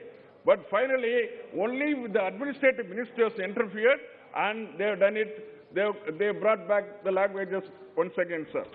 But DMK, because of the DMK agitation in both the houses of the parliament, inside the parliament, outside the parliament, this has happened. They have given the opportunity rights, the competitive examination in their languages, sir. Again, sir, competitive examination is held in NEET. You know, it is a menace. It is a menace to Tamil students, sir. Sir, more than 30 people, 30 students, young students have sacrificed their life. They have committed suicide. They have committed suicide in Tamil Nadu because they lost the ranks while after writing the NEET examination, sir. So what is the problem, sir? What exactly the problem? Nobody knows what has happened. So what is happening in Tamil Nadu? See, actually, the entrance examination, NEET entrance examination, the questions of NEET examination are all in CBSE syllabus. Whereas our Tamil students who have studied studied up to +2, they used to write the examination, +2 examination in state board examination. What has happened? There is a vast difference between CBSE syllabus and state board examination. See, actually, the person who are Tamil students who are entering into the NEET examination, they miserably fail, they lose their ranks. Finally, they commit suicide. More than 30 students, young students, have committed suicide in Tamil Nadu. This matter was taken into consideration when my leader, Dr. Stalin, came to power, and he has established one committee, the Judiciary Committee, under the head of Mr. A.K. Rajan, the Justice A.K. Rajan. He has received more than 80,000 affidavits. The judges has received more than 80,000 affidavits, wherein they said, categorically said, we don't want our students cannot be subjected to the NEET examination. So, categorically, all the 80,000 affidavits have been made. Under that affidavit, A.K. Rajan has decided, no, we have to abolish the NEET examination forthwith. That is what they have advised the government, and the government came forward along with the opposition leaders. They met my leader, Stalin, met the opposition leaders. They categorically said, okay, we will frame a resolution to that effect. And Tamil Nadu Assembly has brought a resolution first time in the history of Tamil Nadu legislature. They have brought one resolution to abolish NEET examination. And they have brought a bill also. That bill was approved, legislated on 13/9/2021. On 18th, it has been remitted, it has been sent to governor. So as it can be sent to President of India for assent. What has happened, sir? For the past 5 months, the governor is sitting over the bill. Yes. How can he sit over the bill, sir? Yes. As per Article 200, 201, this matter should have been referred to the President of India for his assent. As per Article 254, President has to decide and send it to the state after assent. But this is not happening, sir. That is why what has happened, initially my leader, he has sent the General Secretary of the Tamil Nadu by DMK party, who happened to be the Water Resources Minister. Water Resources Minister met the governor in person, requested him, pleaded, nothing happened. Afterwards, the Chief Minister of Tamil Nadu, Talapati M.K. Stalin himself went there to meet the governor. What he has said? Nothing. He has waited for 1 month. After 1 month, he has requested the members of parliament belonging to all the parties, irrespective of X or Y, all the parties went with the petition to the President of India, to meet the President of India, and President of India was not well. That is why we have handed over the petition to the governor, the President's office. Afterwards, we met the Honorable Home Minister of India. Home Minister met us more than 20 minutes. He heard properly. He said, okay, we will call the HRD Ministry as well as Health Ministry. We will take a proper decision quickly, he said. Nothing has happened. So far, nothing has happened. That is why that has irritated us, the DMK members, especially me. I have to speak on, I have to intervene the President of India, for which I feel sorry. It never happened. In DMK stood up, and on behalf of the DMK, not only DMK, the students who have been affected, who have sacrificed for the cause of the 30 people who have sacrificed, I have stood up and requested the President of India kindly to intervene. The President has been asked to intervene in this matter to order the Governor of Tamil Nadu to send the same thing, send the bill to his own address. It is very strange, sir. There is no other way for me. Sir, till now, till date, nothing has happened on the NEET examination, sir. The NEET is still pending. And moreover, in spite of all my friends, in spite of all the friends going and meeting, nothing has happened. The government is keeping lukewarm position, sir. The A.K. Rajan committee, what was his steps of reference? Whether need-basis administration is an equitable process, the first thing. The second thing, whether the socially and economically backward students are affected. On these two grounds, he has asked everyone to file affidavit. On 80,000 persons affidavits, he has taken a decision. The man who has covered the judiciary, he has advised Dr. Talapati, and he made the bill and passed the bill, sent to governor. Governor is keeping it. I don't know on what how we are going to manage the situation. The person who is a constitutional head, he himself knows what is the constitution. But he is not sending the bill to the President for assent means it is horrible. It cannot be tolerated, sir. Sir, moreover, sir, HM has promised, Home Ministry has promised, when the delegation went there, Home Ministry has promised to assist us quickly for the flood damages which has occurred during various recently. 3 times the state of Tamil Nadu was subjected to heavy flood. Heavy flood, because of the flood, many houses, many farmlands are perished. Even the paddy field is nothing. They are lost. Farmers have lost crores and crores. The committee, central committee, has come there, but National Disaster Restoration and Relief Fund has not come so far, sir. He has not provided the fund. But he has promised during his speech, during his intervention, he said, before 31st January, we will provide you, we will send the money quickly to the Tamil Nadu. But the state of Tamil Nadu is waiting. We have not yet got anything. Sir, finally, before I end this, the thing is, sir, Tamil Nadu is known for freedom fighters, known for many freedom fighters. I will point out 1 or 2. Sir, Veeramangai Velu Nachiyar, the queen, the lady, the royal queen, fought with the Britishers, won the war with the 5,000 soldiers. He won the war. She was the first woman. 100 years prior to Jhansi Rani, sir. In 1780 it has happened. Under 1780, she fought with the British rulers. She got it. She won the war.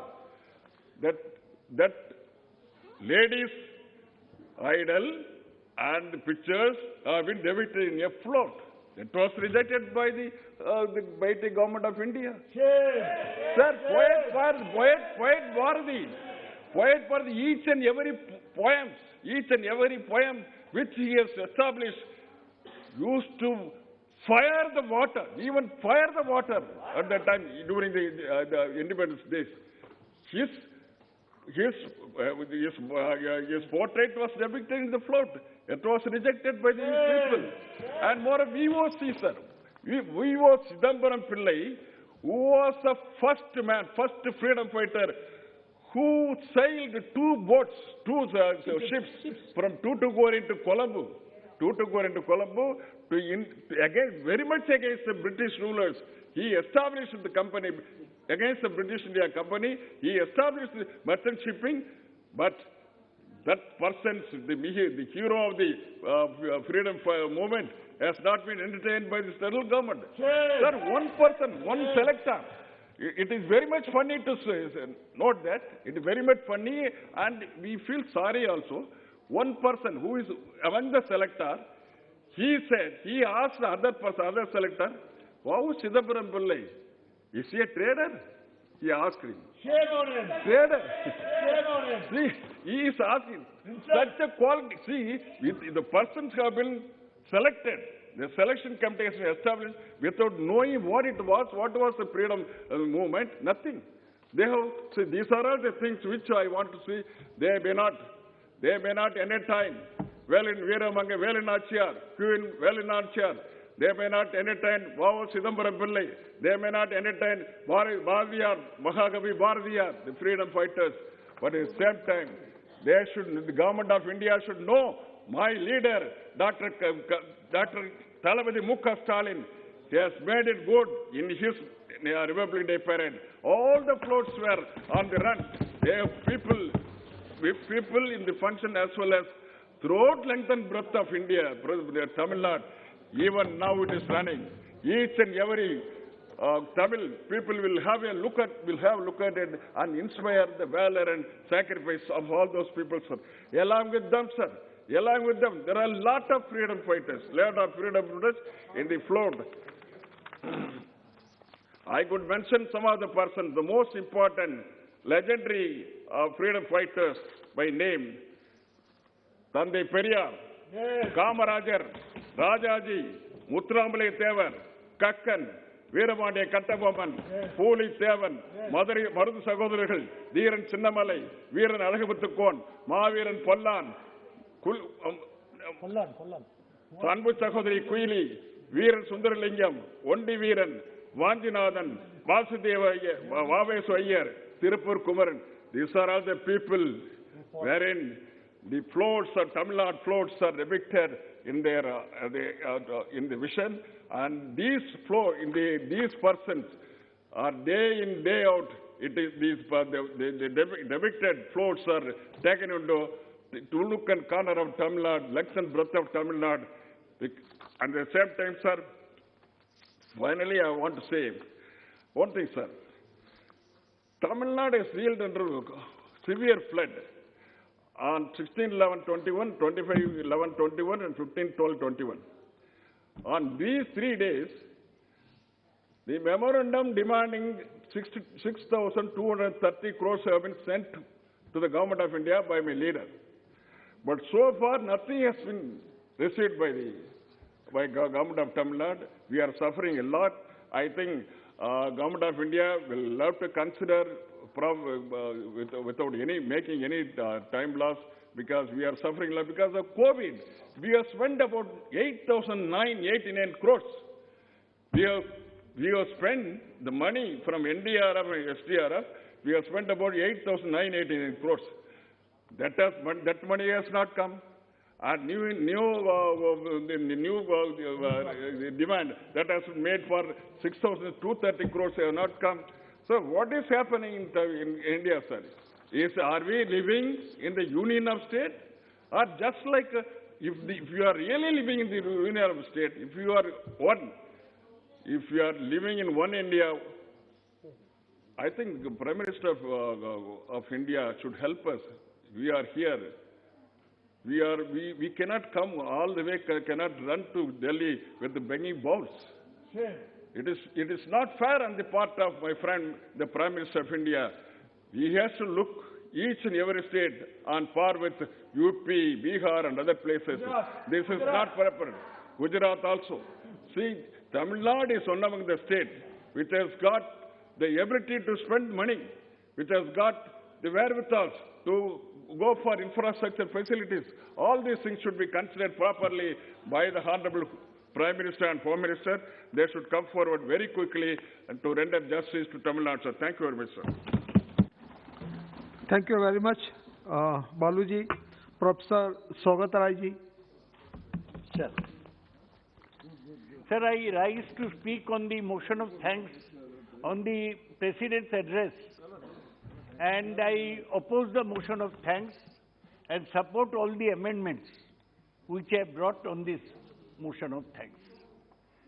Unfortunately, all the members of AITC, they are away in Calcutta, where our chairman's election today. Only our colleague Mahua Moitro will speak tomorrow, is here. But it doesn't matter. I speak with the courage of conviction. And what I want to say is that this government has given a series of what it has done. But it's the same thing. Ayushman Bharat, PM Garib Kalyan Anna Yojana, PM Awas Yojana, Jal Jeevan, PM Kisan Samman Nidhi, SHG, Ujjala, in which they gave 3 cylinders which have run out, GST, etc. Pradhan Mantri Gati Shakti Master Plan, ordnance factories, etc., etc. There is nothing new, unfortunately, in the President's speech.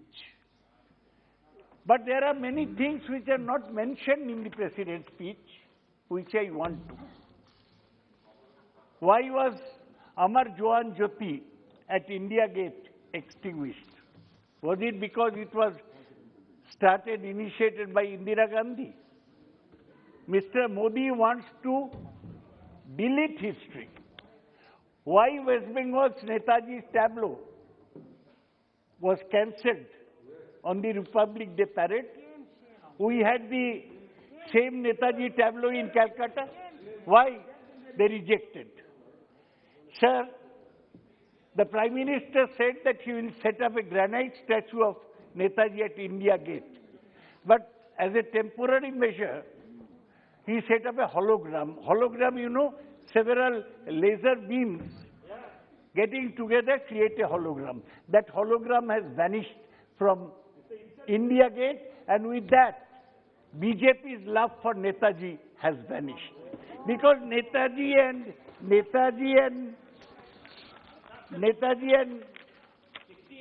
BJP would never be together. Sir, what did Gandhi say about Netaji? Exactly a week before his assassination on January 30, Gandhi had happily taken note of Subhash's birthday. In his final eulogy to the departed leader, Mahatma pointed out that Subhash knew no provincialism nor communal differences. This is where Netaji was different from BJP, and had in his brave army men and women drawn from all over India without distinction and evoked affection and loyalty which very few have been able to evoke. He further said that he was asked by a lawyer for a good definition of Hinduism. Gandhi simply said, Hinduism regarded all religions as worthy of all respect. Netaji, the Mahatma believed, was such a Hindu, and therefore, in memory of that great patriot, he called upon Indians to clean their hearts of all communal bitterness. That is why BJP, which has communal bitterness in their hearts, have no right to respect, to honor Netaji. Sir, what did Jawaharlal Nehru say when he was raising the flag at Lal Killa on 15th August 47? He said, On this day, we must remember all those who have made sacrifices and suffered for the cause of independence. It is needless for me to name all of them, but I cannot help mentioning Subhash Chandra Bose, who left this country and formed the Indian National Army abroad and fought bravely for the freedom of the country. He hoisted the flag in foreign countries, and when the day came for hoisting it on the Red Fort, he was not to see his dream fulfilled. This is what Jawaharlal said about Netaji. You have no respect. Nishikant, you are a pakka RSS man. You keep quiet. You have no right to speak on Netaji. Netaji, we come from Bengal, sir, and Bengal has sacrificed the maximum for the freedom struggle. You go to cellular jail in Andaman. 3/4 of the cellular jail detainees were Bengalis. Khudiram was one of the first martyrs who died on the gallows. And this Bengal, this Prime Minister, is insulting. Sir, the Prime Minister is hitting out at two of the basic principles. One is secularism, and the other is federalism. This Prime Minister, just now Mr. Balu was speaking about NEET. Why must they impose a national eligibility test? Why can't the states have their own medical admission test? 30 boys and girls have committed suicide in Tamil Nadu. The Prime Minister wants control over medical seats all over. Recently, the central government has sent a circular that IAS officers, if they are asked to join on central deputation, must do so. No permission for the state government is needed. Is it not an assault on federalism itself? The government is destroying. And the worst example is that why has the center imposed governors? If they want to reward their RSS bogus chaddiwalas, they can. But why? What is wrong? What wrong have I said? What is wrong? कार्रवाई से निकाल देंगे। कार्रवाई से निकाल देंगे। इसको संसदीय कार्रवाई से हटाइए। संसदीय कार्रवाई से हटाएंगे। आप बोलिए आगे। What is wrong? हटा देंगे। नहीं, कुछ नहीं दिया।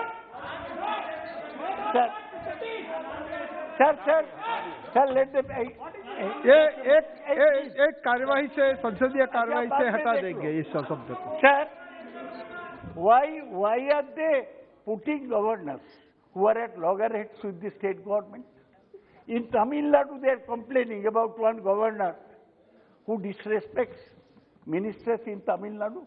In Maharashtra, there is some Koshiari. He is disturbing the Maharashtra government. And in Bengal, we have found a governor who tweets every day. Under what article of the Constitution can the governor tweet? See, you are very senior person. You are very senior person, and we should speak with a dignified manner. I am just mentioning a post. I am not naming anybody. Sir, अरे कोशियारी नाम नहीं है, title है. उसका नाम है Bhagat Singh. Sir, they are rewriting history.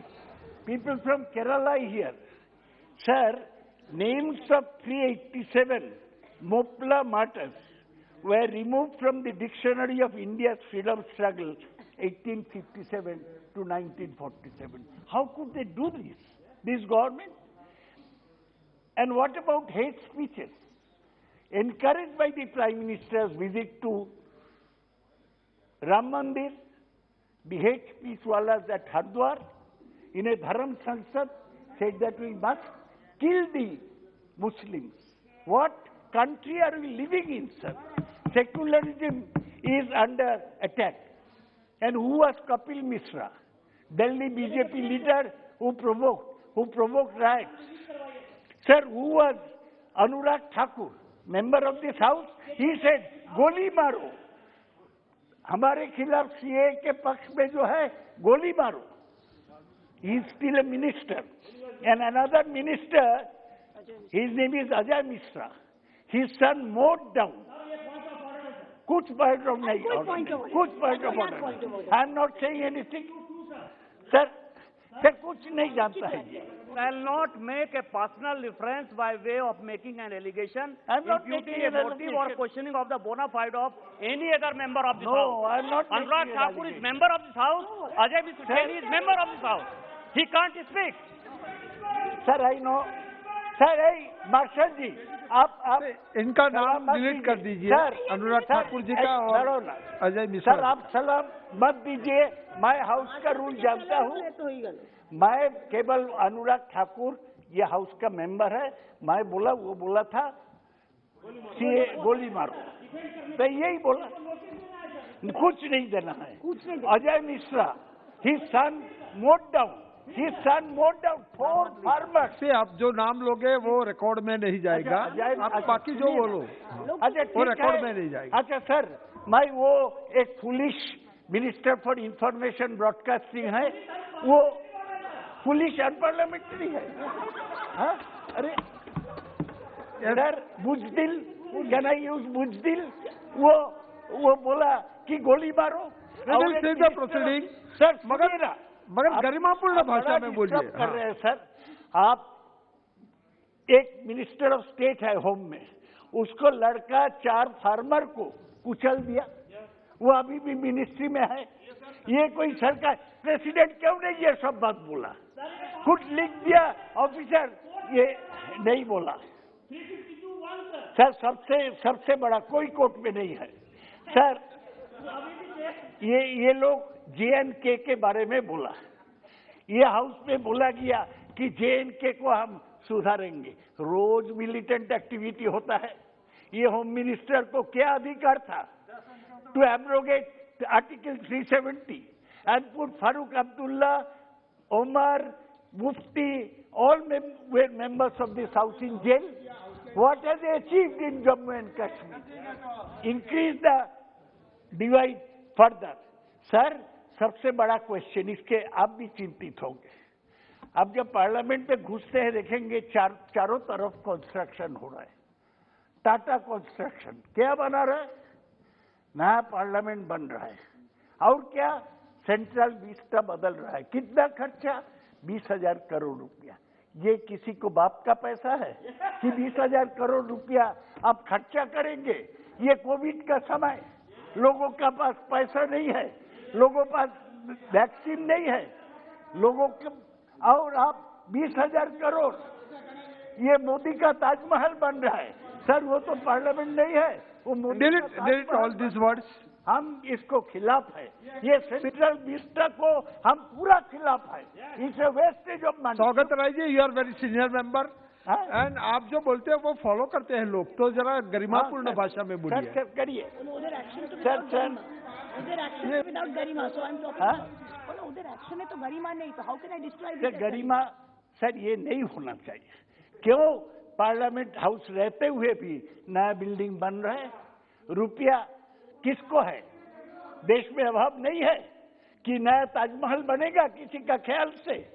ये लोकतंत्र है, हम लोग बोलेंगे। जब तक गले से खून नहीं निकलेगा हम बोलते जाएंगे इसको खिलाफ।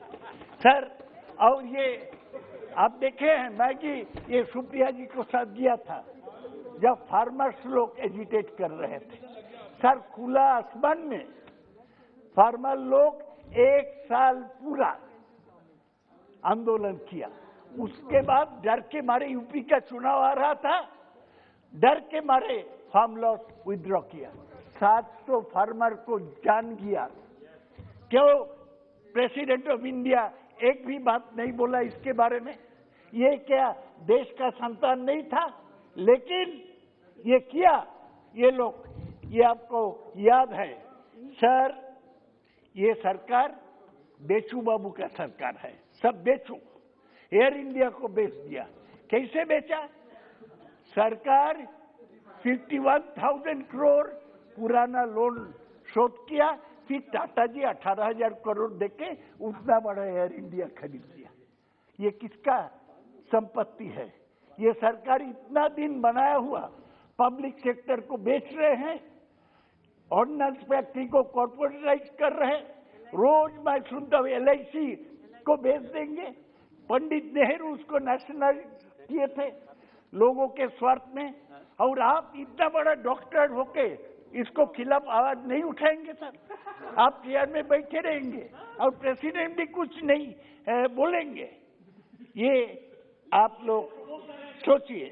सर मैं और दो चार बातें कहूंगा, ज्यादा नहीं बोलना है। महुआ बोलेगी, वो मुझसे अच्छा बोलती है। सर ये नागालैंड में 6 आदमी मर गया मॉन डिस्ट्रिक्ट में। कौन गोली चलाया? Central police. प्रेसिडेंट क्यों नहीं थोड़ा दुख प्रकट किया? सर टीएमसी के लोग जब त्रिपुरा जाते हैं उस पर रोज अटैक होता है, और हमारा एक मुजीबुर रहमान उधर मर गया बीजेपी के गुंडाओं के हाथ में। कौन उसको जवाब देगा? सर प्रेसिडेंट इतना भाषण दिया, छोटा सा भाषण, इसमें फ्यूल प्राइस का कोई मेंशन नहीं होगा। बोलता है उज्ज्वला दिया, 300 सिलेंडर देके बोला हम महिलाओं को सशक्तिकरण किया। अभी 900 रुपया से महिलाओं को गैस सिलेंडर खरीदने पड़ता है, थोड़ा 1000 रुपया, थोड़ा मेंशन भी नहीं किया। और रोज जो पेट्रोल और डीजल का भाव बढ़ता, उसको बारे में प्रेसिडेंट को कुछ बोलना नहीं है। ये आप सोचिए सर हम लोग बार बार बोले थे थोड़ा ये परिजाई श्रमिक जो है माइग्रेंट लेबर, इसको 10,000 रुपया करके दीजिए, तब इकोनॉमी मूव करेगा। अभिजीत विनायक बैनर्जी नोबेल लॉरियट, वो बोला कि इकोनॉमी को रिवाइव करना है तो कैश सपोर्ट देना है। सरकार नहीं सुनेंगे, बोलते हम लोग स्मॉल इंडस्ट्री को लोन दे रहा है। अरे वो भूखा मर जाएगा तो स्मॉल इंडस्ट्री कहाँ रहेगा? और कितने लोग भूखा मरे ये सरकार उसका कोई हिसाब नहीं दिया। सर पेगासस के बारे में राहुल गांधी बताए हैं, पेगासस के बारे में राहुल गांधी बताए हैं। ये लोग बोलेंगे सुप्रीम कोर्ट में केस है, कुछ नहीं। सुप्रीम कोर्ट ये तो कमिटी बनाए हैं, वो राय देंगे। हम तो उसको लेके हम तो रोज हाउस सॉल्व कर सकते हैं, हम नहीं कर रहे हैं, डिबेट होने दे रहे हैं। लेकिन मत सोचिए कि हम उठा नहीं पाएंगे, हम जब चाहेंगे तब उठाएंगे। लोकतंत्र जब तक है, आप लोग लोकतंत्र का गला घुटने का कोशिश कर रहे हैं, हम पर स्पाई कर रहे हैं। हम इसको खिलाफ आवाज उठाएंगे और उठाते रहेंगे। सर इस बार पद्मा अवार्ड दिया, ये बोला है, ये स्पीच में बोला है। हमारे वहाँ एक 90 साल का सबसे बड़ा आर्टिस्ट है, अधीर जानता है, संध्या मुखर्जी, उसको पद्मश्री दिया। पद्मश्री 30 साल को कोई लड़का को दिया जाएगा, हमारा जो ओलंपिक में सोना जीता उसको दे सकते। अब 90 साल को महिला को देके उसका अपमान कर रही है। She went into coma, she was so shocked. यही सरकार का काम है, किसी को जानता नहीं है, बोलते हम पद्म अवार्ड दे रहे हैं, हम बहुत बड़ा काम कर रहे हैं। सर ये दानिश मेरा दोस्त बोल रहा था हाथरस में क्या हुआ, एक लड़की को बलात्कार करके उसको हत्या किया और उसके बाद जिंदा जला दिया गया। ये बोल रहा था जोगी जी का राज्य में बहुत अच्छा चल रहा है। क्या महिला जिंदा जलती है जोगी जी के राज में? यही नारा चारों तरफ फैल गया। और आप जानते हैं उन्नाव में क्या हुआ? बीजेपी का विधायक एक लड़की को बलात्कार करने के लिए, वो अभी भी जेल में है, बोलता है कि कानून का स्थिति बहुत खराब है। सर लोग बड़े दुखी है। सर हमारा बंगाल में एक कवि थे, मर गया, वो एक कविता लिखा था, मानुष बड़ो एकला तुमी ताहार पाशे, शक्ति चट्टोपाध्याय उनको नाम था, मर गया। मानुष बड़ो एकला तुमी ताहार पाशे दाड़ाओ, एसे दाड़ाओ, भेसे दाड़ाओ, भालोबेसे दाड़ाओ। मानुष बड़ो काঁদছে तुमी मानुषेर पाशे दाड़ाओ, मानुष बड़ो एकला तुमी ताहार पाशे एसे दाड़ाओ। हम आज ये अकेला जो है इंसान, उसको पास खड़ा होना चाहते हैं। हम ये माइग्रेंट लेबर, गरीब लोग, बेरोजगार नौजवान, उसको पास हम खड़ा होने चाहेंगे। ये लोग 303 का बात कर सकते हैं, लेकिन असल फैसला जनता करेगा। ये देश का जनता जनार्दन जब चाहा बड़ा बड़ा सरकार को तख्ता पलट दिया। मुझे विश्वास है, कोशिश का मैं शायद नहीं रहूंगा सर, लेकिन ये तख्ता पलट जाएगा। जैसे ये चला रहे, पूरा हुकूमत हाथ में ले रहे, इसको तख्ता बहुत बहुत धन्यवाद, बहुत बहुत धन्यवाद। साथ मैं मेरा भाषण समाप्त करता बहुत धन्यवाद। श्री निशिकांत जी। सर, स्वागत दा ने मेरा नाम लिया। मुझे फक्र और गर्व है कि मैं आरएसएस का स्वयंसेवक हूं सर, लेकिन इन्होंने कहा कि मैं आरएसएस का स्वयंसेवक हूं, मेरा मुंह बंद करा दिए। ये अपने बड़े भाई तथागत राय जी की ही किताब यदि पढ़ लेते सर, जिन्होंने की पूरा रिसर्च किया है कि अंबेडकर जी के साथ किस तरह से कांग्रेस ने किया, श्यामा प्रसाद मुखर्जी जी ने किस तरह की पार्टी बनाई, नजरुल इस्लाम जिसकी ये सेकुलरिज्म की बात करते हैं, उसको श्यामा प्रसाद मुखर्जी जी ने जब उनकी तबीयत खराब हुई तो 2 साल तक मधुपुर जो मेरी कॉन्स्टिट्यूएंसी है वहां रखा। जब इनको अपने बड़े भाई के बारे में सम्मान नहीं है सर, तो आरएसएस और मेरे बारे में क्या सम्मान होगा? Thank you. मैं यही आपको बताना चाहता हूँ। श्री मरगनी भारत जी। सर स्वागत जी, आप बैठ जाइए।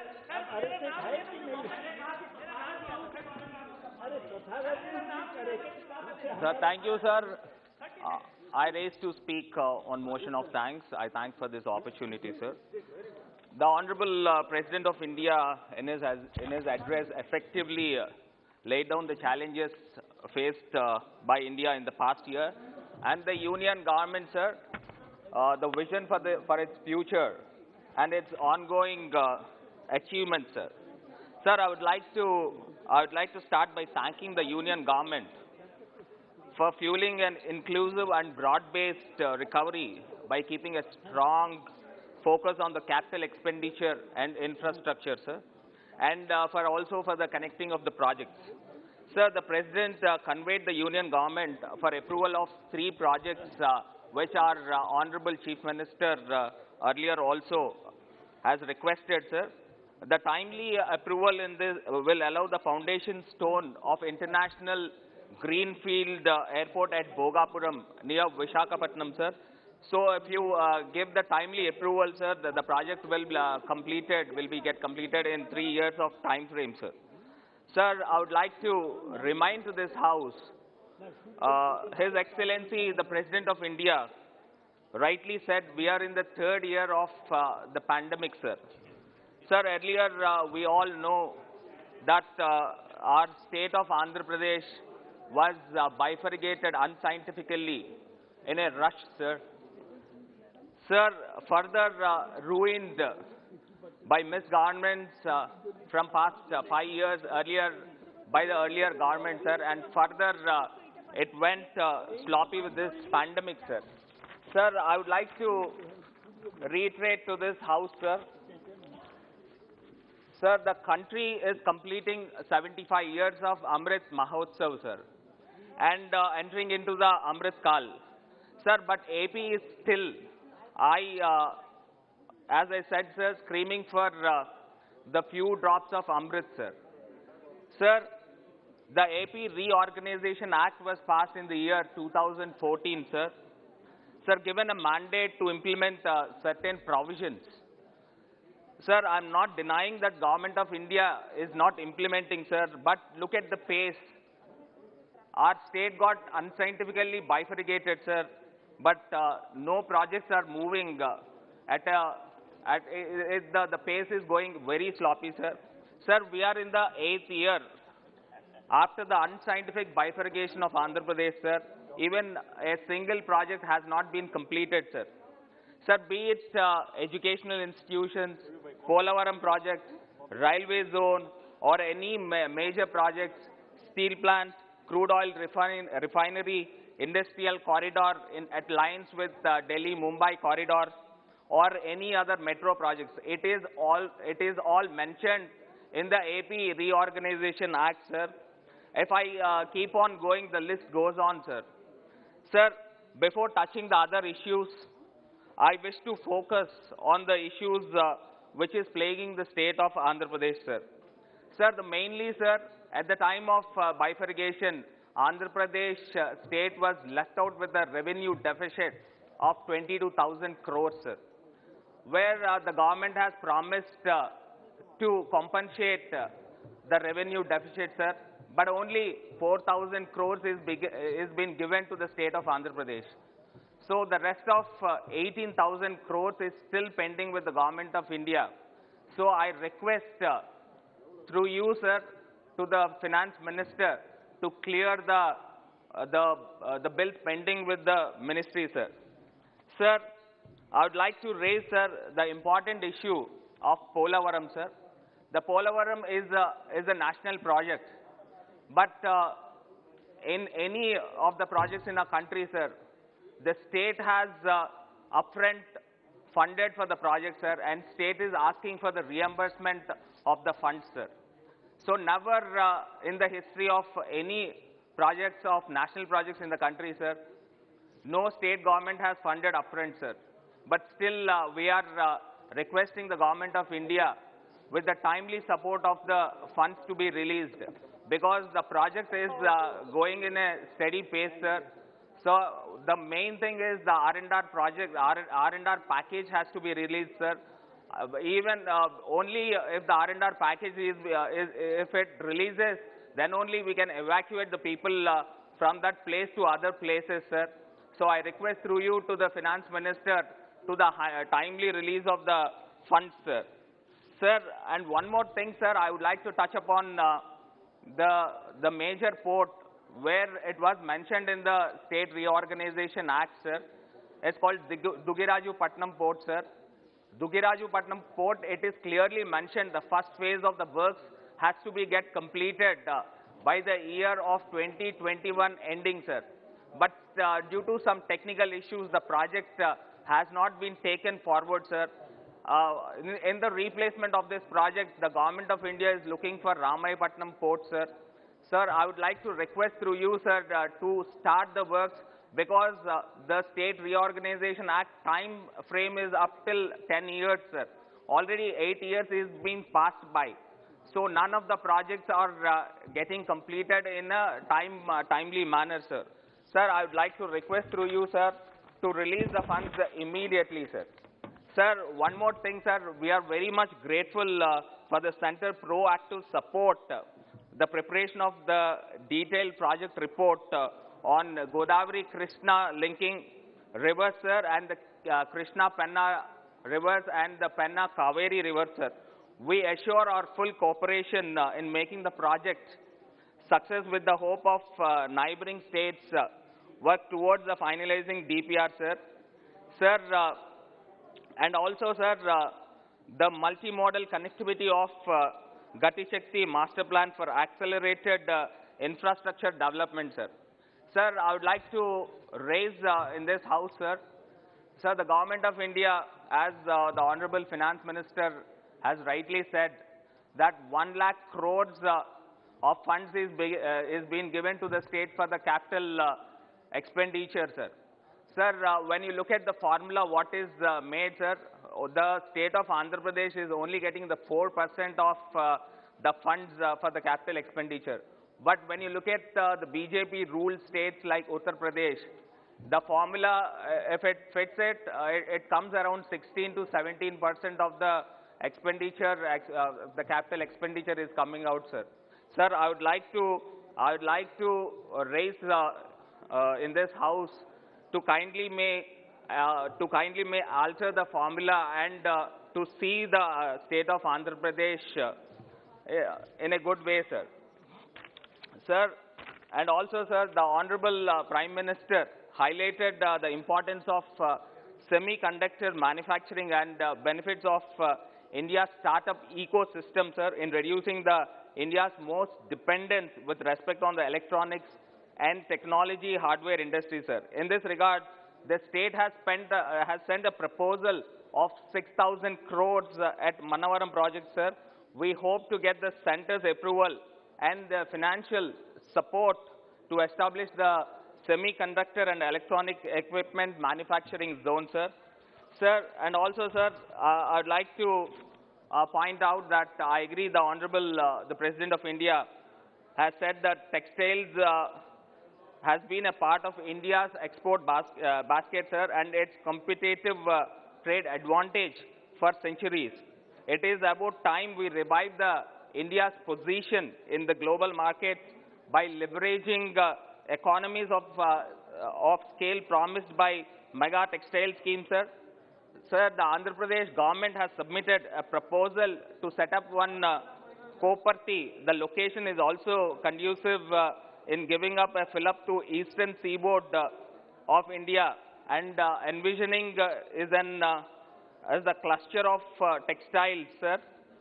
And also, sir, we are very much grateful for this alignment of our vision and hope that synergy between the Andhra Pradesh government and the union touches a greater height, sir.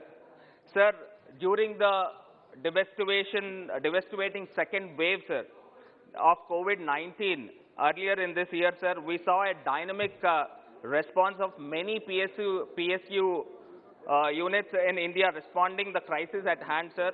One among those is RINL, sir, the Visakhapatnam steel plant, which aided the meeting of medical oxygen shortfall we faced last year, sir. Sir, such PSUs should be retained, and instead of disinvestment, of strategic disinvestment, so the government of India should drop the decision of disinvesting the steel plant of Visakhapatnam, sir. Sir, and also, sir, as in the State Reorganization Act, the industrial corridor between Visakhapatnam to Chennai is been mentioned in the State Reorganization Act, sir. Sir, at par with Delhi-Mumbai Expressway, I would urge the Road Transport Minister to consider and expedite the work of the Vizag-Chennai corridor, industrial corridor, sir. And also, sir, the center, as I rightly said before, the PPA project, the Polavaram Project Authority, is there in the Hyderabad state, sir, where the project is going near to my constituency, Rajahmundry, sir.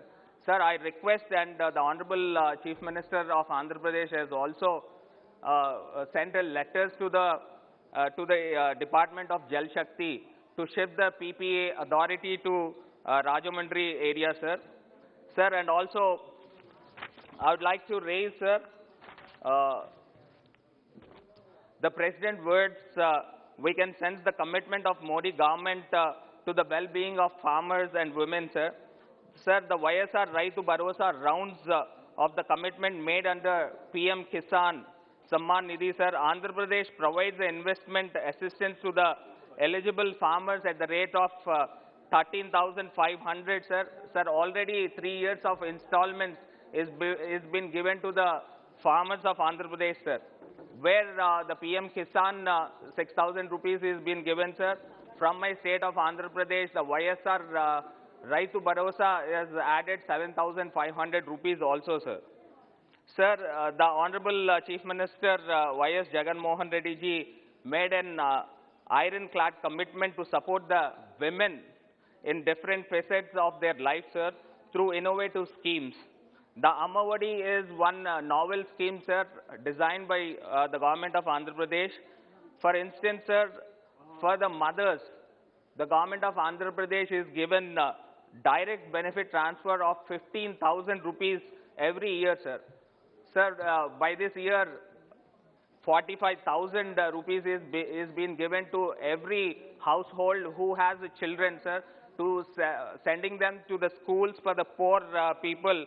The government of Andhra Pradesh is being given to the women under 45 to 60 years of age group, sir.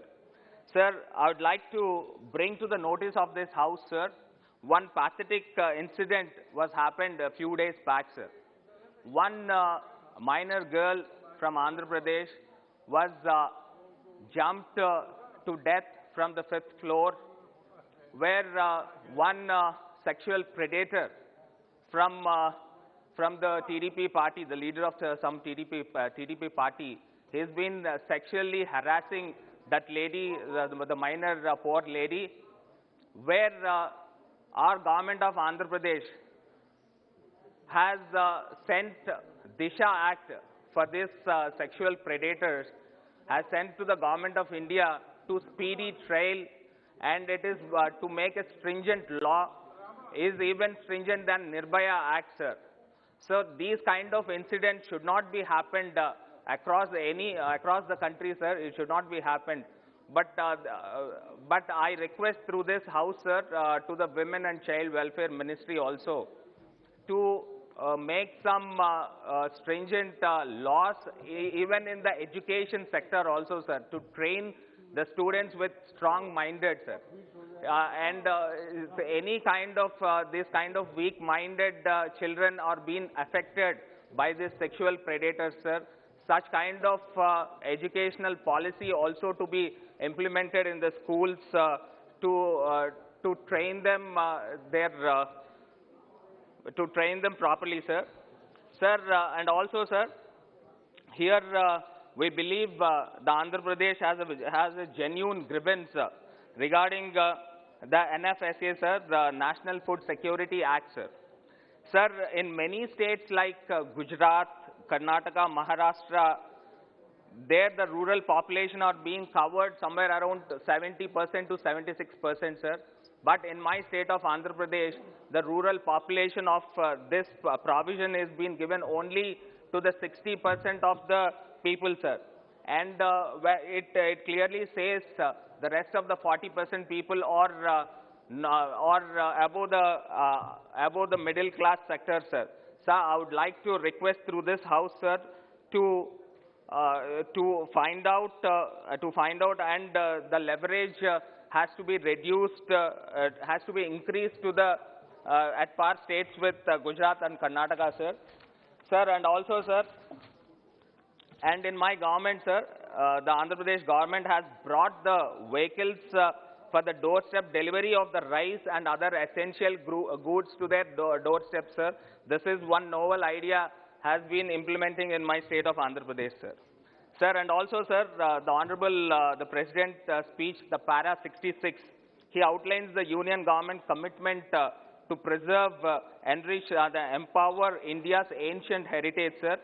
Sir, recently, Ramappa Temple in Telangana has been declared as UNESCO World Heritage Site, sir. I would like to highlight here to this house, sir. Sir, Sri Kondappa Ramaswamy Temple of Vantimetta town in Kadapa district, sir, is one of the finest examples of Vijayanagaram architecture with Chola future, sir. As a UNESCO World Heritage Site, it will get immediate international recognition.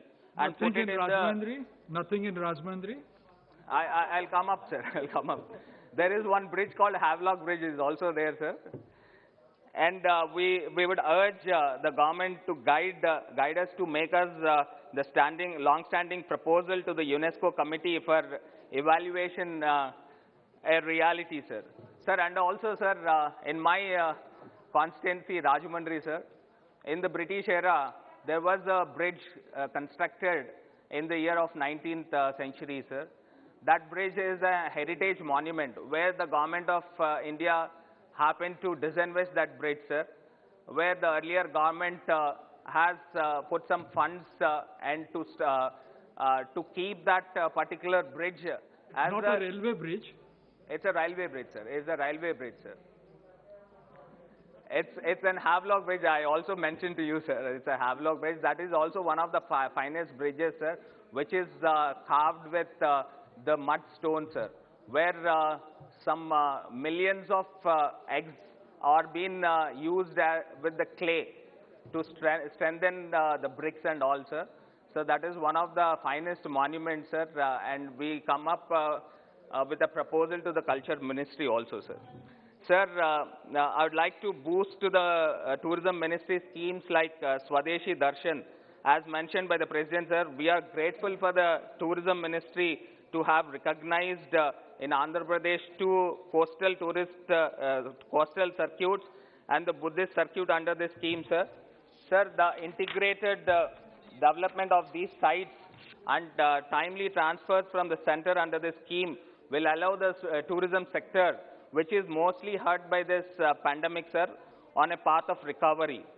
Sir, we hope the Culture Ministry support and guide in anchoring these circuits by promoting Sri Kodanda Ramaswamy Temple to the 41st UNESCO World Heritage Site from India, sir.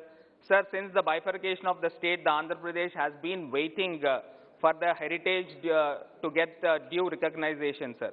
We hope you will consider the sentiments and the rich history of the temples for our humble request to create the modern facilities and infrastructure for the pilgrims, sir. Sir, I would like to conclude and I would like to say that there is a great enthusiasm and support of my state is being a part of Team India, sir. And it is our earnest effort to push our country into a holistic and humane path to post-pandemic recovery, sir. Thank you so much, sir. Thank you, Mr. Bharat. माननीय सांसद श्री विनायक राउत. धन्यवाद सभापति महोदय. महामहिम राष्ट्रपति जी का अभिभाषण पर इस सभागृह में धन्यवाद प्रस्ताव पेश किया है और उस पर हमारे शिवसेना के तरफ से मेरे विचार व्यक्त करने के लिए मैं खड़ा हूं.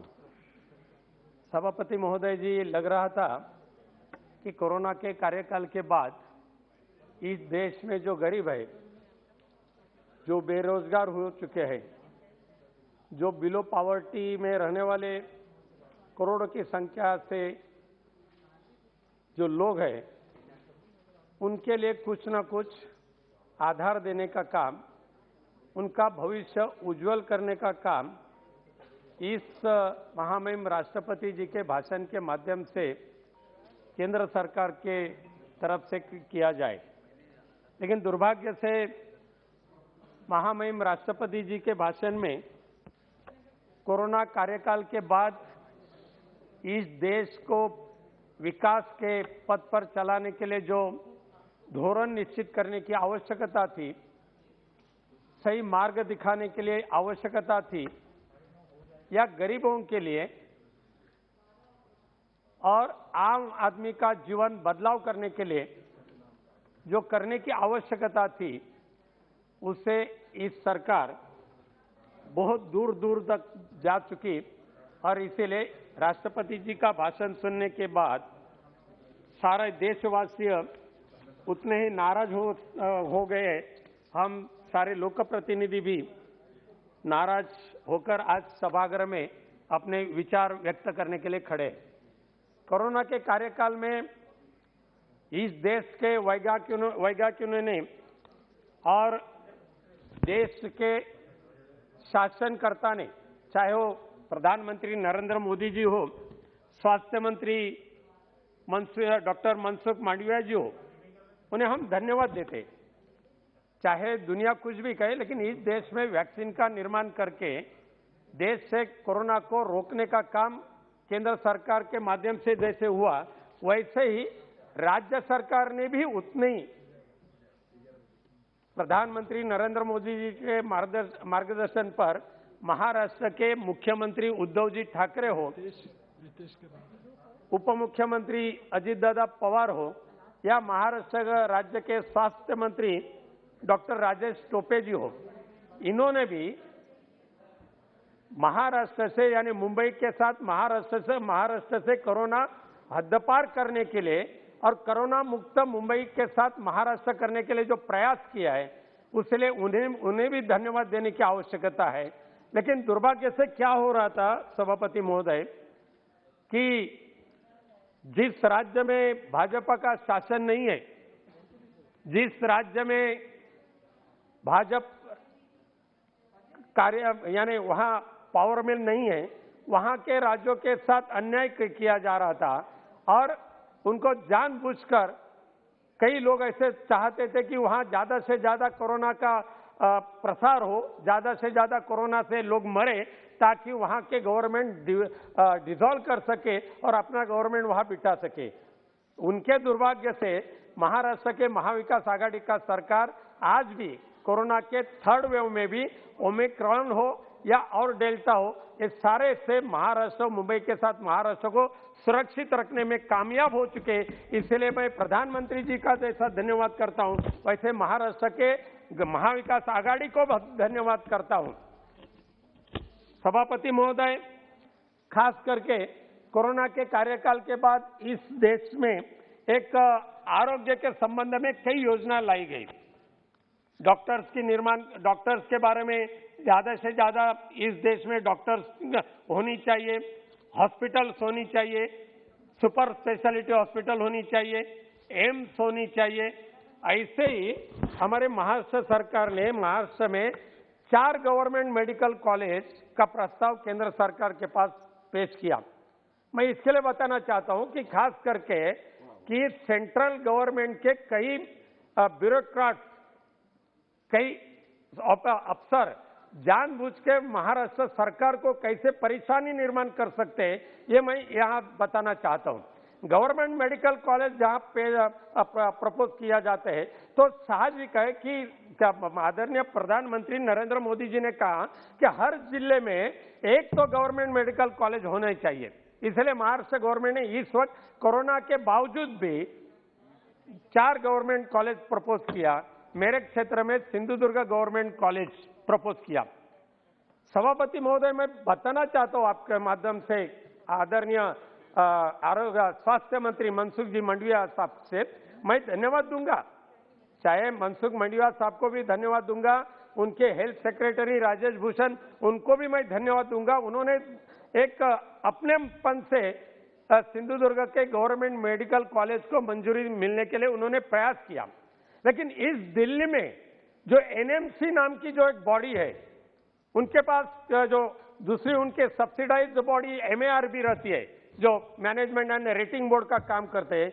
सभापति महोदय, मुझे दुख होता है बताने के लिए कि एनएमसी और एमएआरबी के जो लोग वहां बैठे हैं ना, एक खुद की बापजादी की संस्था समझकर वहां काम करते हैं। गवर्नमेंट मेडिकल कॉलेज होने के बावजूद भी एक government medical Sindhudurg government medical college का इंस्पेक्शन 6 बार हो चुका, 6 बार, और अलग अलग नया मुद्दा। फिजिकल जब इंस्पेक्शन हुआ, उन्होंने जो क्वेरीज क्लियर किया, उन्होंने क्वेरीज रेज किया, सारे के सारे क्वेरीज क्लियर कर दिया। दूसरी बार हुआ और कोई नए मुद्दा। 6 बार इंस्पेक्शन करने के बाद 6 नए अलग मुद्दे, और आखिर में जब मिनिस्टर साहब ने ऑर्डर किया कि चाहे तो फिजिकल विजिट करो या चाहे तो वीसी से इंस्पेक्शन फिर एक बार करो और स्पीकिंग ऑर्डर पास करो, यहाँ उनका ऑर्डर है सेंट्रल गवर्नमेंट के यानी जॉइंट डायरेक्टर की।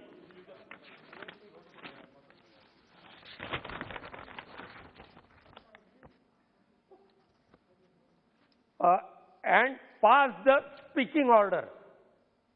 ऐसे करने के बाद भी, इतनी क्लियर कट ऑर्डर देने के बाद भी डायरेक्टर इनका लेटर उनको गया एमएआरबी को, उन्होंने फिर एक बार इंस्पेक्शन किया और बोलते हैं, वहां के डॉक्टर को बोलते हैं कि आप यहाँ क्यों आते हैं, आपके गांव में आपको क्लिनिक चालू करो ना, काय के लिए आते हैं सिंधुदुर्ग में, आप कहाँ रहते हैं, आपके नेबर कौन है, आपको खाना अच्छा मिलता है क्या? ऐसी बकवास क्वेश्चन यहाँ के एमएआरबी के उसका जो मेंबर वहां के डीन को या वहां के डॉक्टर को पूछकर प्रधानमंत्री नरेंद्र मोदी साहब के सपने में जो गवर्नमेंट मेडिकल कॉलेज है उनको डिसअप्रूव करने का काम करें। सभापति महोदय, उससे भी और आगे जाकर मैं आपको बताना चाहता हूं, एमएआरबी ने यानी एमएससी ने 17 नवंबर को अप्रूवल दिया, Sindhudurg government medical college approve, और 21 तारीख को डिसअप्रूव कर दिया। ये कहां का न्याय हो सकता है? एक प्राइवेट कॉलेज को, सिंधुदुर्ग के प्राइवेट कॉलेज को प्रोटेक्ट करने के लिए प्रधानमंत्री नरेंद्र मोदी जी का सपना ध्वस्त करने के लिए एमएआरबी के और एनएमसी के लोग जो बैठे हैं ना, उनको हकाल देने की आवश्यकता है, तो ही इस देश में गरीबों को न्याय मिलेगा। गरीबों को जो आधार मिलना चाहिए स्वास्थ्य के बारे में तो मिल सकता है। इसलिए मांग करता हूं मैं, जैसे मैं शुरू में बताया, मैं मंत्री जी का सराहना करता हूं। सेक्रेटरी का सराहना करता हूं, लेकिन इसके ऐसे जो एमएआरबी और एनएमसी के लोग हैं उनका मैं निंदा करता हूं। और जब तक ऐसे बदमाश लोग वहां एनएमसी में और एमएआरबी में बैठे तब तक इस देश को, देश के स्वास्थ्य का जो प्रश्न है उसे उत्तर मिलने वाला नहीं। सभापति महोदय, मैं आगे जाना चाहता हूं। कोरोना के बाद इस केंद्र सरकार का मैं ध्यान आकर्षण करना चाहता हूं कि कोरोना के कार्यकाल में आपने ये किया वो किया तो बहुत कुछ किया, ऐसा बातें तो हो चुकी है। लेकिन मैं सर्वोच्च न्यायालय ने कहा था कि कोरोना में जो मर चुके हैं उन्हें 50,000 रुपया राज्य और केंद्र सरकार को देना ही चाहिए।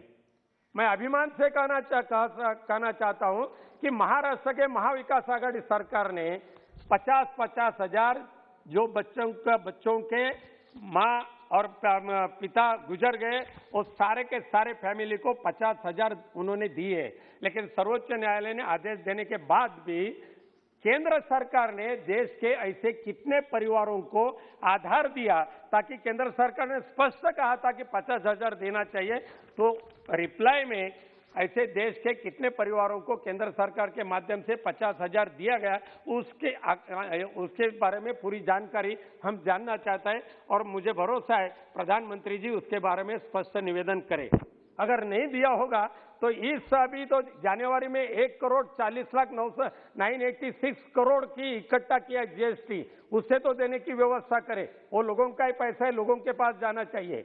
इसलिए सभापति महोदय, आज आदरणीय राष्ट्र महामहिम राष्ट्रपति जी के भाषण में बाबा साहब आम्बेडकर जी के तत्व का अनुकरण किया गया। बाबा साहब आम्बेडकर जी ने कहा था, मेरा आदर्श एक ऐसा समाज होगा जो स्वाधीनता, समानता और भाईचारे से आधारित हो। बाबा साहब ने आदर्शों को मेरी सरकार के ध्येय वाक्य हम मानते हैं, ऐसा राष्ट्रपति जी ने कहा। लेकिन मैं दुर्भाग्य से कहना चाहता हूं सभापति महोदय, आज बाबा साहब आम्बेडकर जी के माध्यम से संविधान का जो निर्माण हुआ अपने देश में, केंद्र और राज्य सरकार की जो मर्यादा है वो स्पष्ट की गई है। लेकिन दुर्भाग्य से आज केंद्र सरकार के माध्यम से इस देश के कई राज्यों में जहां भाजपा का सरकार नहीं होने के बावजूद वहां के सरकारों को कैसे परेशानी दे सके, कैसे अस्थिर कर सके, उन्हें डिस्टर्ब कैसे कर सके, इसीलिए एक संविधान के माध्यम से जो निर्माण हुआ था राज्यपाल, और राज्यपाल का इस्तेमाल करने के लिए शुरुआत किया। यानी वहां राज्यपाल संविधान के माध्यम से गए हैं महाराष्ट्र में, लेकिन दुर्भाग्य से राजभवन का दुरुपयोग आज तक आज के राज्यपाल ने जितना किया, इसके पहले स्वातंत्र के बाद किसने भी राज्यपाल ने किया नहीं होगा। सभापति महोदय, एक भाजपा का कार्यकर्ता के रूप से काम करते, मुंबई क्षेत्र का ड्रेनेज चौकअप हुआ, चले राज्यपाल जी के पास। मुंबई क्षेत्र में राशन कार्ड नहीं मिला, चले राज्यपाल जी के पास। फिर राज्यपाल कहां थे, आइए सारे मेरे पास बैठे, हम अभी शासन चलाएंगे। ये राज्यपाल का धंधा है, ये राज्यपाल का ड्यूटी है। हम सोच नहीं सकते कि इतने भारत यानी महाराष्ट्र स्वतंत्र होने के बाद, चाहे वो पीसी अलेक्जेंडर हो, चाहे बाकी के हो चुके सारे राज्यपाल हो, आज तक इतना आज के जैसे राज्यपाल के जैसे बर्ताव इसके पहले कोई भी राज्यपाल ने नहीं किया था। तो मेरा कहना है कि वहां के सरकार को आप मार्गदर्शन करें, कुछ गलत होते जरूर उन्हें वो ये करे, लेकिन कुछ भी कहे। अभी ओबीसी के ऊपर राज्य सरकार ने एक ऑर्डिनेंस निकाला, ओबीसी का प्रश्न तो पूरे देश में हो चुका है। इंपेरिकल डाटा कलेक्ट करने का काम है चालू, चाहे केंद्र सरकार ने न दे। यहाँ पार्लियामेंट्री कमेटी में कहा हमारे पास जो भी इंपेरिकल डाटा है वो परिपूर्ण है, उसमें कुछ दोष नहीं है। लेकिन जब सुप्रीम कोर्ट ने एफिडेविट किया तो बोलते हमारे पास जो इंपेरिकल डाटा है वो सदोष है। चाहे ठीक है, सदोष होने दो, हम इकट्ठा करें। ओबीसी के रिजर्वेशन के लिए महाराष्ट्र गवर्नमेंट ने ऑर्डिनेंस निकालने के बाद आम आदमी का था, सामान्य कार्यकर्ता चुनाव लड़ने वाला था, नगर पालिका में सामान्य कार्यकर्ता चुनाव लड़ने वाले थे, पंचायत समिति और जिला परिषद ने, और सामान्य कार्यकर्ता को न्याय देने के लिए महाराष्ट्र सरकार ने एक कदम उठाया। लेकिन राज्यपाल महोदय जी ने सोचा ये महाविकास आघाड़ी का निर्णय, उसको स्टे तो देना ही है, साइन नहीं करना है। ऐसे सैकड़ों निर्णय जो महाराष्ट्र सरकार ने जनता के हित के लिए लिया, गरीबों के हित के लिए लिया, उसके ऊपर आज तक राज्यपाल महोदय ने साइन किया ही नहीं, उसको उसके तरफ देखा ही नहीं, बैठे रहे फाइल के ऊपर। और जो महाराष्ट्र के कैबिनेट ने जिसको सिफारिश किया, पूरे कैबिनेट ने, और 12 एमएलसी की अपॉइंटमेंट के लिए राज्यपाल जी के पास भेजा, तो राज्यपाल बोले ये मुझे पढ़ना ही नहीं इसके ऊपर, देखना ही नहीं इसके ऊपर, देखना ही नहीं इसके ऊपर। क्या ये राज्यपाल जी का ये क्या ड्यूटी है? न्याय देने का उनका ड्यूटी है? मंत्री जी खत्म हो जाएं, उसके बाद आप रिप्लाई दे दें। नहीं, मुझे मालूम है सभापति महोदय, महंगाई इतनी बढ़ी, उज्ज्वला गैस के दाम इतने बढ़े, तो हमारे मंत्री जी को चूल्हा जलाकर रोटी बनानी पड़ी है इस बार। जब शिवसेना महाराष्ट्र में थी तो तब ये तालियां मार रहे थे जब ये उज्ज्वला गैस के माध्यम से उज्ज्वला दे रहे थे महाराष्ट्र में। अब बोलो, आप बोलो, बाद में बोलो, कुछ से भाई है नहीं, लेकिन ये सच्चाई है। मंत्री जी चूल्हा बनाकर खाना पका रहे, क्यों? अभी यहाँ बोलते कि चूल्हा जलाएंगे तो आग खराब होंगे, लेकिन परवड़ते नहीं है, गैस नहीं परवड़ते। 1000 उज्ज्वला गैस 1000 से भी ज्यादा गया, डीजल नहीं, पेट्रोल नहीं, दाम बढ़ते जा रहे, कम होने की कुछ बातें नहीं है। इसके लिए मंत्री जी जहां खुद चूल्हा जलाते हैं, तो हम आम आदमी क्या करेंगे? सभापति महोदय, चूल्हा जलाना ही पड़ रहा है, और चूल्हा जलाने के बाद फिर एक बार इस देश के गरीब लोगों के आंख दर्द होने लगे, और इसीलिए मैं मांग कर रहा हूं कि चूल्हा जलाना भी एक कला है। नहीं, अभी फिर एक बार चूल्हे का खाना बहुत पसंद करने वाले लोग आए। सभापति महोदय, ये तो सरकारी कलाकारों की है। हाँ, बराबर। आज इनकम टैक्स जो पे करने वाले लोग हैं, अभी कल परसों बजट में भाषण किया, अगर इनकम टैक्स में चोरी करे तो सीधा जेल में जाने का। लेकिन मैं जानना चाहता हूं, गरीबों को आप डांटते हैं, लेकिन इस देश को फंसाकर, इस देश को लूटकर जो प्रदेश में गए, कितने हजार करोड़ रुपया फंसा उन्होंने, लूट कर गए। एक बार स्पष्ट तो होने दो। कोई बोले 40,000 करोड़ लेकर गए, कोई बोले 80,000 करोड़ लेकर गए, लेकिन जो चोरी करके गए वो फिर आए नहीं है। आप गरीब लोगों को जरूर जेल में डाल सकते हैं, लेकिन इस देश को लूटने वाले जो लुटेरे हैं, ये लुटेरों को आप सजा देने का काम करना चाहिए सभापति महोदय, तो ही गरीबों का राज इस देश में आएगा, अन्यथा नहीं। इसीलिए मैं 135 करोड़ लोगों की आबादी है सभापति महोदय, और हमारे राष्ट्रपति जी कह रहे हैं कि हम 6 करोड़ ग्रामीण परिवारों के लोगों को योजना का लाभ मिला है, यानी महामारी के बावजूद 6 करोड़।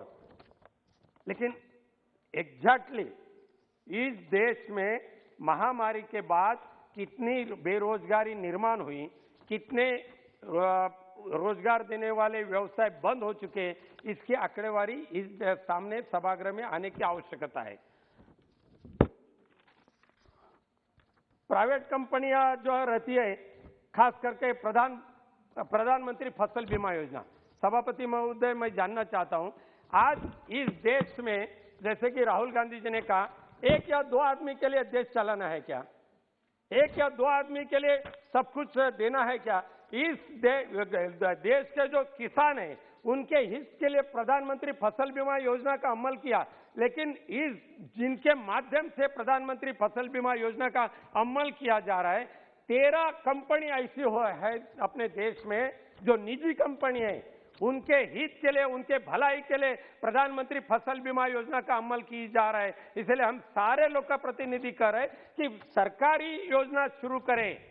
सद्भाग्य से गुजरात गवर्नमेंट ने ये सारे निजी कंपनियों को फेंक दिया दूसरी जगह पे, और प्रधानमंत्री जी के कहने के बाद भी खुद की फसल बीमा शुरू की, और इसलिए इस देश में सारे निजी फसल बीमा योजना का अमल करने वाली जो निजी कंपनी है, उनको बर्खास्त करके गवर्नमेंट की फसल बीमा योजना निर्माण करके किसानों को आधार देने की आवश्यकता है, और इसलिए केंद्र सरकार सही तरीके से काम करेगी, ऐसा मुझे लगता है।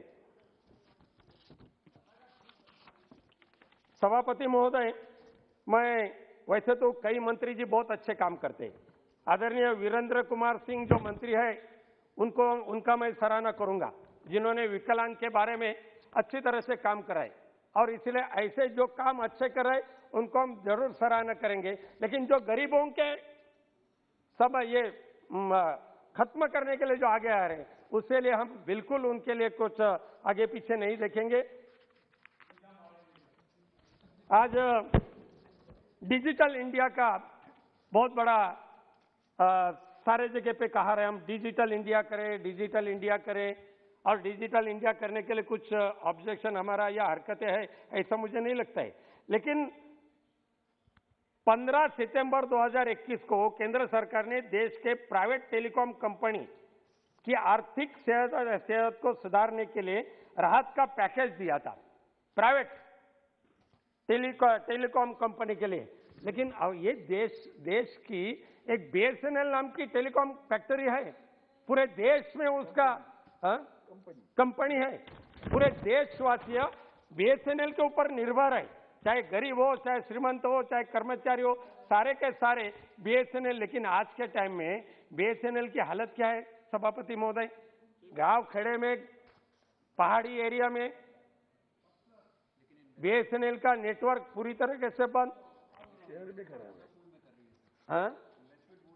वोडाफोन को फाइनेंशियल पैकेज दिया, एक जगह पे आप वोडाफोन को 15% फाइनेंशियल पैकेज देते हैं, और दूसरी तरफ सरकारी कंपनी BSNL होने के बाद भी वहां 92,000 लोगों ने VRS लेने के बाद भी वहां रिक्रूटमेंट एक कर्मचारी की भी नहीं हो रही है, और सारे के सारे ट्रांजैक्शन आप बोलते हैं ऑनलाइन करो, BSNL के माध्यम से करो। मेरी विनंती है कि आप निजी इस बार बजट में देख लीजिए,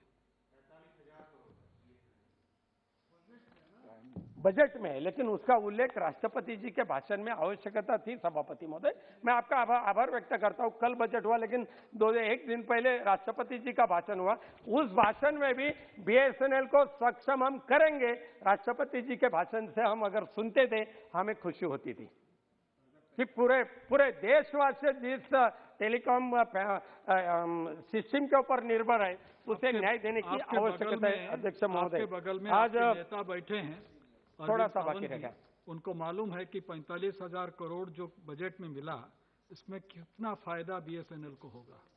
लेकिन सभापति महोदय, मैं कहना चाहता हूं कि पूरे देश में जियो को जिस तरह से प्रमोट किया जा रहा है, करे, जियो को जिस तरह से प्रमोट की जा रहा है, लेकिन उतना थोड़ा सा हाथ भी अगर BSNL को देते हैं तो हम बोल सकते हैं कि चलो LIC गई, और क्या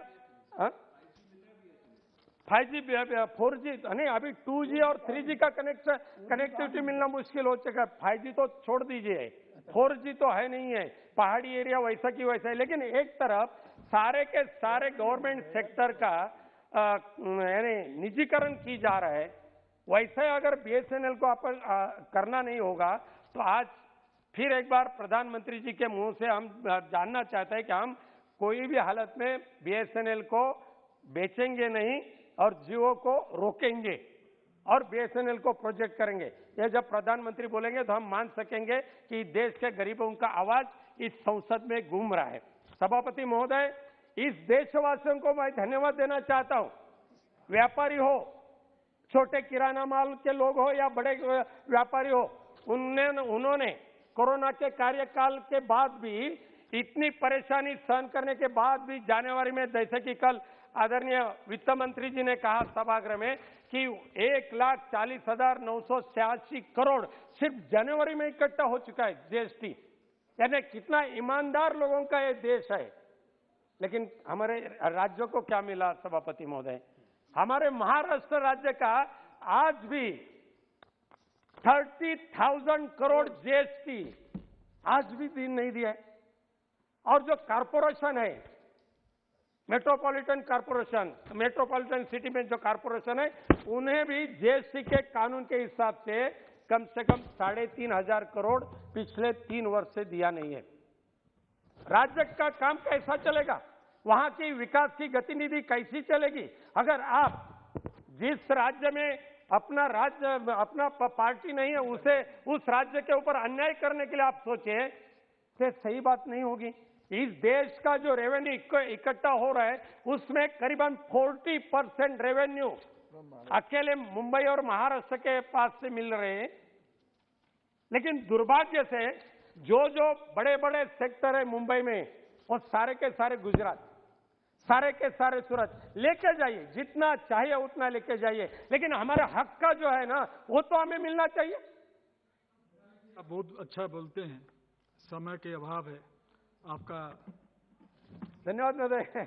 एक 2-3 मिनट, ज्यादा नहीं, 2-3 मिनट। मैं एक ही है कि मुंबई जैसे मेट्रोपॉलिटन सिटी के लिए जो देना चाहिए कर्तव्य से देना चाहिए, मांगने का वक्त ही नहीं आना चाहिए। मुंबई रेलवे के लिए क्या दिया सभापति महोदय, मेट्रो के लिए क्या दिया, मुंबई के झुग्गी झोपड़पट्टी वासियों के डेवलपमेंट के लिए क्या दिया, एयरपोर्ट अथॉरिटी के जगह पे बसी हुई, रेलवे के जगह पे बसी हुई झुग्गी झोपड़ी, उनके डेवलपमेंट के लिए क्या दिया। आप वहां से छीनने का काम कर रहे हैं, लेकिन देने का वक्त जब आता है तब ये कंजूसी क्यों करते हैं सभापति महोदय केंद्र सरकार के माध्यम से, मुझे समझ में नहीं रहते। न्याय किसके पास मांगेंगे? हमारा हक है न्याय आदरणीय प्रधानमंत्री जी के पास हम मांगेंगे, और प्रधानमंत्री जी का कर्तव्य है कि देश के सारे के सारे जो देशवासी है, देश के राज्य है, उन्हें न्याय दे। सबका साथ, सबका विकास, सबका प्रयास अगर सही तरीके से होना होगा तो सही न्याय देने का काम केंद्र सरकार के माध्यम से होना चाहिए। आखिर में सभापति महोदय, हमारे संत ज्ञानेश्वर ने गरीबों के कल्याण के लिए ईश्वर के पास प्रार्थना की, खुद के लिए कुछ नहीं किया, ईश्वर के पास प्रार्थना की, और उन्हें मराठी में है, दुरितांचे तिमिरदावो विश्व स्वधर्म सूर्ये पाहो, जो जे वांछिलो तो ते लाहो प्राणी जातो। यानी इस दुनिया पे जो जो इंसान है, जो जो गरीब हो चाहे अमीर हो, उन्हें जो जो चाहिए वो देने का आपका कर्तव्य है, वो हिसाब से न्याय करे। इतना ही बोलकर मैं आपका आभार व्यक्त करता हूं और मेरा भाषण समाप्त करता हूं। धन्यवाद। विठल जी के मंदिर तक एक बड़ा रास्ता बन रहा है। हाँ मंत्री जी। विनायक राउत जी मेरे बड़े अच्छे दोस्त थे, भाषण भी बहुत अच्छा करते, आपने भी अभी तारीफ किया। ये दोस्ती बरकरार रखिए। 25-30 साल हम साथ में ही थे। लेकिन राष्ट्रपति के अभिभाषण पे चर्चा चल रही है और उन्होंने आधा घंटा महामहिम राज्यपाल के कामकाज पर टिप्पणी की है। मुझे ऐसा लगता है कि इस लोकसभा में राज्यपाल जी के कामकाज पर टिप्पणी करना ये उचित नहीं है, वो कामकाज से निकाला जाए। क्वेश्चन इज दैट जो हमें संविधान ने अधिकार दिए हैं, क्या उन अधिकारों का पालन महामहिम राज्यपाल जी करते कि नहीं? अगर कानून ये जो बात नहीं कही ना उन्होंने, आप एक मिनट सर, एक आधा मिनट अरविंद जी, एक second, let me complete that. The bill was pass by the, इसके ऊपर हम चर्चा नहीं करेंगे अभी, ये सारे चीज हम देख लेंगे। थोड़ा क्लैरिटी देता हूँ मैं, पार्लियामेंट्री एटिकेट के खिलाफ अगर हो किया जाएगा, क्योंकि हम कॉन्स्टिट्यूशनल बॉडी के खिलाफ कोई कमेंट इस हाउस में नहीं करने चाहिए, और ये पार्लियामेंट्री एटिकेट के खिलाफ है। मैं निवेदन करूंगा अमोल कोल्हे जी को अपने वक्तव्य रखें। धन्यवाद अध्यक्ष महोदय, आपने मुझे महामहिम राष्ट्रपति जी के अभिभाषण पर धन्यवाद प्रस्ताव में बोलने का यह अवसर दिया। महामहिम राष्ट्रपति जी ने अपने अभिभाषण में आज़ादी के अमृत महोत्सव की बात की, और कल तो इस सदन में एक बहुत ही प्यारे शब्द का इस्तेमाल हुआ, अमृतकाल। और इससे याद आया अध्यक्ष महोदय, बचपन में हम एक खेल खेला करते थे जिसे हम कहते थे विषामृत। तो जिसे विष मिलता था वो बच्चा बैठ जाता था और बाकी लोगों पे जिम्मेदारी होती थी उसे अमृत देके उठाने की। मानो ऐसे लगता है कि इस अमृत काल में देश की युवा पीढ़ी को विकास की राह छोड़कर सांप्रदायिकता, बेरोजगारी और हेट स्पीचेस का विष देकर बिठाया गया है, और उन्हें आइडिया ऑफ इंडिया का अमृत देकर उठाने की जिम्मेदारी न सिर्फ सरकार की है बल्कि हर राजनीतिक पार्टी, हर लोक प्रतिनिधि और हर देशवासी की भी है। और हमारे धर्म ग्रंथ कहते हैं कि अमृत तभी निकलता है जब समुद्र मंथन होता है, और अमृत निकलने से पहले आलोचना का हलाहल भी निकलता है। और इसीलिए इस अमृतकाल में प्रवेश करते हुए हम इस मंथन को और इस हलाहल दोनों को नजरअंदाज नहीं कर सकते। राष्ट्रपति जी ने अपने अभिभाषण में जिन कोविड योद्धाओं की तारीफ की, जिनका गर्व से उल्लेख किया, उन सभी के प्रति मैं फिर एक बार कृतज्ञता व्यक्त करता हूं। और किशोरों का टीकाकरण या प्रिकॉशनरी डोज जैसे मेजर जो सरकार ने उठाए हैं, उसके लिए सरकार का अभिनंदन भी करता हूं। लेकिन उसी के साथ पब्लिक हेल्थ स्पेंडिंग में हमें ठोस कदम उठाने होंगे। और कोविड की महामारी ने हमारी आंखें खोलने के बाद अब आगे जाके हमें आरोग्य को देशवासियों का मूलभूत अधिकार के रूप में देखना होगा, तभी यह अमृतकाल देशवासियों के लिए अमृतमय साबित होगा। साथ ही में राष्ट्रपति जी ने जिस कोरोना काल का उल्लेख किया, उस कोरोना काल से लेके उसके जो अप्रत्यक्ष परिणाम हैं, उनमें दो परिणामों पे हमें गंभीरता से विचार करना होगा। एक है इकोनॉमिक इफेक्ट और दूसरा है एजुकेशनल इफेक्ट। जो इकोनॉमिक इफेक्ट है, भले ही पेपर पे अर्थव्यवस्था उभरती हुई नजर आती हो, लेकिन वास्तविकता में आम देशवासी की क्या परिस्थिति है। लगभग 6.5 करोड़ लोग गरीबी की रेखा के नीचे धकेल दिए जा चुके हैं। 54% लोगों की आय कम हो चुकी है और तकरीबन 60 लाख से अधिक छोटे उद्योगों पर ताला लग चुका है। इस तबके के बारे में हमें गंभीरता पूर्वक सोचना होगा, नहीं तो देश के मध्यम वर्ग को ऐसा लगेगा कि सिर्फ 142 लोगों की जो आय है वो 23 लाख करोड़ से 56 लाख करोड़ होती है, या फिर गरीबों के लिए योजना आती है, लेकिन देश के मध्यम वर्गीय के बारे में सोचा नहीं जाता है। इस पर हमें गंभीरता से विचार करना होगा। इसी के साथ दूसरा अप्रत्यक्ष परिणाम है एजुकेशनल इफेक्ट। अध्यक्ष महोदय, देश का जो भविष्य है, उन बच्चों की जिंदगी से कोरोना काल के चलते हुए मानो शिक्षा और व्यक्तिमत्व विकास के 2 साल जैसे चले ही गए हैं, गायब हो गए हैं। इस देश के भविष्य की जो क्षति हुई है, इस क्षति को भरने के लिए हमें ठोस कदम उठाने होंगे। बात हो रही है कि हर बात डिजिटल होगी, हर बात डिजिटल होगी, लेकिन देश में जो डिजिटल डिवाइड है और इस डिजिटल डिवाइड के चलते हुए जो बच्चे इस शिक्षा से वंचित रह रहे हैं, उनके बारे में भी हमें सोचना होगा। अभिभाषण में स्किल इंडिया मिशन की भी बात हुई अध्यक्ष महोदय, लेकिन किसी भी मिशन का सक्सेस तभी जाना जाता है जब उसके अंतिम उद्दिष्ट की पूर्ति हो, और इसका अंतिम उद्दिष्ट है रोजगार। इस सरकार ने देश के युवाओं से वादा किया था कि हर साल 2 करोड़ रोजगार मिलेंगे, लेकिन अगर आंकड़े देखे जाए तो आज भी देश में 5 करोड़ युवा बेरोजगार है। और इसी के लिए स्टार्टअप्स या मेक इन इंडिया के साथ मनरेगा की स्ट्रेंथनिंग और अर्बन वर्जन ऑफ मनरेगा जैसे विकल्पों पर विचार होना चाहिए, क्योंकि हमारे देश के युवाओं में एक प्रचंड ऊर्जा है, और अगर इस ऊर्जा को हम सही दिशा में संचालित करना चाहते हैं तो सरकार की जिम्मेदारी है कि वो जॉब क्रिएशन करे और युवाओं को जॉब सिक्योरिटी भी दे। अध्यक्ष महोदय, राष्ट्रपति जी ने अपने अभिभाषण में और एक बात कही जिसे हम सबको गर्व है, वो है विश्व के सबसे बड़े लोकतंत्र की, और इस लोकतंत्र का चौथा स्तंभ है पत्रकारिता। 2014 में सत्ता ग्रहण करने के बाद आदरणीय प्रधानमंत्री जी ने कहा था, I quote, democracy will not sustain if we can't guarantee freedom of speech and expression, unquote। और वास्तविकता यह है कि वर्ल्ड प्रेस फ्रीडम इंडेक्स में अपना देश 180 देशों में 142वें 142nd आउट ऑफ 180 142वें पायदान पर खिसक गया है। मात्र 2020 में 67 पत्रकारों की गिरफ्तारियां हुई है और 200 पत्रकारों पे हमले हुए हैं। जिन पत्रकारियों की नौकरियां चली गई है, उनकी गिनती तो अलग ही है। और अगर आज देश के मीडिया का सुर देखा जाए तो अध्यक्ष महोदय, देश के आम आदमी के जहन में यह सवाल उठना लाजमी है कि लोकतंत्र के इस चौथे स्तंभ को क्या निष्पक्ष रूप से अपनी पत्रकारिता करने की आजादी है या नहीं। राष्ट्रपति जी ने अपने अभिभाषण में इंफ्रास्ट्रक्चर की भी बात की।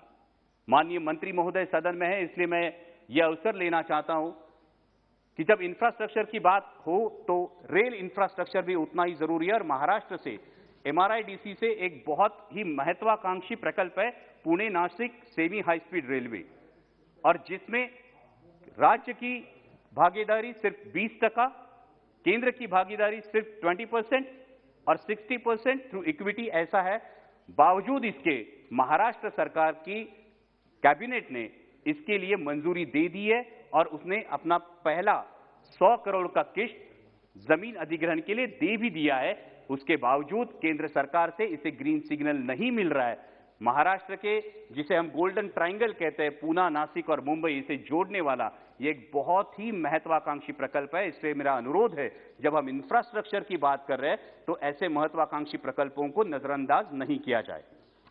अध्यक्ष महोदय, अभिभाषण में और एक बहुत ही महत्वपूर्ण बात की गई और वो है सर्वसमावेशी और सशक्त भारत के निर्माण की। जब हम आर्थिक, सुरक्षा विषयक और शारीरिक सक्षमता की और सशक्तता की बात करते हैं तो यह सवाल भी उठता है कि क्या देश मानसिक सशक्तता की ओर बढ़ रहा है या नहीं। और अगर हम अपने दिल पर हाथ रख के इस सवाल का जवाब दें तो इसका जवाब ना आएगा, क्योंकि आए दिन देश के युवाओं के, देशवासियों के दिलो दिमाग में सांप्रदायिकता का जहर घोला जा रहा है। अध्यक्ष महोदय, मुझे मेरे धर्म पर अभिमान है और हर किसी को होना लाजमी है, लेकिन जब धार्मिक अभिमान का रूपांतर धार्मिक उन्माद में होता है तो वो धार्मिक उन्माद मानवता और देश की अखंडता के लिए निश्चित ही हानिकारक है। जब आईआईएम जैसे इंस्टीट्यूट के प्राध्यापक और विद्यार्थी आदरणीय प्रधानमंत्री जी को चिट्ठी लिखकर देश की सामाजिक स्थिति पर एक चिंता जताते हैं, वो महज इत्तेफाक नहीं है। अध्यक्ष महोदय, जब विदिशा में धार्मिक कारणों पे एक स्कूल पे हमला होता है तो ये सोचने पे हम मजबूर हो जाते हैं कि देश किस मानसिकता से गुजर रहा है। आज देश के युवाओं के हाथ में पत्थर है अध्यक्ष महोदय, लेकिन युवाओं को बताने की जरूरत है कि इस पत्थर का उपयोग रचनात्मक निर्माण के लिए किया जाना चाहिए, ना कि किसी पर फेंकने के लिए। क्योंकि किसी पर अगर पत्थर फेंका जाए तो न सिर्फ शरीर लहूलुहान होता है बल्कि देश की अखंडता भी लहूलुहान होती है। दुर्भाग्य की बात है अध्यक्ष महोदय कि आज देश की युवा से पूछा जाता है मंदिर जाओगे या मस्जिद, कल पूछा जाएगा मंदिर या चर्च, परसों पूछेंगे मंदिर या गुरुद्वारा, लेकिन एक दिन देश का युवा जवाब देगा अजी मंदिर, मस्जिद, गुरुद्वारा, चर्च सब छोड़िए, पहले रोटी की बात कीजिए, पहले रोजगार की बात कीजिए, पहले देश के विकास की बात कीजिए। क्योंकि अध्यक्ष महोदय, मैंने किस जाति में, किस पंथ में, किस प्रांत में, किस धर्म में जन्म लिया, इसका न्यूनगंड या अहंग भाव पालने से अच्छा होगा कि मैं मेरे कर्तृत्व से मेरे व्यक्तित्व को ऐसे ऊंचाइयों पर ले जाऊं कि मुझ पर मेरी जाति को, मुझ पर मेरे पंथ को, प्रांत को, धर्म को और अंतिमतः मेरे राष्ट्र को भी गर्व महसूस हो। और जब ऐसा होगा तभी अमृतकाल का अमृत हर देशवासी के जीवन तक पहुंचेगा। और अंत में अध्यक्ष महोदय इतना ही कहूंगा, इस अमृतकाल में देश उस दौर से गुजर रहा है, इस अमृतकाल में देश उस दौर से गुजर रहा है जब मीडिया सरकार से ज्यादा विपक्ष से सवाल पूछता है और देशभक्ति का सर्टिफिकेट सोशल मीडिया पर अंधभक्तों द्वारा दिया जाता है। फिर भी दिल में उम्मीद है, वैसा दिन आएगा, फिर भी दिल में उम्मीद है, वो दिन भी आएगा जब देश का युवा जाग जाएगा और सांप्रदायिकता का ये ग्रहण छूटकर सर्वसमावेशकता का सूरज निकलेगा। तभी आइडिया ऑफ इंडिया का उजाला देश भर में फैलेगा, आइडिया ऑफ इंडिया का उजाला देश भर में फैलेगा। धन्यवाद। जिसकी मोल नहीं है वो अमोल है। रितेश पांडे जी। बहुत बहुत धन्यवाद आदरणीय अधिष्ठाता महोदय। आपने मुझे बहन कुमारी मायावती जी और बहुजन समाज पार्टी के पक्ष को यहाँ पे रखने का और राष्ट्रपति के अभिभाषण पर उन्हें धन्यवाद देने का अवसर दिया है, इसके लिए मैं आपका आभारी हूँ। साल के पहले महीने के आखिरी दिन पर सरकार की पिछले साल की उपलब्धियों को गिनाते समय महामहिम ने एक बहुत ही जोरदार भाषण दिया, लेकिन जो सरकार श्रेय लेने में सबसे आगे है उसे अपनी गलतियों का भी बेड़ा उठाना पड़ेगा। इस साल देश ने अनंत पीड़ा झेलने का काम किया है और जहां लोगों ने महामारी में अपने माँ बाप, बहन भाई और बच्चों तक को खोने का काम किया है, वहीं सरकार अपनी पीठ थपथपा करके असलियत से दूर नहीं भाग सकती। आज देश की जनता सरकार से पश्चाताप चाहती है, हम विनम्रता चाहते हैं, हमें आत्मनिरीक्षण की जरूरत है। इन भावनाओं के बिना दोषी सरकार ना तो अपनी गलतियों से कुछ सीख सकती है और ना ही उसे सुधारने का काम कर सकती है। और मैं ये पूछना चाहता हूं, आखिर सरकार को किस चीज का घमंड है? जब आप बंगाल में विशाल रैलियां बिना मास्क लगाए और सब चंगा चंगा कर रहे थे, सैकड़ों लोगों ने अस्पतालों में ऑक्सीजन के अभाव में अपनी जान गंवाने का काम किया। और उत्तर प्रदेश में आदरणीय अधिष्ठाता महोदय, हमारी मां गंगा भी शववाहिनी बन गई थी। मैं आपके माध्यम से यहां ये जरूर कहना चाहता हूं कि जब सरकार से ये पूछा गया कि हमारे देश में ऑक्सीजन का अभाव क्यों हुआ, तो इनकी सरकार के लोगों ने ये बोलने का काम किया कि हमारे देश में एक भी व्यक्ति की जान ऑक्सीजन के अभाव से नहीं हुई। ये हमारे देश के करोड़ों लोगों के संघर्ष को इतिहास के पन्नों से खारिज करने का काम करता है और ये अत्यंत ही निंदनीय है। पिछले वर्ष 700 से अधिक किसानों ने ऐतिहासिक संघर्ष करके हमारे जो है संगूर बॉर्डर पर एक बहुत ही बड़ा आंदोलन किया, जिसमें 700 से अधिक किसानों ने अपनी जान गंवाने का काम किया। इस सरकार ने जो हमेशा किसी विरोध प्रदर्शन को या किसी विरोध की आवाज को या तो मुकदमों से और या फिर लाठियों से कुचलने का काम करती है, उसको आखिरकार इन किसानों के सामने अपने 3 काले कानूनों को वापस लेना पड़ा। और इस सरकार ने वापस लेते समय एक बूंद भी पश्चाताप जताने का काम नहीं किया, लेकिन उसके पश्चात वो इसका श्रेय लेने में लगते चले गए। और हम ये देखते हैं,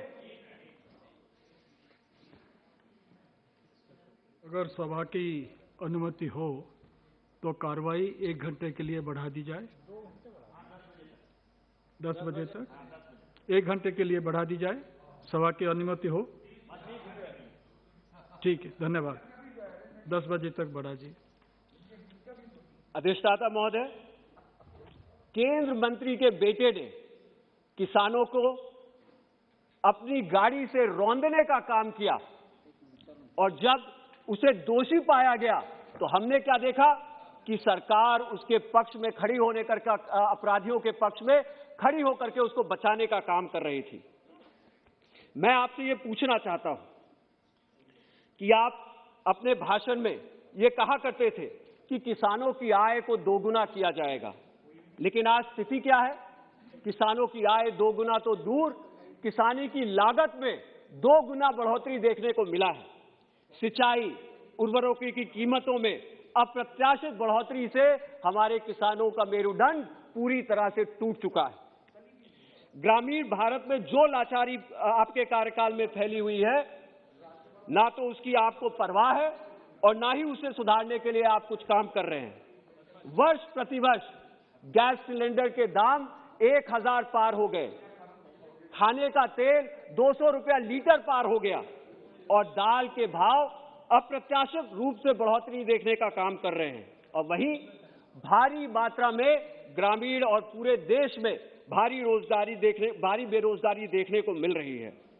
आप ग्रामीण भारत की जीवन रेखा, जिसे हम मनरेगा के नाम से जानते हैं, उसको भी अप्रभावी करने में कोई कोर कसर नहीं छोड़ रहे हैं।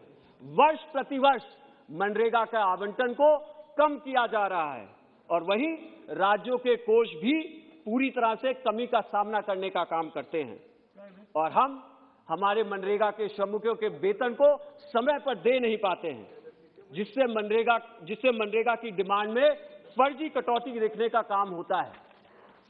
माननीय अधिष्ठाता महोदय, सरकार ये कहती है कि इनकी सरकार ने पूरा प्रयास किया है कि कोरोना काल में कोई भी भूखा न रह जाए, लेकिन आपके कार्यकाल में ग्लोबल हंगर इंडेक्स यानी कि वैश्विक भूख सूचांक में भारत, जो 2020 में 116 देशों में 94 रैंक पर था, आज 2021 में वो गिर करके 104 रैंक पर पहुंच गया। आप चावल और गेहूं दे करके आप ये नहीं कह सकते कि हमने जो है भुखमरी खत्म कर दी। चावल गेहूं दे करके आप इसको वोट मांगने के एक स्टंट में जरूर बदल सकते हैं, लेकिन आपको ये जानना जरूरी है कि हमारे देश में एक सशक्त देश बनाने के लिए मानसिक और शारीरिक रूप से स्वस्थ और पोषित नागरिक भी होना अत्यंत ही जरूरी है। देश की उन्नति में संपूर्ण योगदान देने के लिए हमारे बच्चों को पोषित होना जरूरी है, और आप मात्र चावल और आटा देकर के आप इस हकीकत से ये नहीं कह सकते कि हमने पोषण देने का काम किया है।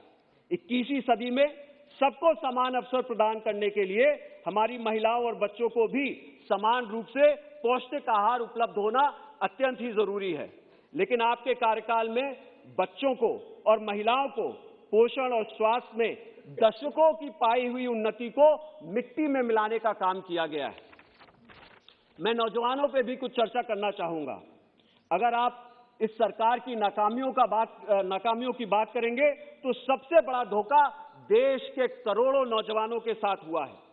कितनी अपेक्षा और आकांक्षाओं के साथ देश के नौजवानों ने आपको 2014 और 2019 में वोट देने का काम किया था। जब आपने प्रलोभन दिया कि प्रतिवर्ष 2 करोड़ नौकरियां दी जाएंगी, तो हमारे नौजवानों ने विश्वास किया। जब आपने प्रलोभन दिया कि शिक्षा व्यवस्थाओं को और सुधार किया जाएगा, तो हमारे नौजवानों ने विश्वास किया। जब आपने प्रलोभन दिया कि हमारे देश को भ्रष्टाचार से मुक्त किया जाएगा, तो हमारे नौजवानों ने विश्वास किया। लेकिन आपकी बातों को मानकर, आपको वोट देकर के इस देश के नौजवानों को आखिर क्या मिला? आज बेरोजगारी अपनी चरम सीमा पर पहुंच रखी है। आज देश में एक ऐसी स्थिति पैदा हो गई है जहां करोड़ों लोग या तो बेरोजगार हैं और या अपनी योग्यता से कम की नौकरी करने के लिए मजबूर है, और कुछ ऐसे हैं जिनको इतनी ज्यादा जो है असमानताओं का सामना करना पड़ा कि अब उन्होंने नौकरी ढूंढना ही छोड़ दिया है। 2 करोड़ नौकरी प्रतिवर्ष के हिसाब से अब तक आपको 14 करोड़ नौकरियां दे देनी चाहिए थी, लेकिन अभी तक इन नौकरियों का कोई भी हमारे पास ब्यौरा नहीं पहुंचा है। मुझे पूरा विश्वास है कि आगामी उत्तर प्रदेश के चुनाव में नौजवान इनसे इन 14 करोड़ नौकरियों का हिसाब जरूर लेने का काम करेगा। आपकी इस वैश्विक महामारी से उत्पन्न मंदी का सहारा लेकर के अपनी जिम्मेदारियों से छुटकारा नहीं पा सकते हैं। अपने संपूर्ण कार्यकाल में आपने नौजवानों को सरकारी नौकरियों से वंचित करने का काम किया है। जहां एक तरफ सरकारी पीएसयू का निजीकरण किया जा रहा है, वहीं दूसरी तरफ सरकारी नौकरियों को संविदा पे दे करके नौजवानों को आरक्षण और सम्मानजनक नौकरियों से वंचित करने का काम किया जा रहा है। जो सरकारी नौकरियां आती भी है माननीय अधिष्ठाता महोदय, वह किसी न किसी प्रकार के घोटालों में लिप्त रहती हैं। जैसा कि हमने हाल में ही उत्तर प्रदेश और बिहार में राष्ट्रीय रेलवे बोर्ड की भर्तियों में देखने का काम किया है, और कुछ सालों से उत्तर प्रदेश के 69,000 सहायक टीचरों की भर्तियों में भी हम ये स्थिति को देखने का काम कर रहे हैं। आप एक तरफ बात करते हैं कि सरकारी स्कूलों में अप्रत्याशित रूप से छात्राओं ने दाखिला लिया है, लेकिन शायद ग्रामीण भारत की असलियत से आप अभी तक परिचित नहीं हैं। मैं ये बताना चाहता हूं, जहां मां बाप अपने लड़कों को महंगे प्राइवेट स्कूल में दाखिला दिलाने का काम करते हैं, वहीं लड़कियों को माननीय अधिष्ठाता महोदय बेकार और घटिया सरकारी स्कूलों में उनको दाखिला दिलाने का काम किया जाता है। ग्रामीण भारत में बढ़ती गरीबी और लाचारी ने इस प्रवृत्ति को और बढ़ावा देने का काम किया है। आप देश विदेश में डिजिटल इंडिया का बखान करते हैं, लेकिन वैश्विक महामारी के समय सिर्फ 20% बच्चों के पास ऑनलाइन शिक्षा में सार्थक रूप से भाग लेने की क्षमता थी। सिर्फ 20% बच्चों के पास ऑनलाइन शिक्षा में सार्थक रूप से भाग लेने की क्षमता थी।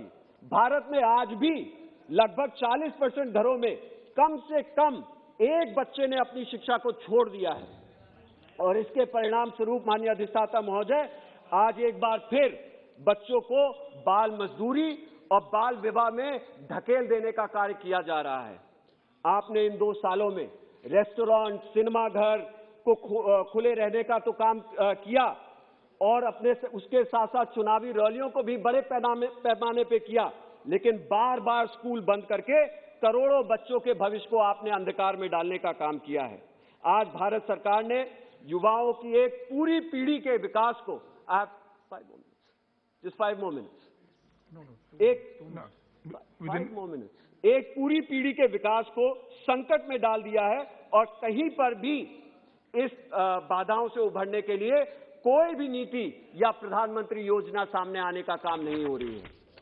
माननीय अधिष्ठाता महोदय, मैं आपको ये याद दिलाना चाहता हूं कि इनके कार्यकाल में ऐसी स्थिति पैदा हो गई है जहां सिर्फ अमीर खुश है और यह स्टॉक मार्केट की प्रतिबद्धताओं में साफ दिखने का काम होता है, लेकिन बहुजन समाज के गरीब, युवा, पिछड़े और अल्पसंख्यक बेबसी, लाचारी और बेरोजगारी में पूरी तरह से घिरे हुए हैं। आखिरी विषय में मैं ये कहना चाहूंगा कि आप माननीय अधिष्ठाता महोदय, माननीय महामहिम ने अपने अभिभाषण में बाबा साहब को याद करते हुए ये कहा था कि वह बाबा साहब के आदर्शों को सरकार का ध्येय वाक्य मानने का काम करते हैं, लेकिन वास्तविकता में बाबा साहब अंबेडकर के आदर्शों का पालन करने में यह सरकार कोसों दूर है।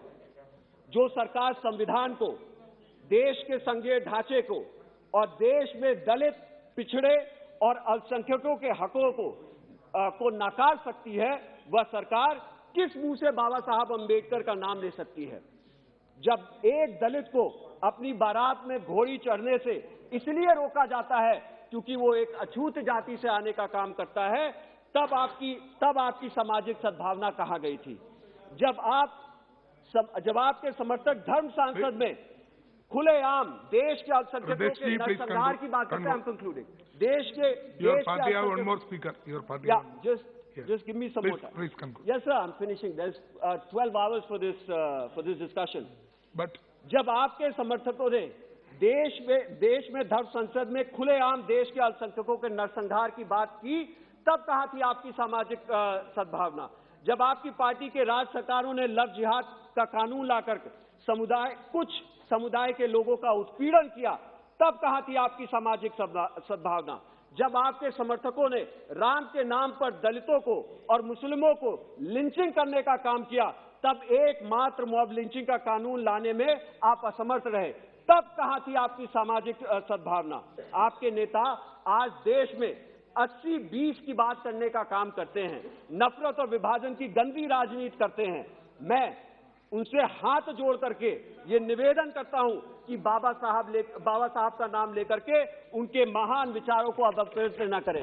अंत में मैं माननीय अधिष्ठाता महोदय, आपके माध्यम से मैं सरकार को ये जरूर बोलना चाहूंगा जो उत्तर प्रदेश में चुनाव में जा रही है कि इनको जो है आज पूरी तरह से इनको पूरी तरह से घबराहट हो रही है कि ये इस चुनाव को हारने का काम करेंगे। और मैं उसके लिए एक शेर यहाँ पे जरूर पढ़ना चाहूंगा कि नशाए नाज ने बेहाल किया है तुमको, नशाए नाज ने बेहाल किया है तुमको, अपने ही जोर में मदहोश हुए जाते हो। हम कोई आग नहीं, धूप नहीं, आंच नहीं, तो फिर क्यों पसीने में शराबोर हुए जाते हो? बहुत बहुत धन्यवाद। Thank you. Honourable parliamentary affairs Meghwal ji.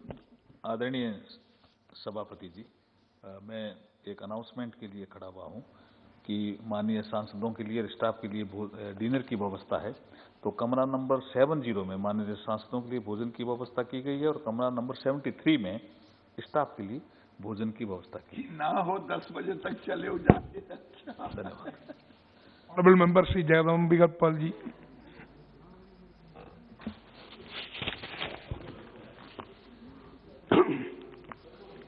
आदरणीय अधिष्ठाता महोदय, मैं आपका अत्यंत आभारी हूं कि आपने महामहिम राष्ट्रपति के अभिभाषण पर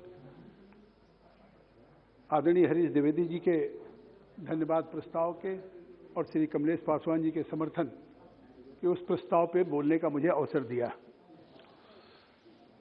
अभी मैं बहुत देर से महामहिम राष्ट्रपति के अभिभाषण पे इस सम्मानित सदन के सभी विद्वान नेताओं को मैं सुन रहा था। राष्ट्रपति का अभिभाषण सरकार की नीतियों का, कार्यक्रमों का, उनकी योजनाओं का, उपलब्धियों का दस्तावेज होता है और किसी भी सरकार के कार्यक्रमों का पैमाना क्या होता है कि हमने उस सरकार के कार्यक्रमों से देश की जनता को उन सोशल सिक्योरिटी में हो या देश की उनकी बुनियादी आवश्यकताएं हो, चाहे आवास हो, चाहे बिजली का कनेक्शन हो, चाहे सौभाग्य में, चाहे शौचालय हो, या उनकी जो भी बुनियादी आवश्यकताएं हैं उनको पूरा करने का काम सरकार क्या करती है। इस महामहिम राष्ट्रपति के अभिभाषण में जिस तरह से महामहिम राष्ट्रपति ने उल्लेख किया है कि आज हमारी सरकार, जो भारत की एक अर्थव्यवस्था है, वो India is a fastest growing economy in the world. ये बात केवल महामहिम राष्ट्रपति ने नहीं कहा, ये हमारी सरकार की नीतियां हैं। और जिस तरह से आप कोविड की वैश्विक चुनौती में याद करिए कि जब पहली बार, आज के 2 साल पहले कोविड का पहली बार 2019 में आया, तो उस समय हम दुनिया में उस वैश्विक चुनौती से बेखबर थे। और जब कोविड की लहर आई, उसके बाद जब पीपी किट की जरूरत पड़ी डॉक्टर्स को, कोरोना वायरस को, तो उस समय हम पीपी किट को भी चाइना से मंगाने का काम करते थे। और उस समय न हमारे पास वेंटिलेटर थे उतने, न इनके 95 मास्क था। और आप याद करिए कि जब ये महसूस हुआ पूरे देश के सामने कोविड की उस चुनौती में, तो उस समय भारत के प्रधानमंत्री मोदी जी ने पूरे देश की जनता से आह्वान किया कि अब एक वक्त आ गया है कि जब भारत को आत्मनिर्भर भारत बनाना होगा। और वो भारत बनेगा कि जब हम अपनी आवश्यकताओं की पूर्ति के लिए किसी देश पे निर्भर नहीं होंगे, बल्कि भारत अपनी आवश्यकताओं की पूर्ति स्वयं करेगा और दूसरे देश की भी आवश्यकताओं की पूर्ति करने का काम करेगा। और आपने देखा कि हमारे इंडियन मेडिकल काउंसिल रिसर्च ने, IMCR ने कहा कि जो चाइना का पीपी किट का जो असाइनमेंट आया था वो अप टू द मार्क नहीं था, उसको रिजेक्ट कर दिया। और आज परिस्थितियां कितनी बदली हैं। आज इस देश की परिस्थिति ये बदली कि उस कोविड की दूसरी लहर आई, आज तीसरी लहर आई। तीसरी लहर में जहां अमेरिका जैसा विकसित देश आज जिस तरह से उस ओमिक्रॉन में या कोविड में वहां पे मौत हो रही है, आज हमारे देश में उस हम ओमिक्रॉन या कोविड की तीसरी लहर में 1% भी लोग अस्पताल में दाखिल नहीं हुए, जिसका कारण है कि हमारे वैज्ञानिकों ने, हमारी सरकार के प्रयास से आज 2-2 वैक्सीन हुआ, जिसमें 93% लोगों ने उस वैक्सीन को लेने का काम किया, फर्स्ट डोज, और 70% दूसरी डोज लिया, जिसके कारण आज लोग सुरक्षित हैं। और केवल जहां हम पीपी किट दूसरे देश से मंगा रहे थे, उन परिस्थितियों में आज हमने 180 देशों को वैक्सीन देने का काम किया। केवल भारत की सरकार ने, आदरणीय मोदी जी ने या हमारी सरकार ने अपने देश के लोगों को सुरक्षित करने का काम नहीं किया है, हमने विश्व के तमाम देशों के लोगों को उस कोविड से बचाने का काम किया। तो हमारी सरकार की ये नीतियां हैं उस आत्मनिर्भर भारत की तरफ। और आज अगर आप देखें कि इस सदन में ही जब हमारी इकोनॉमिक सर्वे निर्मला सीतारमण जी ने प्रस्तुत किया, आर्थिक सर्वेक्षण हो या बजट आया, तो आप सोचिए कि जो चाइना और अमेरिका की जीडीपी या विकास दर था, जहां की वो दुनिया में चाइना और अमेरिका नंबर 1 पे थे, और इस कोविड में जहां हमने देश के 130 करोड़ लोगों को हमारी सरकार ने उनकी जिंदगी बचाने का काम किया, वहीं हमारी सरकार ने उसके साथ साथ देश की इकोनॉमी, देश की अर्थव्यवस्था को भी बचाने के लिए जिस तरह से आत्मनिर्भर का प्रयास किया, उसका नतीजा रहा कि आज ये हम केवल NSO, नेशनल स्टैटिस्टिक्स ऑर्गेनाइजेशन नहीं कह रहा, ये IMF कह रहा है, उसका प्रोजेक्शन है, वर्ल्ड बैंक का प्रोजेक्शन है कि आज भारत की अर्थव्यवस्था 9.2% है ग्रोथ रेट जीडीपी, और जहां चाइना का 8.1% है और अमेरिका का 5.3% है। तो आज तो इस सदन को, देश को इस बात के लिए गर्व की अनुभूति करनी चाहिए कि इस कोरोना की वैश्विक चुनौती में भी आज दुनिया की सबसे मजबूत अर्थव्यवस्था उभरी है, तो भारत की अर्थव्यवस्था उभरी है। इसलिए मैं ये बात कहना चाहता हूं कि आज जहां हमने इसमें आज देश के लोगों के लिए इसलिए पूरी है कि हमने कैपिटल एक्सपेंडिचर में 13.5% हमने खर्च किया है, जिससे हमारे हाईवेज हो, रेलवे के हो, इंटरनेशनल एयरपोर्ट्स हो, कनेक्टिविटी को हमने बढ़ाने का काम किया। इसी तरह से सोशल सेक्टर में हमने 8.6% किया, जो कि 2014 में 6.2% था।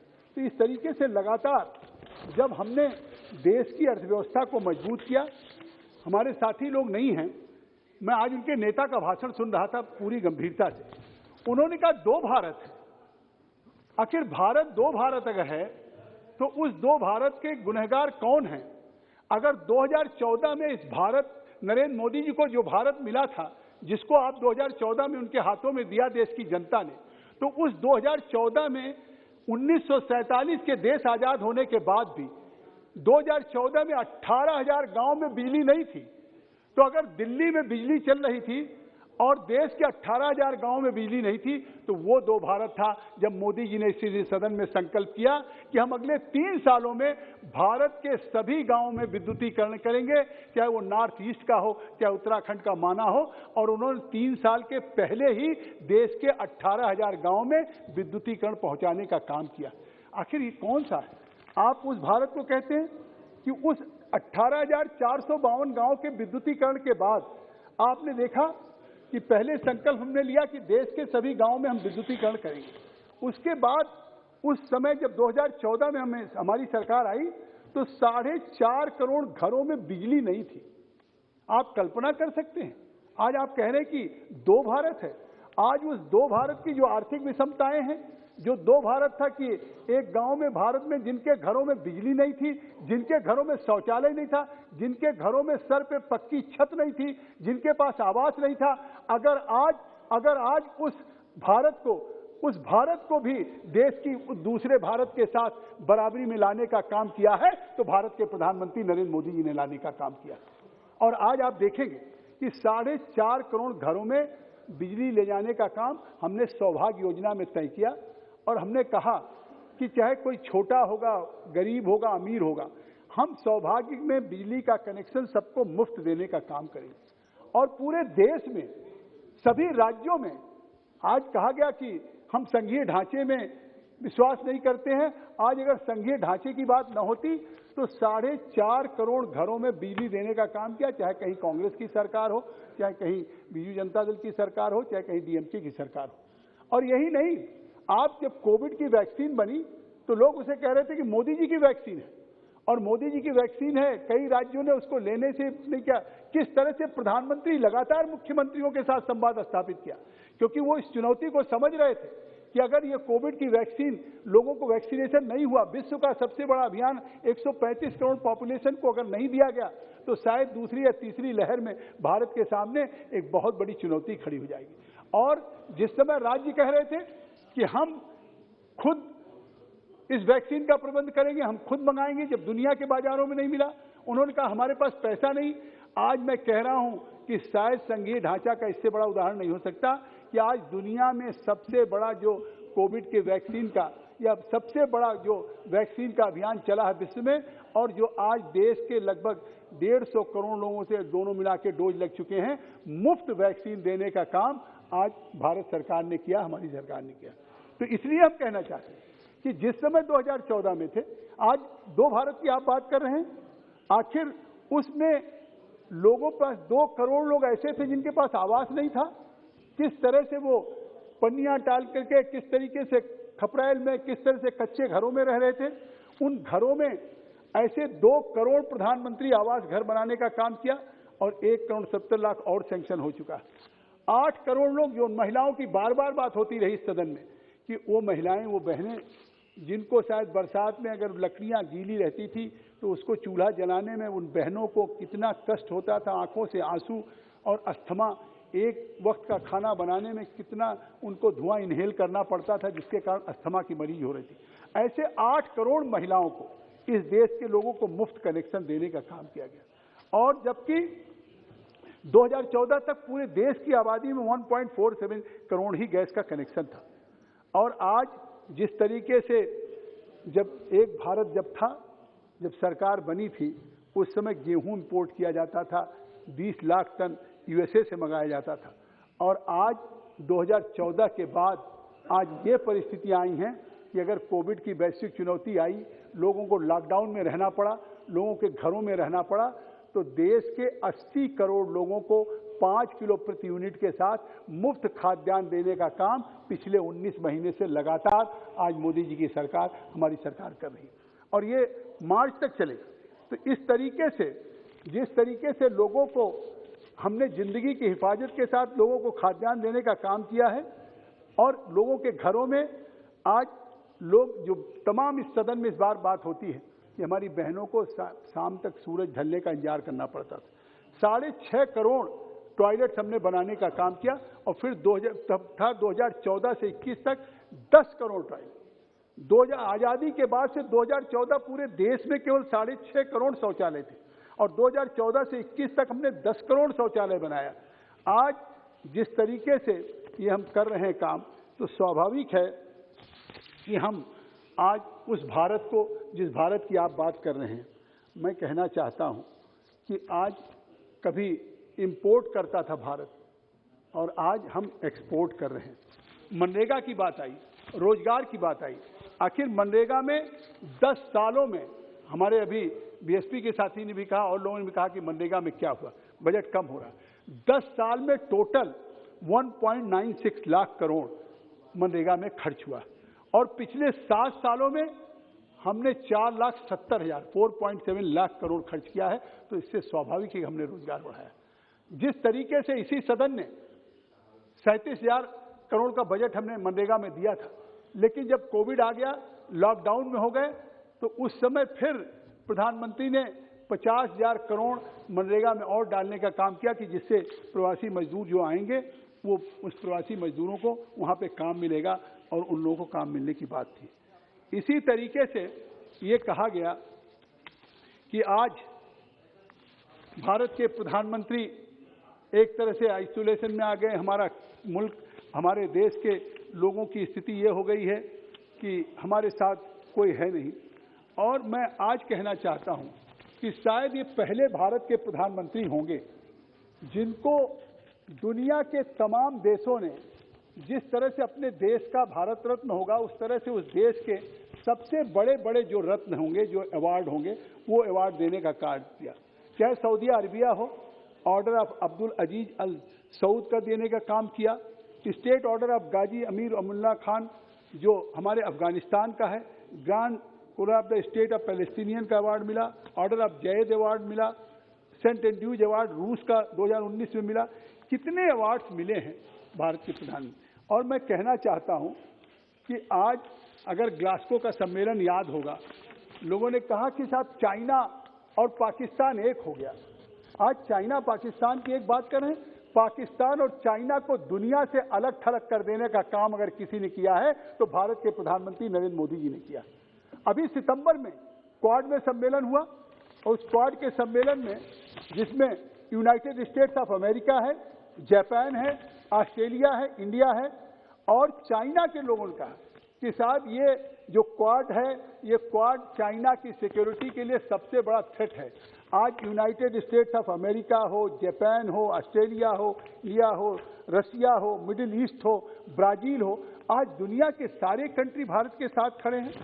और ये अगर जगदम्बिका पाल कहें, हमारे पार्टी का कोई नेता प्रधानमंत्री के लिए कहे, तो बात ये लगेगा कि हमारे नेता हम उनकी तारीफ कर रहे हैं। लेकिन शायद अगर ग्लासगो के उस सम्मेलन में जहां पे क्लाइमेट चेंजेस की बात हो रही थी, उसमें बोरिस जॉनसन जो ब्रिटिश के प्राइम मिनिस्टर हैं, उन्होंने क्या कहा था।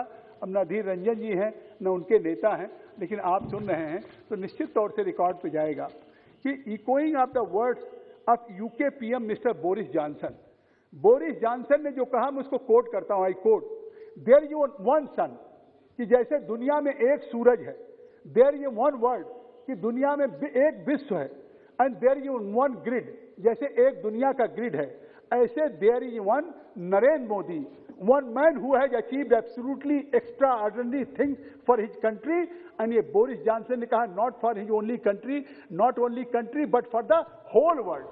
ये बात ब्रिटिश के प्राइम मिनिस्टर ने कही। तो ब्रिटिश के प्राइम मिनिस्टर कहें, आज तो इनको इस बात को खड़े होकर कहना चाहिए कि जो पाकिस्तान और चाइना हमेशा अगर हमारे से विरोध में रहता था, तो आज उस पाकिस्तान और चाइना को दुनिया से अलग थलग कर देने का काम भारत के यशस्वी प्रधानमंत्री नरेंद्र मोदी जी ने किया है। और मैं कहना चाहता हूं कि जिन्होंने आज सम्मानित करने का काम किया पूरे देश में, हमारे टीएमसी के भी साथी थे, उन्होंने कहा नेताजी सुभाष चंद्र बोस, अरे इस इंडिया गेट पे किसकी स्टैचू लगी थी? यहाँ पे लगी थी ब्रिटेन के किंग जॉर्ज पंचम की लगी थी और 1967 तक लगी थी। तो हिंदुस्तान की जो सबसे स्ट्रेटजिक पॉइंट, सबसे महत्वपूर्ण पॉइंट जहां आजादी के बाद भी किंग जॉर्ज पंचम की स्टैचू लगी थी और 67 से वो स्टैचू जब हटाई गई और 2021 तक कोई स्टैचू नहीं थी, अगर उस जगह पे आज हिंदुस्तान में किसी की स्टैचू लगाने का काम किया है तो नेताजी सुभाष चंद्र बोस की स्टैचू लगाने का काम प्रधानमंत्री जी ने किया है। आज मैं कहना चाहता हूं, एक ट्वीट किया गया कि साहब अमर जवान ज्योति को वहां से हटा दिया गया। अमर जवान ज्योति को हटाने का काम किया हमारी सरकार ने।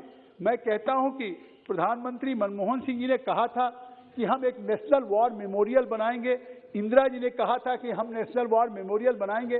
देश के 26,000 जवानों ने, देश के 26,000 सैनिकों ने, जिन्होंने अपने प्राणों की आहुति दे दी, जो देश की सीमाओं की हिफाजत के लिए उसकी बलवेदी पे अपने जान को निछावर कर दिया, ऐसे वो 26,000 सैनिकों के लिए भारत आज तक कोई उनकी स्मृति में, उनके सम्मान के लिए कोई वॉर मेमोरियल नहीं बना पाया था।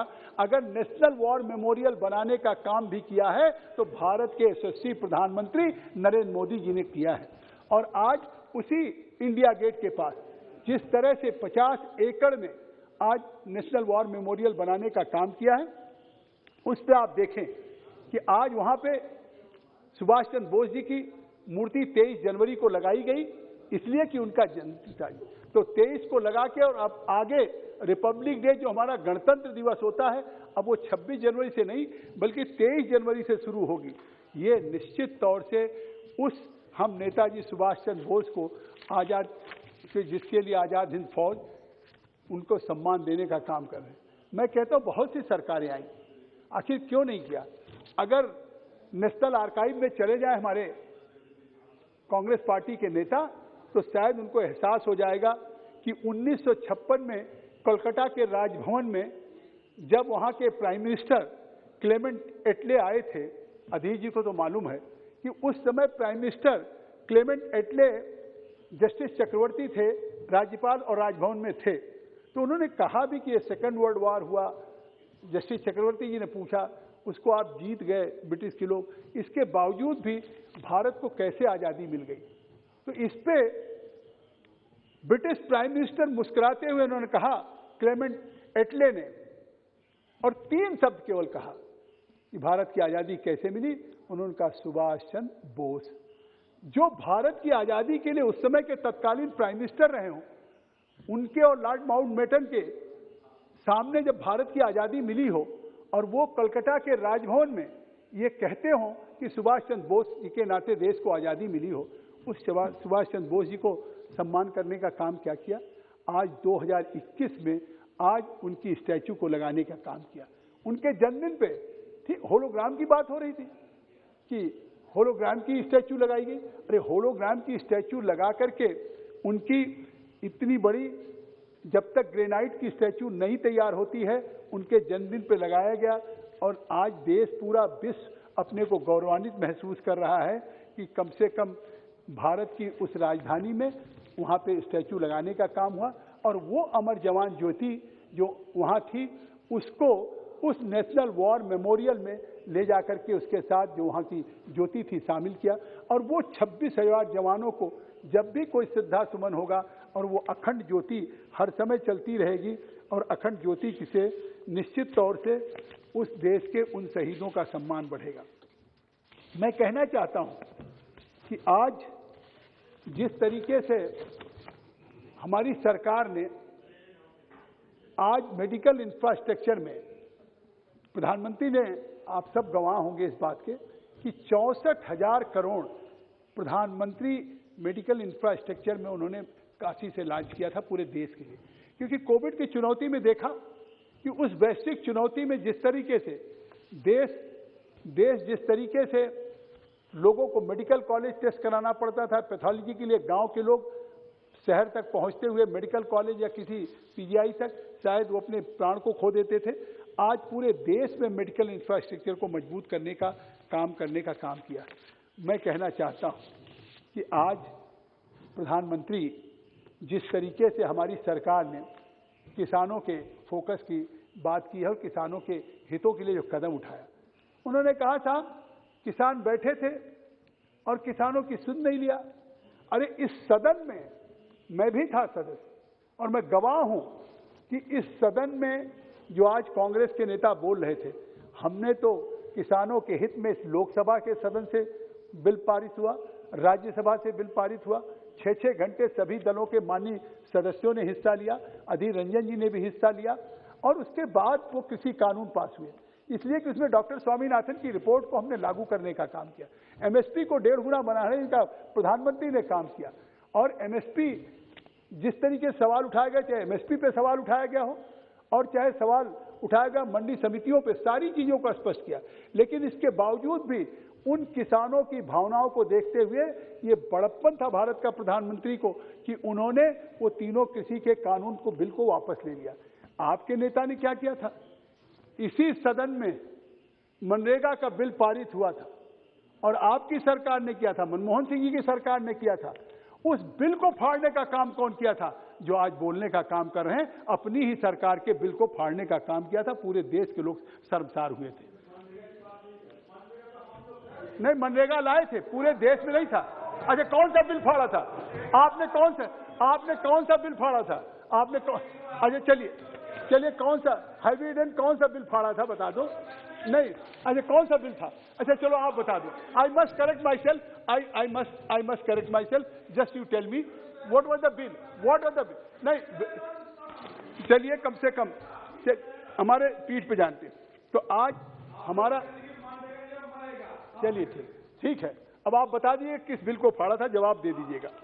और आज हम जिस तरह से उत्तर प्रदेश में, आप देखिए कि उत्तर प्रदेश में भी आप कहते हैं देश के राज्यों में, आज उत्तर प्रदेश में हमारे जब राजस्थान के साथी बैठे थे तो पूछ रहे थे कि आप बोल रहे हैं तो राजस्थान के संपूर्ण कर्ज माफी पे बोल दीजिए। तो एक हमारा तो अभी 15 मिनट भी नहीं हुआ, आई विल हमारे संपूर्ण माफी की बात हुई, संपूर्ण कर्ज माफी होगी। राजस्थान में कांग्रेस की सरकार आई इसी वायदे पे कि संपूर्ण कर्ज माफी होगी, और आज 3 साल हो रहा है, वहां के किसान प्रदर्शन कर रहे हैं सड़कों पे, राजधानी में प्रदर्शन कर रहे हैं कि जो वायदा किया था क्या हुआ। और हमने उत्तर प्रदेश में भी वायदा किया था।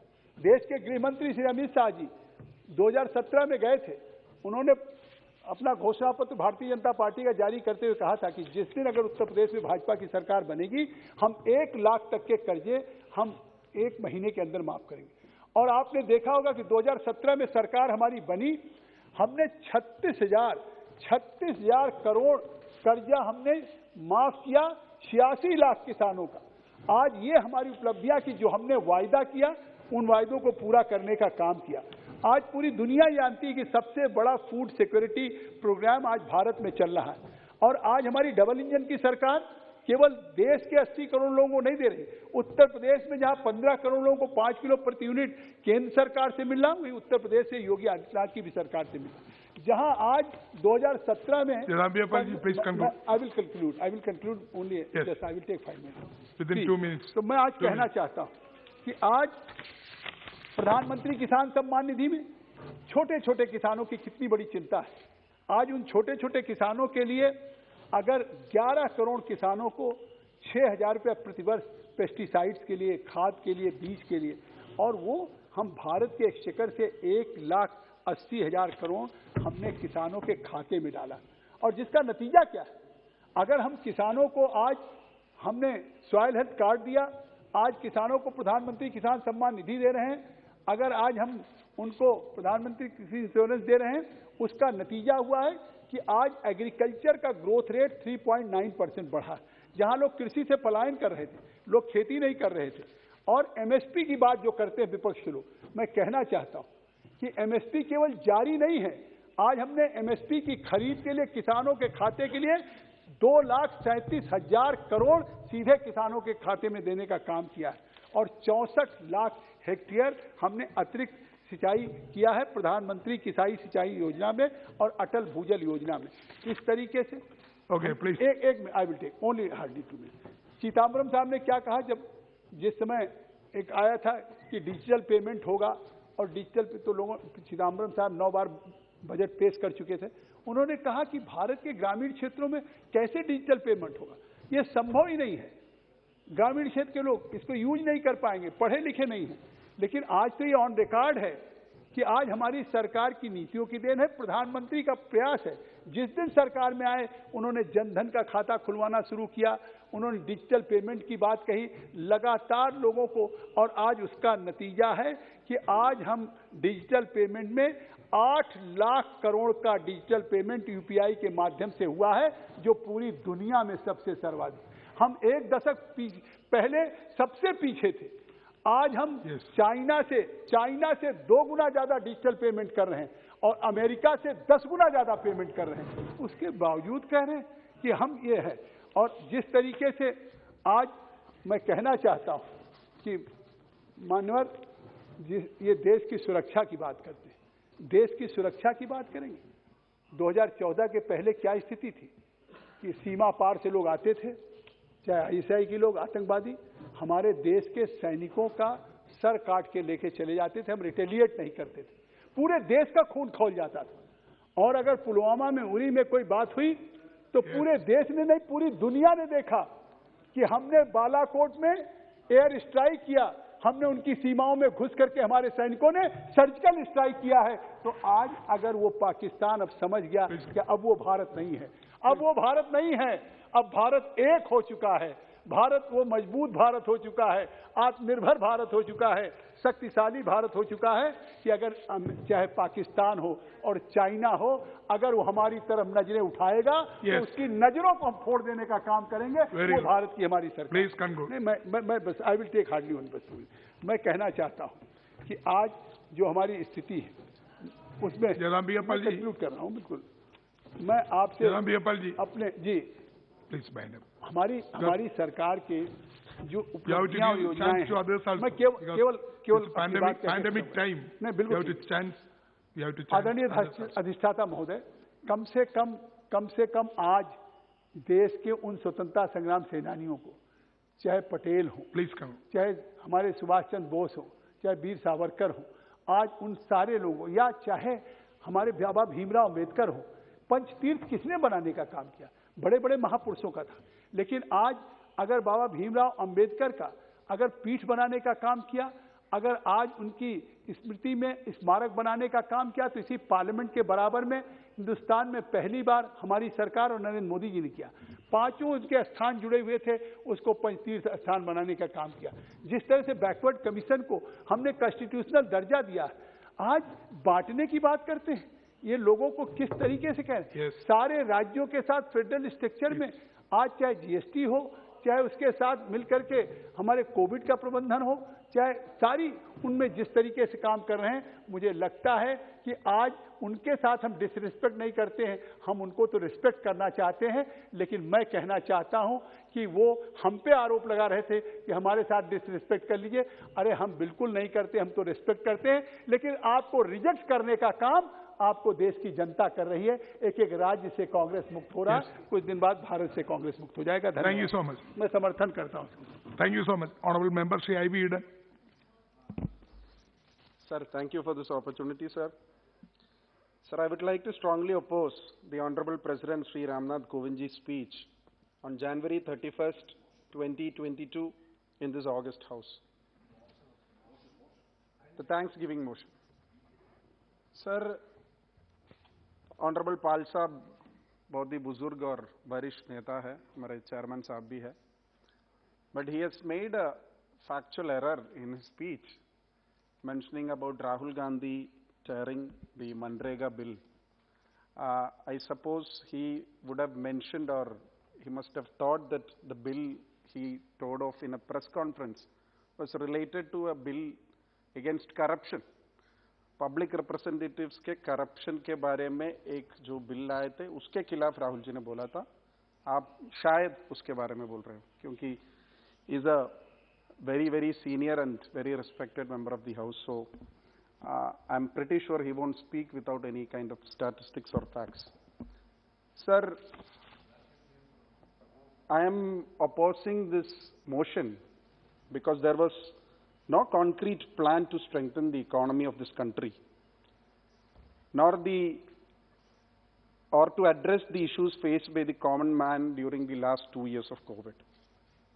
The Honorable President mentioned about moving a fast building a strong foundation for the next 25 years, following the mantra of Sabka Saath, Sabka Vikas, Sabka Vishwas, और अब बोल रहे कि सबके प्रयास के साथ।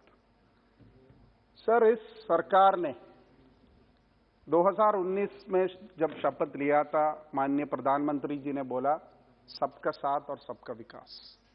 उसके बाद 2020 में बोला सबके साथ, सबका विकास, सबका विश्वास, और अब सबके प्रयास के बारे में बोल रहे हैं। सर, इस सरकार ने इस देश के किसानों के साथ नहीं दिया है। इस सरकार ने इस देश के कोविड मरीजों के साथ नहीं दिया है। इस सरकार ने लाखों करोड़ों नौजवानों को रोजगारी नहीं दिया है, उनका साथ नहीं दिया है। इस सरकार ने इस राज्य के, इस देश के जितने भी पिछड़े वर्ग है, जो शोषित है, जो युवा है, जो मछुआरे है, जो दलित है, आदिवासी है, पीड़ित है, किसी के साथ इस सरकार ने नहीं दिया है। तो इसलिए ये जो मुद्दा है, मंत्रा जो बोल रहा है माननीय अध्यक्ष जी, सबका साथ, सबका विकास, सबका विश्वास, ये गलत है। इस सरकार ने सिर्फ साथ दिया है, अदानी के साथ दिया है। इस सरकार ने विश्वास दिलाया है सिर्फ अंबानी को, और इस सरकार ने विकास इन दोनों का ही किया है। सर, अदानी और अंबानी का विकास के लिए काम करने वाला सरकार है बीजेपी के सरकार, नरेंद्र मोदी के सरकार। मैं यकीन से, विश्वास से यह बात बोल सकता हूं। और sir, there are many reasons to oppose the motion, because there are no concrete methods whereby in a situation like the COVID pandemic, where when we have a global pandemic in place, there are no COVID relief packages in this country announced by the Honorable President or the government. Sir, there are many people who died of COVID. There were many colleagues of ours, many members of parliament, members of legislative assembly, former members of parliament, who we dearly know. COVID has no religion, people from the BJP, people from the Congress, Rajya Sabha की राजीव सातव जी, हमारे साथ जो वसंत कुमार जी था कन्याकुमारी से, सुरेश अंगाड़ी जो मंत्री था इस कैबिनेट में, बहुत सारे लोग खो गया हम कोविड में। Because of COVID, we lost lives. But there are thousands and lakhs of people who are faceless, who are breadwinners of families, who are fathers and mothers and brothers and sisters, who have lost lives in COVID, but the central government has not declared a package, has not declared something for the family of the COVID victims. Sir, it is quite unfortunate. How can we deal a pandemic situation in a country like India? We know when the Great Depression happened in the United States in 1930, we know there was a direct benefit transfer method, DBT method. John Keynes, the Keynesian theory, is well known across the globe, a well-known economist. He said that when you deposit 10,000 rupees, for example, to a person's account, they are going to directly spend it to the market. They are going to regenerate the market. They are going to strengthen the economy. That is how economy is strengthened in times of pandemic, in times where we have a great economic recession in place.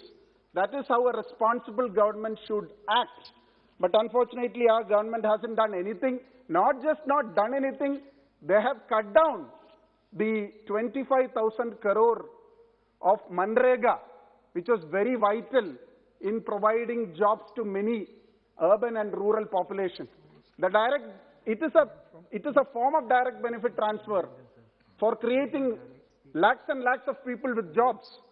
The Manrega account or the budget for the Manrega was reduced by 25,000 crore, which is quite unfortunate. Sir, the small-scale industries of our country, the MSME sectors, the tourism industry, the life and livelihood of many are disturbed in this COVID, but there is no relief. Nothing has been told about them. The moratorium which was in place for the last few months was not extended.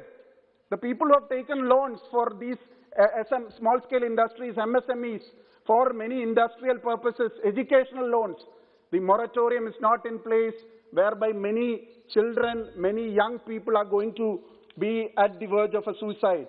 Sir, there are many things the President have mentioned. I would like to mention some in which the Jal Jeevan Mission is a very important aspect. Har Ghar Jal is a very important project, very creative project of the central government, but unfortunately, the source of water for the Har Ghar Jal project is not enough to supply ample quantity of water. If there is no source, I don't think the Har Ghar Jal project of the Jal Jeevan Mission would be a success.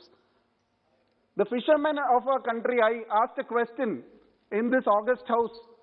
After 2015, I've got a reply, after 2015, no fund was received from the central government to Kerala state for preventing, for building the seawalls for the fishermen community. The life and livelihood. We know the cyclones which have affected, whenever there is a sea erosion, we know many of the fishermen are suffering quite a lot because there are no ample seawalls in our coastal belt. But unfortunately, the central government has not allotted a single rupee after 2015, after the UPA government. It's quite unfortunate, sir. Sir, Pradhan Mantri Gati Shakti Yojana is a very important project. Pradhan Mantri itself and the ministers are very well explaining what the project is. A single multi-modal transportation system which would connect our entire transportation system, which is a creative project. In my constituency, I've met the Honorable Minister for Railways, just left the house. The Honorable Minister for Railways, Piyush Goyal, when he was a minister, the present minister, I've gone to everybody. There are 110 acres of land in my constituency, in Ernakulam, in the central part of Cochin, where it is around 5,500 crore worth of land. And it is now a marshalling yard of the Indian Railways.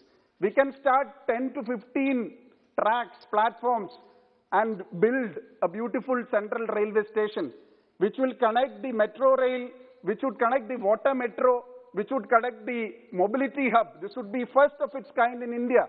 When we talk about Pradhan Mantri Gati Shakti Yojana, our honorable leader Rahul ji told there are two Indias. Why are you not considering the southern part of India as a part of India? Why is this project, which is one of its kind, where water, rail, road, and Indian Railways can, and metros can perform in one single ticket, you can travel in all these transportation systems, the state-of-the-art transportation system. But unfortunately, our government, it has been pending with the railway department for the last 3 years, nothing has happened. Sir, Kochi Metro Rail, one of the finest metro rails in the country. Sir, this metro rail was started in 2012. When the UPA government was there, the initial detailed project report was accepted. The second phase was accepted. The chief advisor of Kochi Metro Rail was Dr. E. Sridharan. Still now, the second phase cabinet clearance has not been got from the central government. The Public Investors Board clearance, they had dragged it for 2.5 years and just gave it. But unfortunately, no mention in the budget, no mention in any of the speeches about the Kochi Metro Rail's second phase expansion, which is supposed to be from Jawaharlal Nehru Stadium to the Info Park Kakinad, which is the most economic feasible, in which financial feasible, more number of travelers would travel every day in this route. But unfortunately, Kerala has been chucked out from this project. It is quite unfortunate. Sir,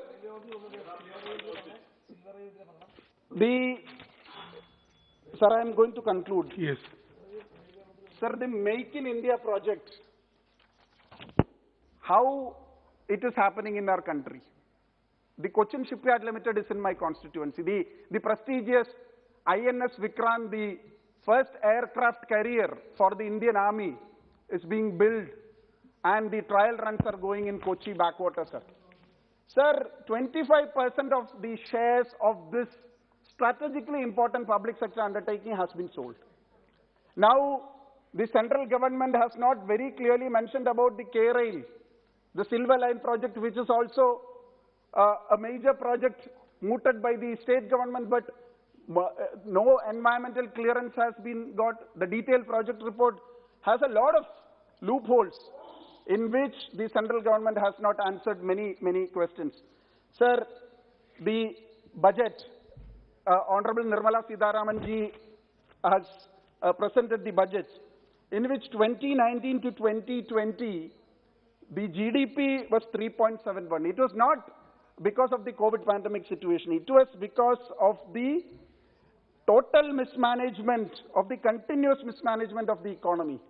Right from demonetization to GST, the mismanagement of the economy has led to this situation in this country. A tax terrorism is happening in our country, sir. Petroleum tax, the fuel price hike, you can't imagine Mediclaim, 18% has been taxed for Mediclaim, whereas food, it is just 5%. Please conclude now. So, the pandemic, I'm concluding, sir, the pandemic coupled with recession is a major crisis of the economic status of our country.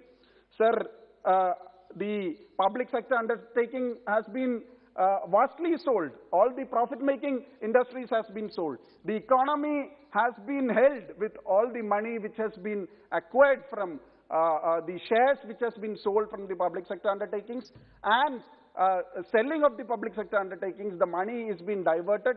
That is the reason of a projected, a hyped, a futuristic GDP which is shown by the Honorable Finance Minister. Sir, I would once again oppose the motion of thanks by the Honorable President, Sri Ramnath Kovind ji. Thank you. Thank you, IBG. Now, Honorable Member Srimati Navneet Rana ji. आपका बहुत बहुत धन्यवाद.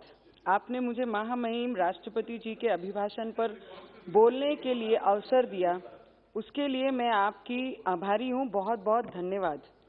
हमारे देश corona जैसी महामारी से गुजर रहा है. ऐसे समय में माननीय प्रधानमंत्री जी ने, नरेंद्र मोदी जी की सरकार ने बहुत सूझबूझ से हमारे देश के नागरिकों की रक्षा करने का काम किया है. एक बहुत ही अच्छा काम हमारे ये सरकार द्वारा हमारे देशवासियों के प्रति हुआ है. प्रधानमंत्री जी के आह्वान पर देश के फ्रंट लाइन वर्कर्स, जिनमें डॉक्टर्स, सिस्टर, ब्रदर्स, प्रशासन, शासन, हमारे आशा वर्कर, आंगनवाड़ी, ये सभी आकर एकजुट होकर, एक टीम होकर ये देश के लोगों के जान बचाने का काम किया, जिसके प्रति हमारे राष्ट्रपति जी ने भी उनका धन्यवाद और उनकी पहचान ये देश को अपने शब्दों में अपने भाषण में बताई. इनका भी मैं अपने शब्दों में आपके द्वारा धन्यवाद करना चाहूंगी. फ्री वैक्सीनेशन, आज हमारे देश वर्ल्ड में सबसे ज्यादा वैक्सीनेशन की डोज देने वाला देश में से एक है, जिसका क्रेडिट हमारे माननीय प्रधानमंत्री जी को जाता है. माननीय प्रधानमंत्री जी की सरकार द्वारा 64,000 करोड़ रुपीस की लागत से शुरू किया गया prime minister Ayushman Bharat health infrastructure mission के द्वारा ये बहुत ही अच्छा काम हमारी ये सरकार के द्वारा हुआ है. सरकार ने देश भर में गरीबों के इलाज के हेतु सस्ती दवाई के लिए 8,000 जन औषधि केंद्र स्थापित की गई, जिसका सीधा लाभ उन जरूरतमंद और मिडिल क्लास और लोअर मिडिल क्लास लोगों के लिए बहुत बड़ा फायदा रहा है. ये सरकार ने और पंतप्रधान जी की योजना के द्वारा ये लोगों को इसका लाभ मिला है. प्रधानमंत्री गरीब कल्याण अन्न योजना के तहत कोरोना पीरियड में जितने लोग अपने अपने घरों में बैठकर जिन्होंने भी अपनी नौकरियां गंवाई हैं, ऐसे गरीब लोगों को, जरूरतमंद को घर तक अन्न पहुंचाने का काम भी हमारी सरकार, हमारे आदरणीय प्राइम मिनिस्टर जी ने किया है. हमारे श्रमिक भाई बहनों के लिए सरकार ने ई श्रम पोर्टल शुरू किया, जिससे अब तक लगभग 23 करोड़ से कई ज्यादा श्रमिकों ने इसका लाभ लिया है. Sir, I have just started, so give me 2-3 minutes more sir. या sir, thank you. Jan Dhan Aadhaar mobile service शुरू करने के किया गया. आम नागरिकों को जो गांव तक में राहत देती है, उन्हें बैंक के चक्कर नहीं लगाने पड़ते और पैसे घर तक मिल जाते हैं ये आधार के द्वारा. बीते वर्ष में प्रधानमंत्री आवास योजना के तहत लगभग 2 करोड़ गरीब परिवारों को पक्के घर मिले, जो सरकार के एक मान्य बहुत ही अच्छा कदम लोगों के लिए किया गया। हर घर जल योजना के द्वारा पूरे देश में 6 करोड़ ग्रामीण घरों में पीने के पानी का कनेक्शन लगाया गया, जिसका लगभग घरों की माताएं और बहनों को इसका लाभ मिला गया। और हमारे क्षेत्र में अमरावती जिले में 600 करोड़ देकर ऐसे गांव में ऐसी माता बहनों का विचार करके 600 करोड़ से ये योजना का लाभ अमरावती डिस्ट्रिक्ट को दिया गया। इसके लिए मैं आदरणीय प्राइम मिनिस्टर और जल मिशन के अंतर्गत हमारे मंत्री महोदय का भी बहुत बहुत धन्यवाद करती हूँ। देश के किसानों के प्रति पूरी निष्ठा से काम करते हुए माननीय प्रधानमंत्री जी की सरकार ने 20-21 के तहत लगभग 1400 लाख टन मैट्रिक टन किसानों को अन्न खरीदी, जिसके लगभग 2 करोड़ किसानों को लाभ मिला है। प्रधानमंत्री किसान सम्मान निधि के माध्यम से अब तक लगभग 11 करोड़ से अधिक किसान परिवारों को 1,80,000 करोड़ रुपए का भी भुगतान ये सरकार द्वारा किया गया है। आज प्रधानमंत्री ग्राम सड़क योजना के माध्यम से पूरे देश भर में गांव-गांव को जोड़ने का ये योजना के तहत काम किया गया है। इसके 36,500 किलोमीटर सड़क बनाई गई है, जिसमें ऑलमोस्ट 250 से 200 किलोमीटर सड़कें ये हमारी अमरावती डिस्ट्रिक्ट में इसका कार्य शुरू है। उसके लिए मैं पंतप्रधान जी का और मंत्री महोदय का दिल से बहुत बहुत धन्यवाद करना चाहती हूँ। नेशनल हाईवे के माध्यम से अमरावती जिले में पिछले 1-1.5 महीने पहले हमारे आदरणीय गडकरी साहब ने बहुत सारे रोडों का, नेशनल हाईवेज का उद्घाटन और भूमि पूजन करके हमारे जिले को ये सरकार द्वारा बहुत बड़ी भेंट नेशनल हाईवे द्वारा दी गई है। उसके लिए मैं आपका धन्यवाद करती हूँ। और आज तो कमाल हो गया है, शिवसेना हमारी महाराष्ट्र में जो जिनकी सरकार है, ऐसी उद्धव ठाकरे सरकार के द्वारा उनके फ्लोर लीडर ने आज वैक्सीनेशन और मेड इन इंडिया वैक्सीनेशन के लिए आज उन्होंने ये सरकार का अभिनंदन किया है और उनको बधाई दी है कि प्लीज एक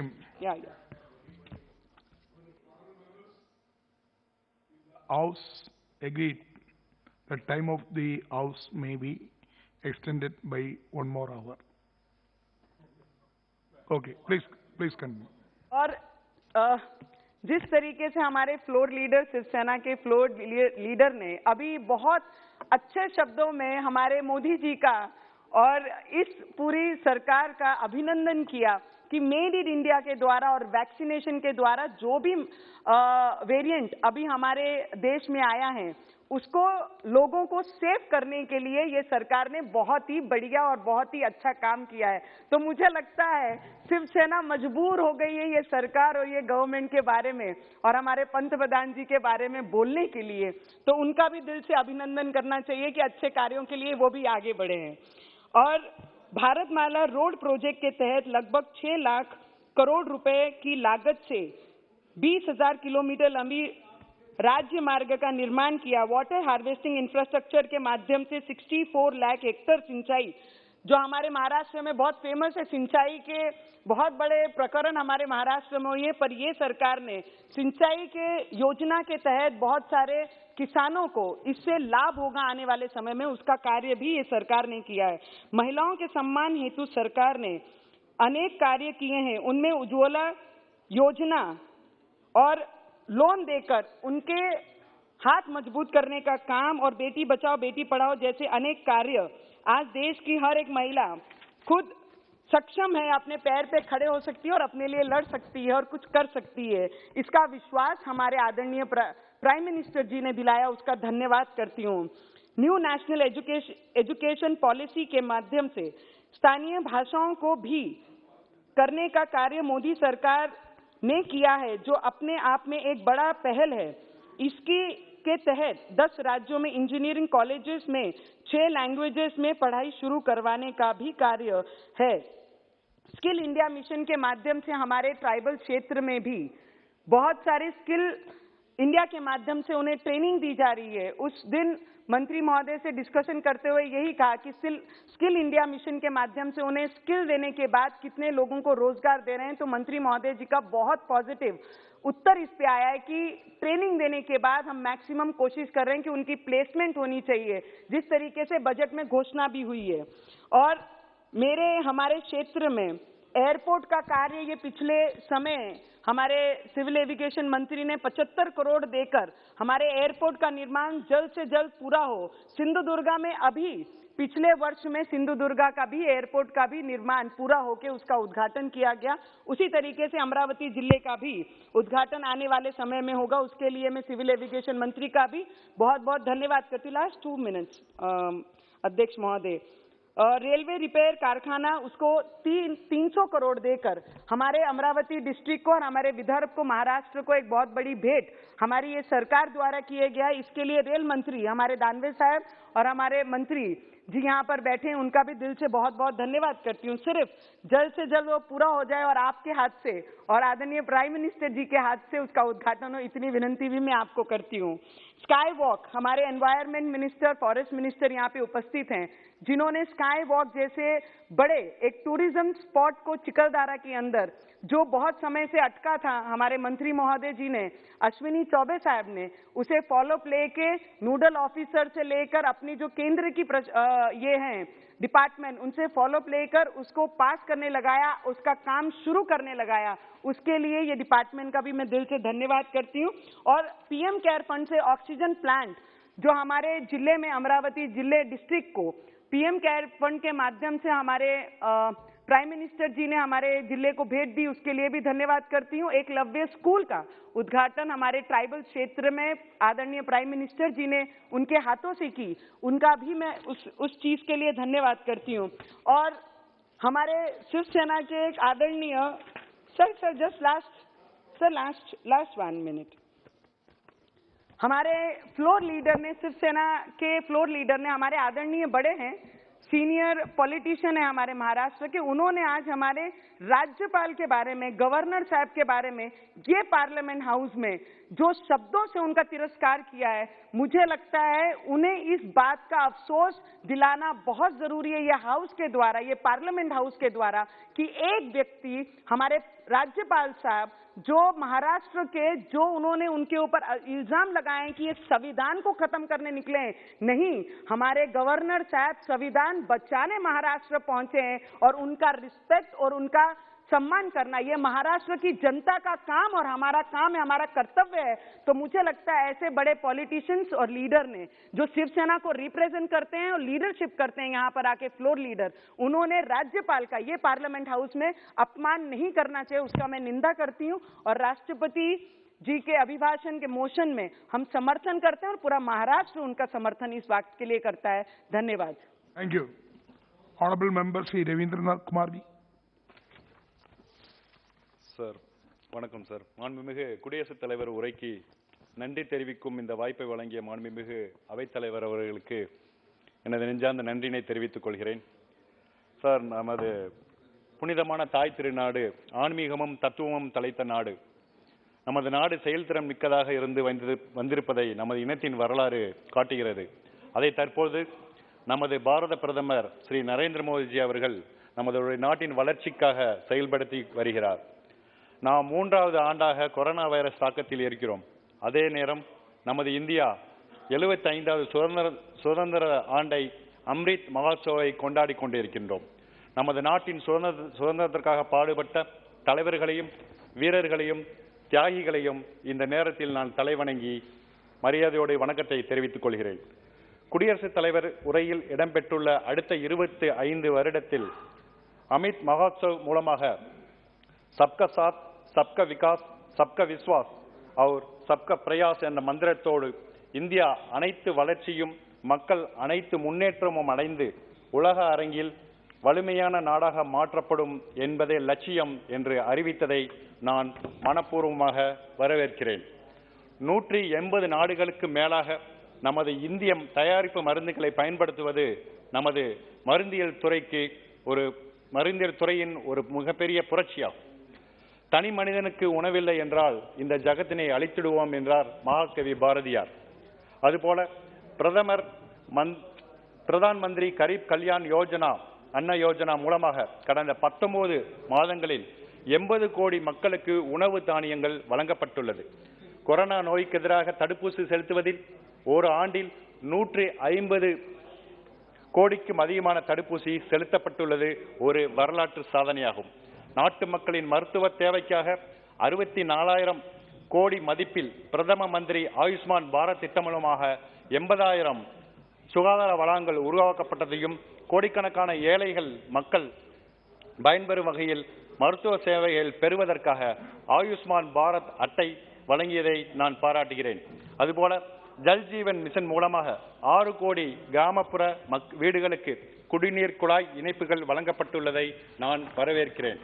நமது விவசாயிகள் 30 கோடி மெட்ரிக் டன் உணவு தானியத்தையும் 33 கோடி மெட்ரிக் டன் தோட்டக்கலை பயிர்களையும் உற்பத்தி செய்து புதிய வரலாற்று சாதனை படைத்துள்ளனர். இந்திய அரசு நேரடியாக 433 லட்சம் மெட்ரிக் டன் கோதுமையை 50 லட்சம் விவசாயிகளிடம் இருந்தும் 900 லட்சம் மெட்ரிக் டன் நெல்லினை 1 கோடியே 30 லட்சம் விவசாயிகளிடமிருந்தும் கொள்முதல் செய்துள்ளதால் நமது நாட்டில் இருக்கின்ற விவசாயிகள் பயனடைந்துள்ளார்கள். அதுபோல இந்திய ரயில்வே துறையின் மூலமாக 1900 கிசான் ரயில்கள் 150 வழித்தடங்களில் சுமார் 6 லட்சம் மெட்ரிக் டன் அத்தியாவசியமான விளைபொருட்களான காய்கறிகள், பழங்கள், பால் போன்ற பொருட்களை நாடு முழுவதும் இந்த கொரோனா காலகட்டத்தில் கொண்டு சேர்ப்பது வரவேற்கத்தக்கது. அதுபோல பிரதான் மந்திரி கிசான் சமான் யோஜனா நிதி திட்டத்தினால் நாடு முழுவதும் 2 கோடி விவசாயிகளின் வங்கி கணக்கில் நேரடியாக 1,80,000 கோடி செலுத்தப்பட்டுள்ளது. பிரதான் மந்திரி கிராம் சதக் யோஜனா திட்டத்தின் மூலமாக 36,500 கிலோமீட்டர் கிராம சாலைகள் போடப்பட்டுள்ளது.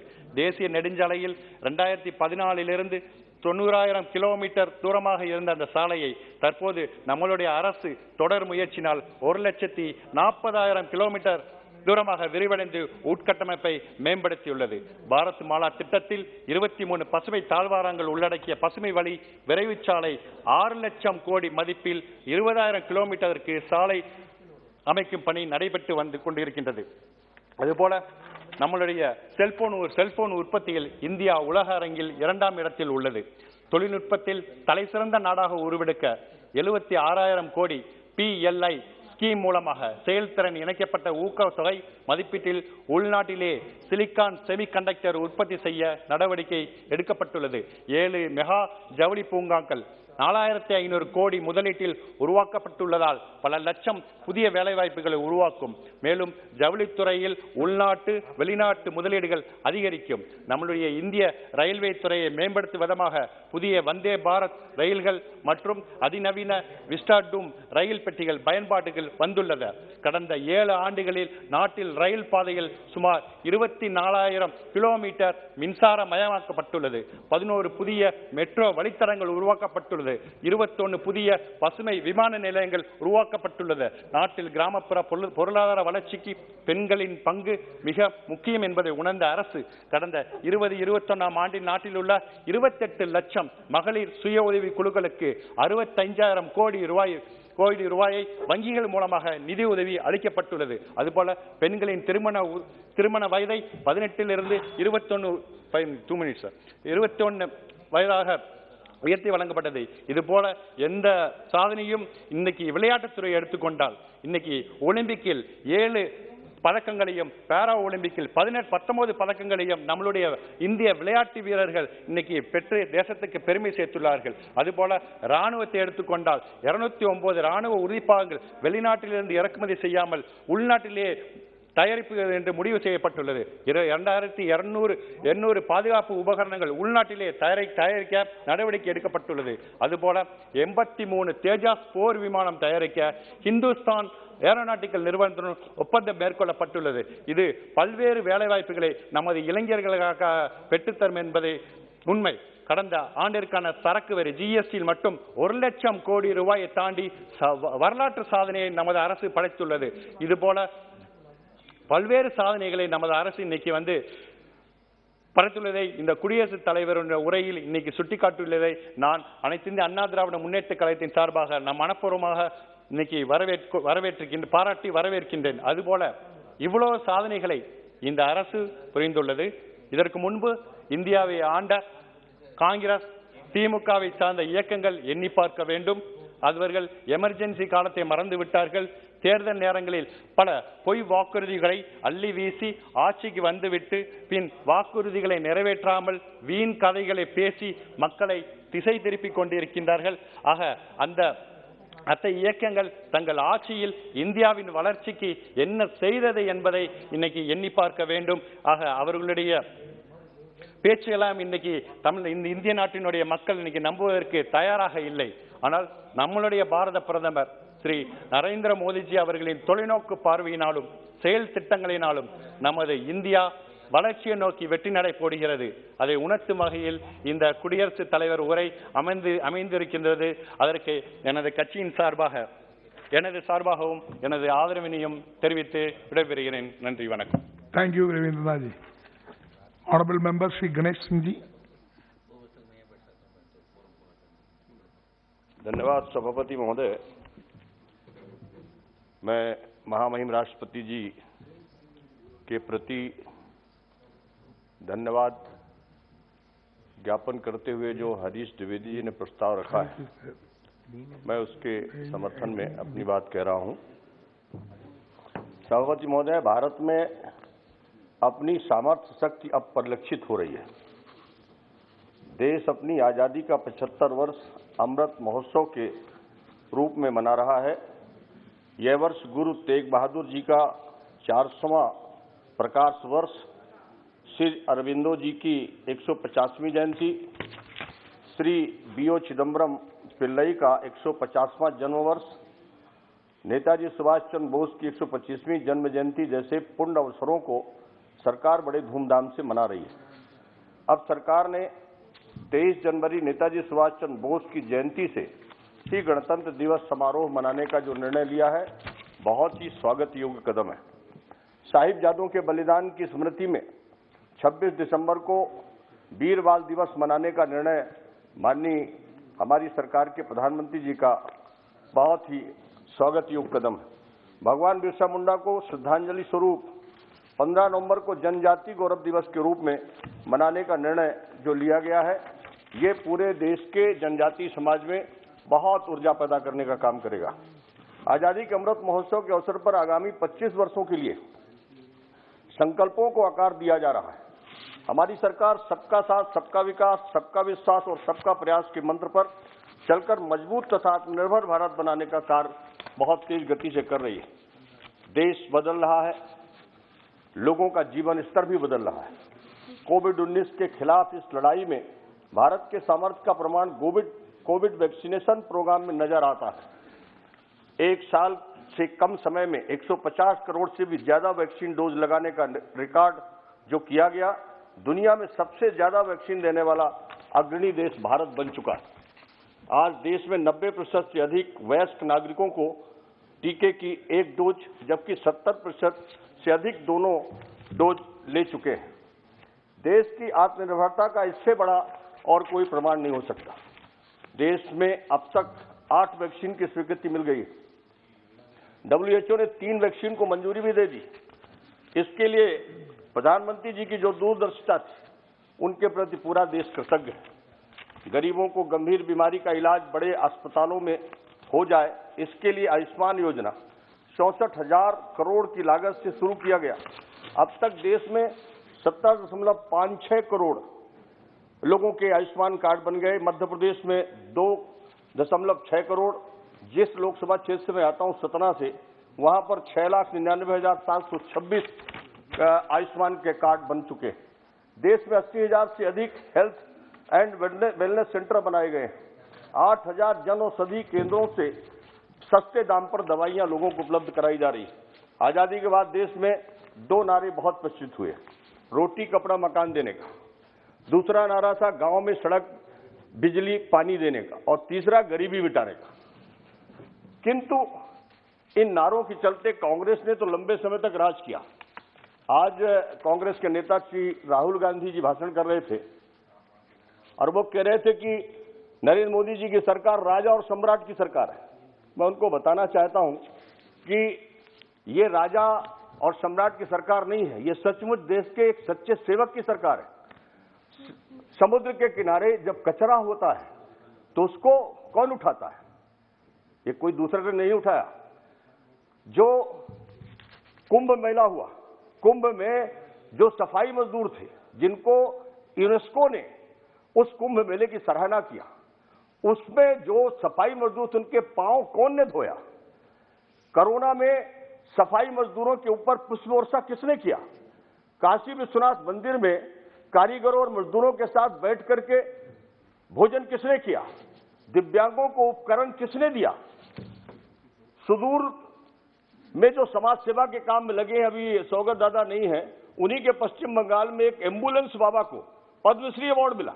ऐसे कई ऐसे उदाहरण हैं जिसमें प्रधानमंत्री नरेंद्र मोदी जी ने ऐतिहासिक काम किया है। घर घर शौचालय किसने बनाया? गरीबों को बैंक में खाता किसने खुलवाया? किसानों को सम्मान निधि किसने दिया? गरीबों का पक्का घर किसने बनाया? घर घर में रसोई गैस किसने पहुंचाई? घर घर में पीने का पानी कौन पहुंचाने का काम कर रहा है? राहुल जी, ये नारे तो सब आपके थे ना, गरीबी मिटाने के, रोटी कपड़ा मकान देने के, आपकी पार्टी के, आपके पुराने नाना जी की, आपकी दादी जी की, आपके पिताश्री जी की, ये उनके नारे थे। लेकिन किसने पूरा किया? आपने तो किया नहीं। एक भी घर इस देश में किसी गरीब का अगर कोई पक्का बना हो तो मैं उनसे पूछना चाहता हूं। लेकिन 2014 में जब प्रधानमंत्री नरेंद्र मोदी जी आए तब उन्होंने देश के गरीबों के पक्के घर बनाना शुरू किया। आज की तारीख में 3 करोड़ से ज्यादा गरीबों के पक्के घर बन गए। आज मैं बताना चाहता हूं कि जो गांव में सड़क की बात हुई थी, ये तो अटल बिहारी वाजपेयी जी जब देश के प्रधानमंत्री तब बने जब उन्होंने ग्रामीण सड़क बने। 6.5 लाख गांव है देश में, आज 36,500 किलोमीटर की सड़कें बनी है। तो ये अटल जी की सोच थी। प्रधानमंत्री श्री नरेंद्र मोदी ने गरीबों के लिए प्रधानमंत्री गरीब कल्याण योजना शुरू की। 80 करोड़ लोगों को मुफ्त में अनाज, ये विश्व का सबसे बड़ा अन्न वितरण का कार्यक्रम है जो हमारे देश में प्रधानमंत्री जी ने शुरू किया। इसमें 2,60,000 करोड़ रुपए का खर्च सरकार उठा रही है। रोटी देने का काम अगर किसी ने पूरा किया तो प्रधानमंत्री नरेंद्र मोदी जी ने किया। पीएम स्वनिधि योजना में 28 लाख गृहिणी पट्टी वालों को 2900 करोड़ से ज्यादा की धनराशि जारी की गई। श्रम पोर्टल भी शुरू किया गया। 23 करोड़ से अधिक श्रमिक जुड़ चुके हैं।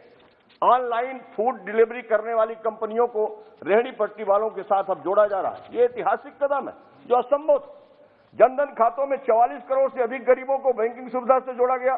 कोरोना काल में सीधे इनके खातों में पैसे डाले गए। अगर वो जनधन खाते नहीं होते तो आज उन गरीबों को, उस समय पर जब सड़क में कोई नहीं था, उन गरीबों को पैसा कैसे पहुंचता, कैसे वो उससे राशन ले पाते, कैसे अपनी जीविका जी पाते? यूपीआई प्लेटफॉर्म के तहत 8 लाख करोड़ का बिजनेस हुआ। ये ऐतिहासिक है। प्रधानमंत्री आवास योजना में जैसे मैंने कहा कि 3 करोड़ से अधिक घर बनाए गए। 1.5 लाख करोड़ रुपए इसमें सरकार ने खर्च किया। अभी कल के बजट में भी 80 लाख नए मकान बनाने के लिए उसमें 48,000 करोड़ का प्रावधान किया गया है। मध्य प्रदेश में अब तक 37 लाख और सतना में 1.5 लाख प्रधानमंत्री आवास बन चुके हैं गरीबों के। घर घर नल से जल पहुंचाने के लिए जल जीवन मिशन योजना में अब तक 6 करोड़ घरों को पेयजल दिया जा रहा है। पानी देने का भी काम अगर पूरा किसी ने किया तो मोदी जी ने किया। स्वामित्व योजना जो ग्रामीण क्षेत्रों में लोगों को उनकी संपत्ति के दस्तावेज देने के लिए शुरू की गई, अब तक 27,000 गांवों में 40 लाख से अधिक प्रॉपर्टी कार्ड दिए जा चुके हैं, जो कभी सोच भी नहीं सकता था कोई। लेकिन प्रधानमंत्री नरेंद्र मोदी जी ने इस गहराई पे जाकर के उन गरीबों को उनकी प्रॉपर्टी का स्वामित्व कार्ड देने का काम शुरू किया। किसानों को सशक्त बनाने के लिए प्रधानमंत्री किसान सिंचाई योजना में अब तक 64 लाख हेक्टेयर में सिंचाई बढ़ाई गई। ये जो ऐतिहासिक 1 लाख करोड़ की लागत से कृषि अधोसंरचना क्षेत्र में निवेश हो रहा है। खाद्य तेल पर निर्भरता के लिए 11,000 करोड़ की लागत से नेशनल मिशन बनाया गया है। किसान सम्मान निधि से 11 करोड़ किसानों को, जो 1.80 लाख हजार करोड़ रुपए इसमें खर्च किए जा रहे हैं, जो आज तक कभी नहीं हुआ। एक बार यूपीए की सरकार में कुछ किसानों का कर्जा माफ हुआ, लेकिन वो भी कितना था, 65,000 करोड़ रुपए, उसमें भी 25,000 करोड़ का घोटाला हुआ था। मध्य प्रदेश में अब तक 83,45,152 किसानों को सम्मान निधि मिल चुकी है। मेरे सतना जिले में 2,36,488 किसानों को सम्मान निधि मिल चुकी है। मुख्यमंत्री किसान सम्मान योजना के माध्यम से भी हमारे मुख्यमंत्री जी ने 4,000 रुपए डाल करके 2,19,053 किसानों को सहायता पहुंचाने का काम किया। ये सचमुच जो काम हुआ, किसानों को आज तक कभी कोई सम्मान मिला ही नहीं, एक नए पैसे का, लेकिन ये किसान सम्मान निधि देकर के प्रधानमंत्री जी ने किसानों का सम्मान बढ़ा दिया। एफपीओ किसान उत्पादक समितियां गठित हो रही, मैंने अपने लोकसभा क्षेत्र में कई समितियां बनाई। एक जिला एक उत्पाद के दृष्टिकोण को ध्यान में रखते हुए 1900 से अधिक किसानों को रेल में 150 मार्गों में उनको सुविधाएं दी गई। अब तक में 6 लाख मीट्रिक टन कृषि उत्पाद एक स्थान से दूसरे स्थान पहुंचा है। एमएसपी किसानों की उत्पादकता अनाज को रबी में 433 लाख एमटी गेहूं तथा खरीफ की 900 लाख एमटी धान की खरीदी के लिए अभी कल के बजट में ही प्रावधान हुआ है। इसके लिए मैं प्रधानमंत्री जी का और अपनी सरकार का बहुत बहुत धन्यवाद करता हूं। कृषि निर्यात 25% से अधिक की वृद्धि दर्ज की जा चुकी है। निर्यात लगभग 3 लाख करोड़ पहुंच गया है। नदी जोड़ो अभियान के तहत उत्तर प्रदेश मध्य प्रदेश की केन बेतवा लिंक्स को यूपीए के सरकार में से विचाराधीन थी, लेकिन आज तक वो पूरी नहीं हुई थी। लेकिन मैं धन्यवाद देता हूं प्रधानमंत्री जी को, जो बुंदेलखंड और मध्य प्रदेश को जोड़ करके लगभग 40,000 करोड़ की स्कीम है, उसको स्वीकृति देने का काम किया। ग्रामीण अर्थव्यवस्था को गति देने में महिलाओं की भूमिका के तहत वर्ष 2021-22 में 28 लाख सहायता समूहों को बैंकों से जोड़कर 65,000 करोड़ की मदद दिलाई गई, जो ऐतिहासिक कदम। मुद्रा बैंक योजना, बेटी बचाओ बेटी पढ़ाओ, शादी की उम्र 21 वर्ष बेटियों की और 3 तलाक को गैर कानूनी करार देना, सैनिक स्कूलों में बेटियों का प्रवेश, पुलिस बलों में महिलाओं की भर्ती, ये सब महिलाओं के सशक्तिकरण का सबसे बड़ा उदाहरण है। अभी राहुल गांधी जी कह रहे थे कैसा सशक्तिकरण, ये सशक्तिकरण है। राष्ट्रीय राजमार्ग 2014 में मात्र 90,000 किलोमीटर थे देश में, आज 1.40 लाख किलोमीटर अधिक हो गए। भारतमाला परियोजना में 6 लाख करोड़ की लागत से 20,000 किलोमीटर के अधिक से राजमार्ग बनाए जा रहे हैं। मैं 23 ग्रीन एक्सप्रेसवे बनाई जा रही, उनमें से एक मेरे लोकसभा क्षेत्र में के अंतर्गत मैहर से सतना, चित्रकूट और अयोध्या से जुड़ने वाली सड़क का निर्माण हो रहा है। दिल्ली मुंबई एक्सप्रेसवे का काम भी लगभग पूरा होने की स्थिति में आ गया। दिव्यांग जन जो सबसे उपेक्षित थे समाज के, दिव्यांग शब्द का नाम दिया तो प्रधानमंत्री नरेंद्र मोदी जी ने दिया, और ये एक बड़ी योजना उन्होंने शुरू किया और समाज कल्याण विभाग की तरफ से 25 लाख से अधिक दिव्यांगों को सहायता उपकरण दिए जा चुके हैं। मध्य प्रदेश में 28,908 लोगों को, मैंने अपने लोकसभा क्षेत्र में सतना में 2,798 लोगों को, जिसमें से 889 तो मोटराइज ट्राइसिकल है और अभी मैं 350 मोटराइज ट्राइसिकल और देने वाला हूं। वर्ष 2016 से 56 अलग अलग सेक्टरों में 60,000 नए स्टार्टअप बने, जिनमें 6 लाख से अधिक रोजगार सृजित हुए। वर्ष 2021 में कोरोना काल में भारत में 40 से अधिक यूनिट स्टार्ट अब अस्तित्व में आ गए, जिनका 7,400 करोड़ से अधिक का मूल्य आंका गया है। एमएसएमई को संकट से बचाने के लिए 3 लाख करोड़ के बिना गारंटी के ऋण दिए गए। इसमें से 13 लाख यूनिटों को लाभ तथा 1.5 करोड़ रोजगार भी सुरक्षित किए गए। अब इसकी सीमा बढ़ा करके 4.5 करोड़ कर दी गई। राहुल जी कह रहे थे कि रोजगार नहीं है देश में, ये रोजगार सृजित हुए। एमएसएमई को इतना बड़ा अवसर मिला है कोविड के समय पर, असंभव था, और मैं तो खुद इसका प्रत्यक्षदर्शी हूं। आज देश बदल रहा है, लोगों का जीवन स्तर सचमुच बदल रहा है। 2014 तक गांव में किसी भी गरीब का कोई भी पक्का मकान नहीं बना था। एक इंदिरा आवास योजना चली थी, लेकिन देश के किसी गांव में किसी का घर पूरा नहीं हुआ था। आज भी कच्चे हैं, अधूरे पड़े हुए हैं। आज जिसमें बिजली भी जा रही, आज वो घर में जो पक्के घर बने उनमें बिजली भी जा रही है, पीने का पानी भी जा रहा है, नल का कनेक्शन हो रहा है, खाना पकाने की रसोई गैस जा रही है, दोनों वक्त का चूल्हा जले इसलिए मुफ्त में अनाज जा रहा है, बीमारी के इलाज के लिए 5 लाख का आयुष्मान कार्ड जा रहा है, बहन बेटियों के सम्मान के लिए शौचालय। बहुत छोटा सा काम था, कांग्रेस कहती है हमने बहुत तरक्की की देश की, एक छोटा सा शौचालय तक तो बना नहीं पाए थे आप, वो भी काम किया तो नरेंद्र मोदी जी ने किया। पेंशन आज मिल रही है, करोड़ों लोगों को बच्चों को स्कॉलरशिप मिल रही है। इन सारी सुविधाओं को पाने के लिए गरीबों की कितनी पीढ़ियां खप गई। अधीर रंजन जी, आप तो जनता से जुड़े हुए लोग जानते हैं गांव में कैसा क्या स्थिति। आज सचमुच गांव बदल रहे हैं। मैं एक उदाहरण बताना चाहता हूं। आज सबसे बड़ा, मैं एक ऐसा उदाहरण दे रहा हूं जो सबको इस बात पर विचार करना पड़ेगा। मैं मध्य प्रदेश में जिस सतना से आता हूं, मैं आपको बताना चाहता हूं, वहां पर कुल परिवार 4,78,741 है। मैं उसका एक कुछ चित्र दे रहा हूं, तो एक मिनट बस। जिनमें प्रधानमंत्री आवास अभी तक मिला है लगभग 1.5 लाख लोगों को। प्रधानमंत्री आवास प्लस में जो नाम जोड़े गए वो 73,802। उज्ज्वला गैस योजना में 2,66,255। गरीब कल्याण योजना में 2,23,142। आयुष्मान के कार्ड बने हैं 6,99,468। शौचालय बने 3,64,319। घर घर नल जल पहुंचा है 62,379। ये वो आंकड़े हैं। किसान सम्मान निधि मिली है 2,44,569 लोगों को। फसल बीमा योजना का लाभ मिला है 58,110 लोगों को। पेंशन योजना मिली 1,58,475 लोगों को। बीपीएल में नाम जो जुड़े हैं 2,93,577। ये आंकड़े इस बात के गवाह है, पहले इन गांवों में कुछ नहीं होता था। मैं कई गांवों की कहानी बता रहा हूं। 80% से ज्यादा परिवार किसी न किसी योजना के साथ जुड़ चुके।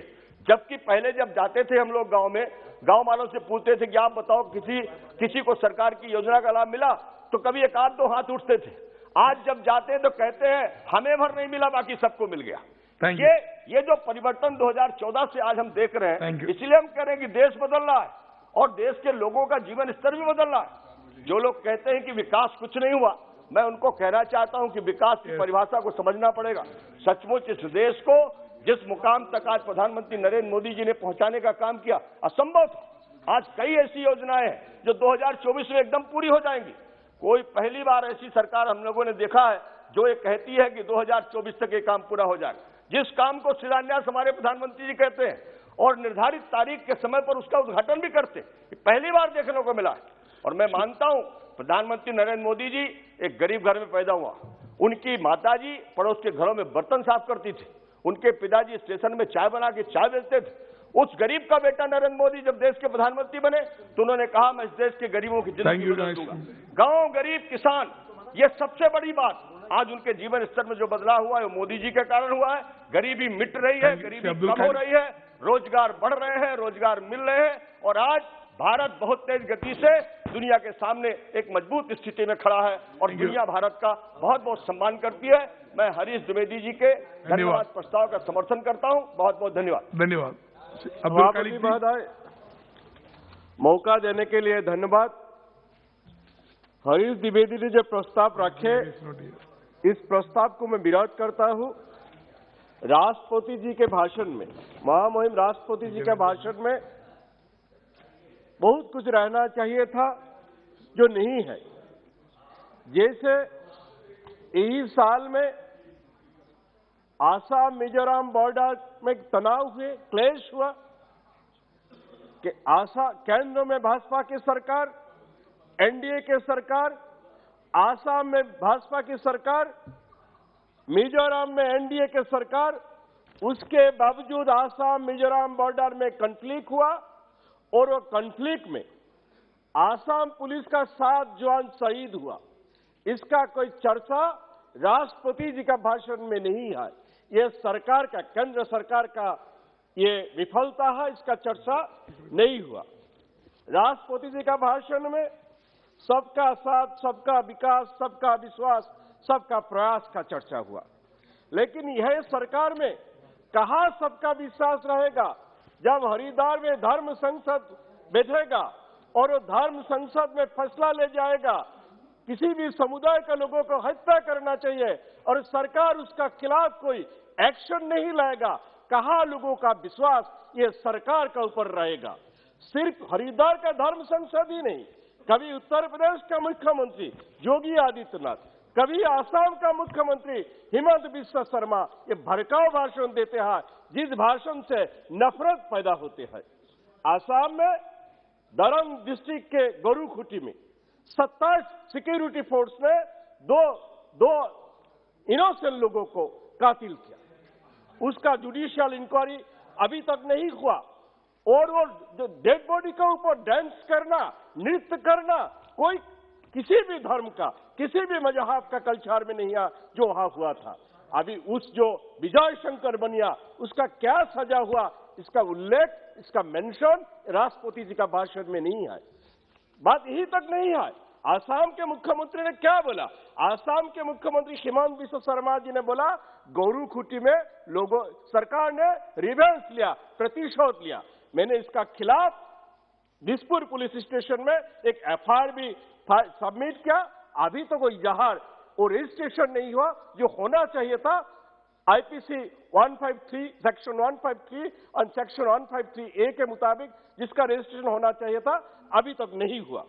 मैं चाहता हूं वो एफआईआर रजिस्टर हो। तो ये जो नफरत फैलाते हैं, जहर फैलाते हैं, जब चुने हुए मुख्यमंत्री जब चुने हुए जो केंद्र सरकार का मंत्री अगर बोलेगा गोली मार दो, तब कैसे सबका विश्वास होगा, कैसे सबका प्रयास होगा? ये मैं सवाल पूछना चाहता हूं।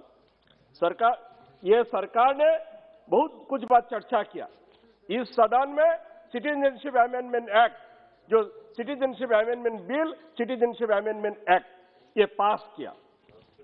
काफी लोगों ने इसका विरोध किया। आसाम में भी इसका विरोध हुआ। 5 नौजवान शहीद हुआ। ये शहीद को अभी तक, ये शहीद का फैमिली को अभी तक कुछ कंपेंसेशन नहीं दिया, उसका भी कोई उल्लेख नहीं है। आसाम का एक हिस्सा में जैसे बीटीआर, बोडोलैंड टेरिटोरियल रीजन, और कार्बी आंगलोंग, डिमा हसाओ जो हिली एरिया है हमारा, उसमें ये कानून लागू नहीं है। अगर ये कानून अच्छे है तो ये जो बीटीआर और कार्बी आंगलोंग, डिमा हसाओ में क्यों ये कानून लागू नहीं है, बाकी हिस्सा में क्यों लागू है? हम लोग ये कानून का जैसे फार्म लॉ रिपील किया गया, हम लोग चाहता हूं ये जो सिटीजनशिप अमेंडमेंट एक्ट, इसको भी आइदर रिपील करना चाहिए, नहीं तो आसाम का कोई भी पार्ट में, नॉर्थ ईस्ट का कोई भी पार्ट में ये कानून इंप्लीमेंट होना नहीं चाहिए।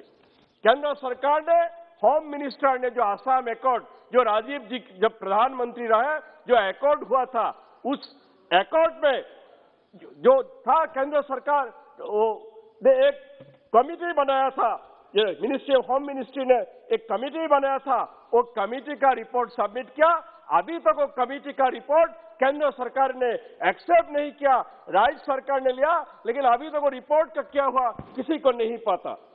सिर्फ यही नहीं, ये एस्पायरेशनल डिस्ट्रिक्ट बारपेटा, मेरा क्षेत्र, मेरा डिस्ट्रिक्ट बारपेटा, वो भी एस्पायरेशनल डिस्ट्रिक्ट है, लेकिन क्या काम हुआ कुछ नहीं पता। एमपीज को साथ भी कुछ बात नहीं करता। ये करना चाहिए।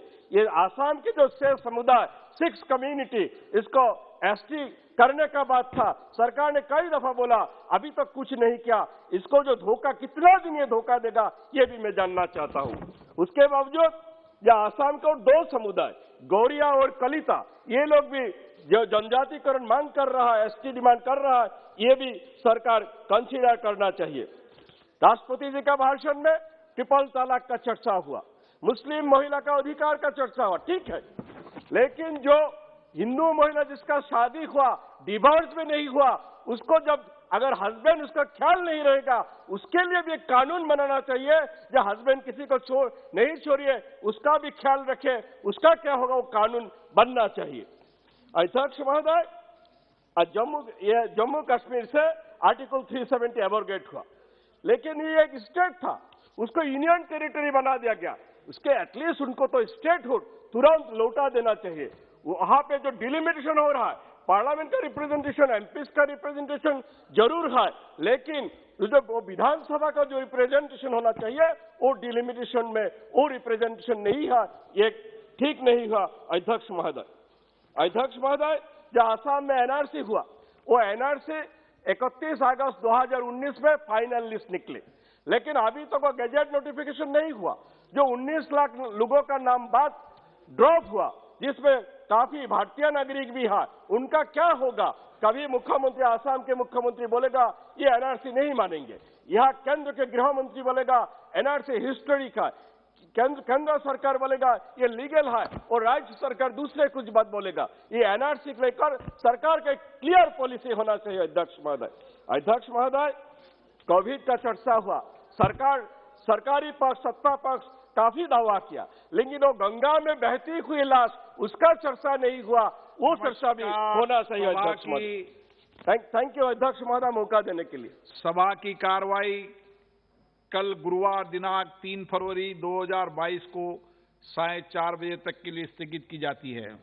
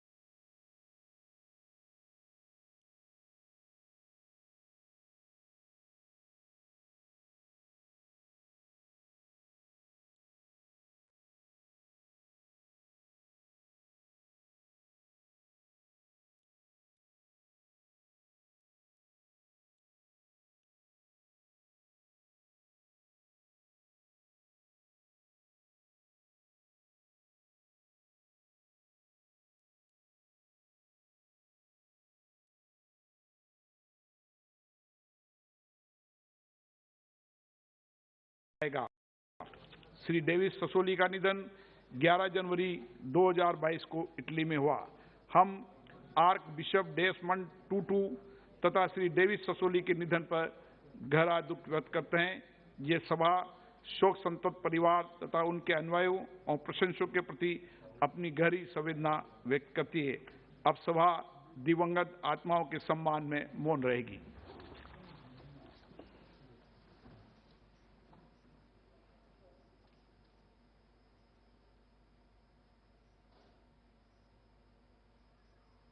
ओम शांति।